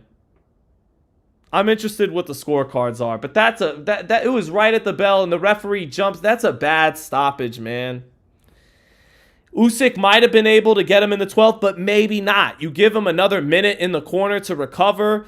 If anything, he could try to just move around and survive, see what he gets on the scorecards, but that is a shitty stoppage Usyk, I give him credit for in desperation summoning a knockdown like that, but I mean that felt nasty. That felt like the referee was doing what the promoter wanted, what Turkey wanted, to protect Usyk there. Verhoeven was hurt, but it was literally at the bell. And I mean, he was winning the whole fight. He just got stopped in a BS stoppage at the 11th. So, oh yeah, we got to get going to the baby shower. Leo wants to show you something. What's up, Leo? I got these guys. Yeah, you want to say hi to everybody? Hi, everybody. This is Your dad? Yeah, that's my dad. That's my dad. Come on, Sophie. Come on. You want to say hi too? Oh, say hi. Say hello. Say bad stoppage. Say bad stop. Uh-oh, are you shy on there? Are you upset that Rico Verhoeven kind of got robbed on a stoppage?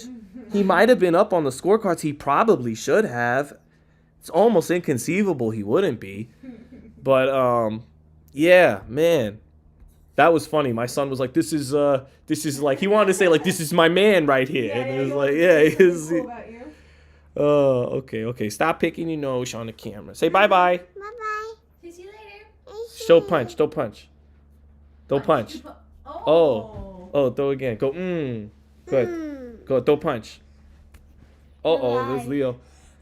Oh, look at the heat. Look at the heat. Okay, hold on. Watch this. We're going to show you that Rico Verhoeven. Rico Verhoeven. Yep. Oh, he's punching SH.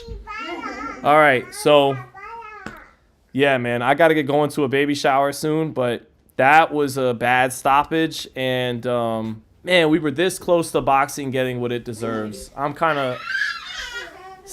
bummed out. I'm a little disappointed. It's not so much Usyk, but what the boxing establishment and the whole boxing world deserved was Usyk losing that fight, and it didn't happen, so that sucks. But hey, just like Mayweather-McGregor, just like Ngannou and Fury, this was way tougher for the boxer than the boxing world expected. So it's still really a loss for boxing if you're being objective about it, and a win for the guy coming from the other sport. I want to know what the scorecards were before I get out of here, because we got the baby shower due at 5. No, all right, pink hat. All right, we close enough. The chat wants the pink hat. Oh. Hold on. All right, it's too tied up. Sorry, no pink hat. It wasn't. We didn't quite get there, chat. We didn't quite get there. Sorry, we didn't quite get there. But that was a BS stoppage. Again, Usyk might have got to him in the 12th and stopped it anyways. He may have won a decision, a controversial decision by a hair too, but yeah. Usyk still got to hold that embarrassment. 888 the Hawk, I've learned that's not really how it works. As long as you pull through with a win in the end, people kind of forget it. Like, people still bring up Ngannou Fury, but it's kind of old news, especially once Joshua knocked him out. And then Mayweather-McGregor, I thought Mayweather was going to have to live down some embarrassment for how competitive it was, but no, people moved on, and McGregor, he won. If you win, you win, and that's what Usyk did. Usyk is clutch. You gotta give Usyk that. He's very clutch. He clutched that thing dubiously in terms of the stoppage, but he clutched it. The guy spit the... Thank you, it's party time, too. Said the guy spit the mouthpiece out 50 times. Ref saw it as he didn't want to fight. Great call on the ref. I don't think so, but you're right. I mean, he could have then deduct a point for the mouthpiece thing, you know? I think he only spit it out once, though. I mean, he got it knocked out in the 4th round, and then the mouthpiece came out, you know, during the knockdown because he was getting lit up. But did he spit it out again during the last barrage? Then you deduct a point. Hey, Chico Corrales never would have had the greatest comeback knockout in boxing history if we were ending fights on mouthpieces coming out. Oh. So I don't agree with that. But thank you for the super chat.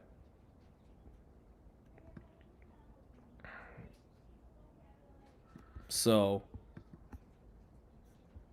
I wonder now if Moses Italma will jump at Usyk. Like, now be more ambitious and fight one of the Cabiels or the Dubois or the Sanchez's and then look to, you know, because now Usyk is looking ripe for the taking. But no, I bet you the boxing establishment will try to push on you a third Fury or Dubois fight because they're bigger established names. But the fight is Italma. It's time for Usyk to give up that torch to Italma. But Italma's got to earn it. He's got to beat a fresh live body in the top 5 like Cabiel or Dubois.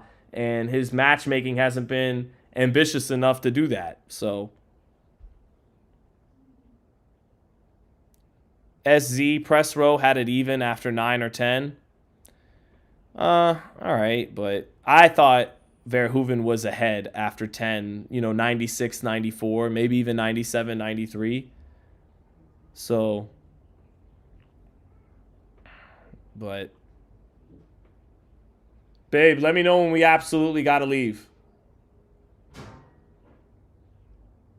Usyk will be on point for the next fight. Yeah, he probably will. He'll be better than he was tonight, but he is 40, man, and he's human. You make that much money and you get into your 40s, you know, it's hard to summon everything at 110% still, you know. You do slow down. He's human. So Usyk, I guess, is thanking everybody. We wound up having like 800 people once it was time. If you haven't subscribed already, please do. Chavez versus Taylor, same stoppage. Well, Taylor was actually more beat up, and it was even worse because it was at the 12th round bell, not the 11th. But they're both bad stoppages. More rigged BS from boxing, says Still Trolling. There's going to be people who say that. It did feel a little bit like we got to protect the champion here. You know, but Usyk created that moment. You know, if Usyk doesn't clutch it in the 11th round like that and get desperate and put combinations together and find that right uppercut, then, you know, he's not in a position for them to do a questionable stoppage. You know, he came up with, he needed it and he came up with it, and I was saying he's very clutch, and he showed again why he's very clutch. So thank you for the super chat. Politically Incorrect says Cabiel or Ituma may end Usyk. Blessings to you and your fam. Nice knowing a fellow boxing head who's versed in the conspiracy realm. Big finger to big bro. Yeah. Thank you, brother, so much for the super chat. And yeah, no doubt. I mean, that was the funnest part of the stream for me up until Rico almost pulled off an upset of the lifetime and had egg all over the face of the boxing establishment. But now Usyk is in the ring with Agi Cabiel. What are they saying? Of Usyk. Okay? And this is not the right time. He's in the line. Yeah. And apparently, why is Turkey having a disagreement with Rick when Rick works for him and is just gonna, I don't know. Apparently, I don't know. Turkey's asking Usyk what he wants. Okay, they are in the line, both of them. We want to see it. And Turkey's saying some shit about, you know, we got them in the line to fight each other and blah blah blah blah blah blah blah. So. Anyways, man, Chad, I'm just disappointed that boxing didn't get what it deserves. It's a bummer for me. It almost did. It was this close. This close. Do we have the scorecards? The official scorecards? Let me see. Usyk, Rico, official scorecards. Not that it's going to matter in the end. Let me see. Let me go to my Twitter. Boxing came so close to getting what it deserves.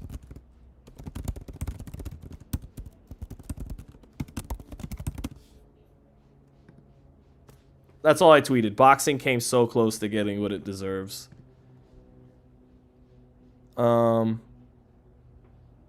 Decision would have been rigged anyways. Yeah, but at least if you get to the decision and most people have Rico winning the fight, and not by like a point or so, like Rico was was a bad late 10th round away and a knockdown in the 11th away from like clearly winning, like winning 8 or 9 or 10 rounds. And that's different than even Fury and Ngannou, which some people thought Ngannou won by a point with the knockdown, but like that was close. And Ngannou, he was tired in the second half of the fight and couldn't maintain. Like Rico was winning 7, 8, 9, was on his way to winning 10th and fumbled it, was on his way to winning. Well, the 11th was close, but like he was with about a minute left in the 10th round, he was on his way to winning wide. And if they rob him like that, then it really would have been as good as a win for him anyways. Like, but after the knockdown, Usyk was in business of like, okay, they're probably going to give you the decision. But if Rico could just stand up in the 12th, it's going to be a split and it's going to be controversial. But the ref stopped it, and so we didn't even get to enter that territory. So it will be a controversial stoppage, but it'll go down as a TKO 11 for Usyk. And as time goes on, it will callous over what this fight was, you know. A near loss and embarrassment for not just Usyk, but the boxing world.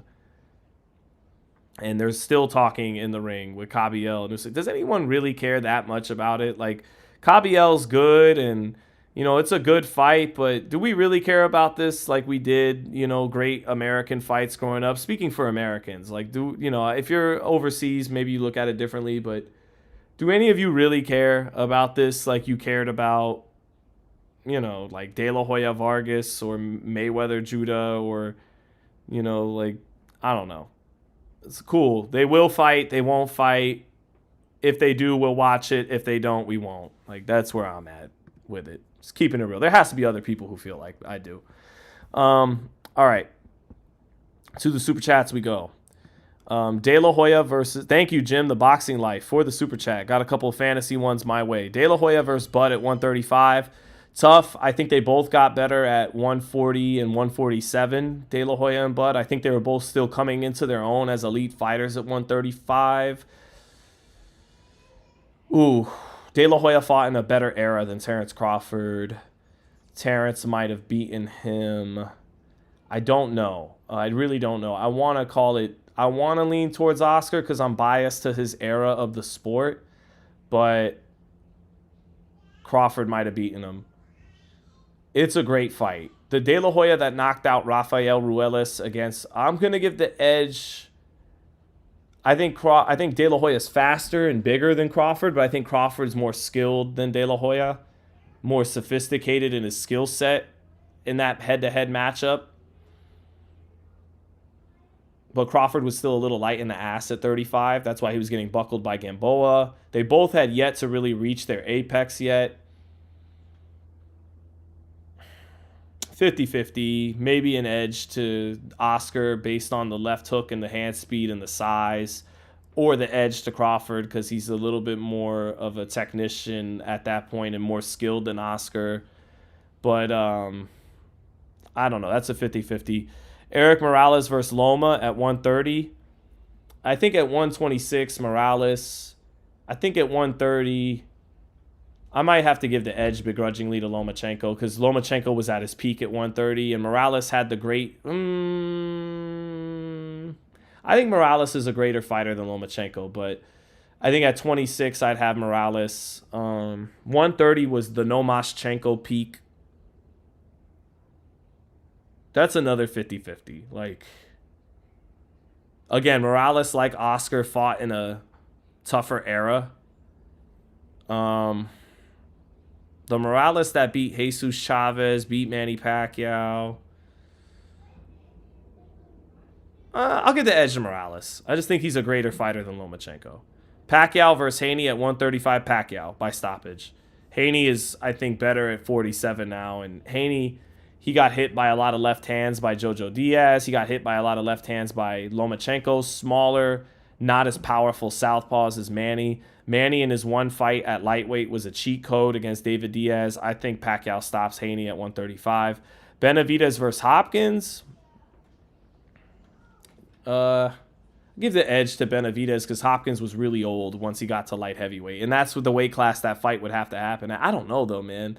The Hopkins that schooled Pavlik at light heavyweight and look, Hopkins is a greater fighter than Benavidez, but Benavidez, we're talking about a guy in his 20s in his prime against Bernard into his 40s, and hand speed and volume gave Bernard problems into his 40s. That's why Jermaine Taylor was able to pull off a win, and Chad Dawson, but they punched on the outside a little bit more. I'm going to give it to David, but Hopkins is a greater fighter than Benavidez overall, but David.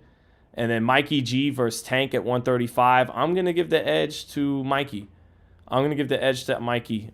Tank hasn't shown me anything at 135. I mean, he knocked out Ryan, but I think Ryan was weight drained. And he looked good against Frank Martin. I think Mikey's a little bigger than him, a little rangier. Mikey was good enough to beat up Jesse Vargas at welterweight, win a title at 40. I would give the edge to Mikey. And Sean Porter versus Mosley. Mosley all day. I love Sean. Sean's a really good, rough fighter, but Mosley's an all-time great. Mosley at 47 in his prime beats most people that ever lived. Inoue versus Barrera. I got Barrera. At 122 or 126. I got Barrera. And Inoue is maybe the greatest 122 of all time when you consider resume and accomplishments and eye test all put together. But I think I would have favored Barrera over Inoue. And then Golovkin versus James Toney. I think James Toney beats Golovkin. I think he's got too much slickness and power.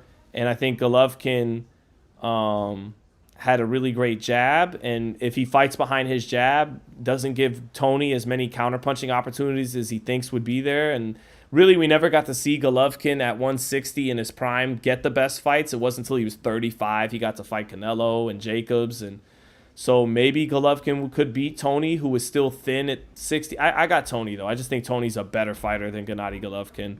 Would have been a great fight, though. And then another super chat by 888 The Hawk. We need to bring the term Eurobum back. Oh, yeah, but here's the thing. The Eurobums are accomplishing more than a lot of the Americans now because we just don't love boxing and don't produce as much, talent and passion for the sport as those European countries sometimes. I mean, we still have the most world champions, and we still have by far the most world champions in the history of boxing, but the Eurobums are doing enough to shut us up with that term for the time being. But thank you for the super chat, Hawk. And then Boxing 9741 said, Sean, American boxing media not talking about Canelo, saying he saw a longevity doctor and told he's 27 years old. Oh, yeah, I saw that, that he's 27. Who knows who's taking what to preserve their youth in today's sports and in boxing. Maybe, I don't know. I like Canelo, but, who knows? I think he's going to beat Mabili, but at the same time, he might just be too old and too past his best and too small in a way where he was able to make up for being small by being so powerful and precise and his excellent defense. But, maybe he's slowing down and Mabili is going to be a little too physical and fresh and young for him. But I think Mabili coming through that front door stylistically might be exactly what the doctor ordered for Canelo to still dial up a vintage performance at this age. So I think Canelo wins that fight, but he might not, So, hey, Munguia found the fountain of youth and looked better than ever and rejuvenated in that same camp. Maybe Canelo is able to, too. So we'll see. Sal Sanchez versus Inoue. I'll go with Sal. Secret Dance Move said, stop being American. I physically cannot do that, sir. I am American. There is a world outside of America. Yeah, I know. We know. Watching a fight in Egypt. The one world order is upon us, sir. It's on its way.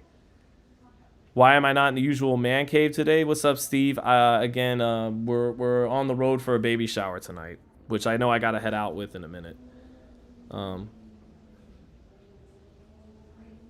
Sean, I like you, bro. A follow-up from Boxing 9741. I like you, bro, but come on. Canelo himself saying he's not old. I mean, Ali was saying he was in the best shape of his life before he lost to Larry Holmes. Fighters say that all the time. Age seems, with modern medicine and everything and nutrition, to not play the same role it once did in boxing. Fighters are fighting longer in terms of age into their careers and looking the same more than they used to. Before, if you took a beating or two or three at most and you were 30 on the bad side of 30, that was usually it for you. But guys are holding on to their athleticism. I mean, Manny Pacquiao looking the way he did against Barrios was insane, you know. Still bouncing in and out like that. And a number of fighters. Crawford looking like he did at 38. And Canelo, wouldn't surprise me if he could do that too. And Beterbiev at 40 looking the way he's looked. Usyk before this fight looking the way he looked. You know, so nothing would surprise me. But to your point, though, of course Canelo is still saying he's young. You know, Canelo also said nobody beats this Canelo after he lost to Bivol, and he went on a winning streak, and then someone beat that Canelo. So a fighter is always going to feel like they could still do it and beat the best, and that's why he's Canelo. Of course he thinks those things, but the truth will reveal itself Mexican Independence Day weekend, you know, in Saudi. You know, we'll do that card from the house and see what it is. I think it's the right style for Canelo instead of a Sheeraz, instead of a Lester Martinez. Lester, who's going to move around a lot and, you know, and have some rhythm to his movement, circle in the ring and power. And Sheeraz, who's very tall and fast. I think Mobili's fast too and explosive, but he comes through the front door. And that might be just what the doctor ordered for a 36-year-old Canelo. Usually pressing a great Mexican fighter, they know how to handle that style and go toe-to-toe and be the better man in that kind of stylistic matchup. So I'm thinking Canelo will do that, but maybe not. Mobili's bigger, fresher, you know, younger. It's an interesting fight. I like the fight, actually. It should be in the United States, but it's not, and that's it. The guy paying him wants it over there, so it's over there. Rico was given 20 seconds after the knockdown to replace his mouthpiece. No way he survives the round otherwise. He was done. Perhaps he was. But I think he should have been allowed to make it to the 11th round bell to find out. And again, Diego Corrales spit out his mouthpiece twice. Got a point, deduct a point before you stop the fight. You guys, Rico was in on it too. Rig jobs are mutual. Interesting. Who knows?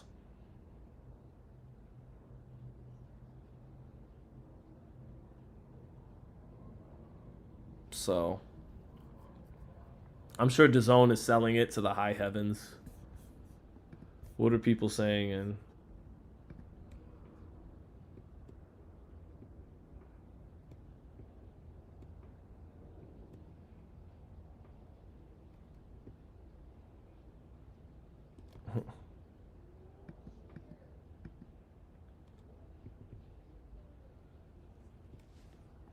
but all right,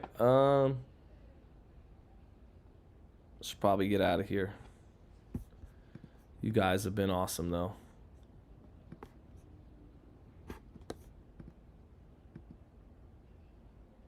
This was a great fight. So glad Rico shut up a lot of boxing experts. Hey, I am too. I was one of them. Gladly got shut up in that regard. I was enjoying the upset brewing. So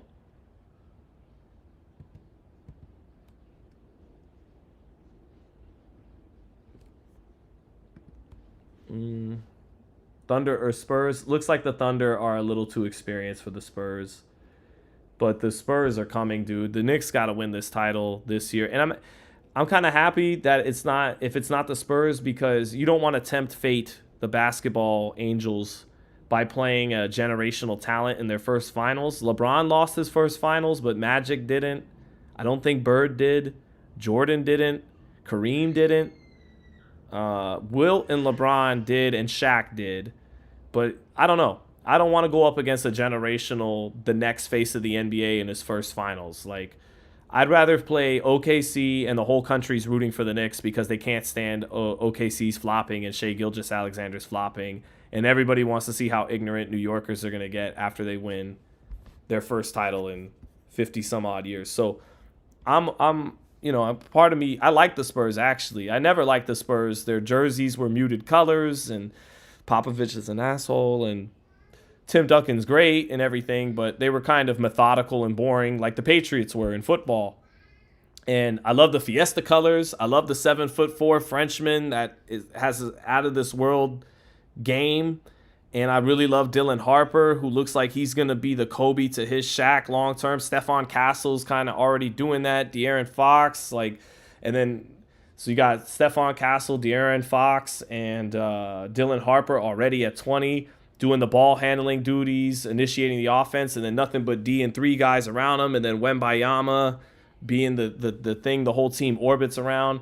So they are loaded with young talent, and as Wembayama never gets hurt and snaps in half like a twig, they're going to win multiple titles. So I'd like to see the Knicks, play OKC, not stand in Wembayama's way, get their ring, because I'm not a part of the New York Knicks organization, and see the Knicks win one, man, for New York. And Fox is effing up the chemistry. I had a feeling that might happen. It's because they were finding something with Castle and Harper in game 1, and then you insert Fox again, and he needs the ball and to have his touches. It's not really his fault. It's just that's his game. Maybe Fox eventually gets traded because they just keep it to. Maybe the Spurs are a little bit like the '98 Lakers, who had Eddie Jones and Nick Van Exel, and maybe Steven Castle and De'Aaron Fox or Nick Van Exel and Eddie Jones, where it's like, we think the real future of this team is Dylan Harper and Wembayama. And these guys are too talented and need the ball too much. And it'd be great to have 4 All-Stars at once, but the team needs to revolve around this duo long term. And maybe eventually Castle and De'Aaron Fox don't make it for the dynasty run. But if Wembayama doesn't get hurt, they're going to be a dynasty. So I would like to see the Knicks get their ring, though. That's important. I'm going to be watching that on the drive to our baby shower and at the baby shower. And Philip Fry says, I love Eddie Jones, but Kobe wouldn't have got his shot until Eddie left. That's what I'm saying. It's different now in the NBA where there's multiple guys sometimes scoring, around 20 points per game instead of just 2. But I think, that might be the case. Maybe long term, not right away. They're like De'Aaron Fox and Stephen Castle have to leave for more complementary pieces for just Dylan Harper and Victor Wembayama. But Dylan Harper has to prove he is that Kobe to Wembayama's Shaq. But I like him a lot. Anyways, Secret Dance Move says Joseph Agnonia is talking to Queensberry Boxing about turning pro with them after the Olympics. Yes, I know. Yep, he is. Hey, Maria C said there were over 900 people here at one point. Great job, Sean. Enjoy the shower. Go Knicks. I got the shower in before, Maria, thankfully. Got that in ahead of schedule. I'm waiting for them to finish up. I'm going to have wifey give me the sign. Babe, are we done? Yeah. That's it? That's a wrap? Oh, yeah. Come here. Come here and give the...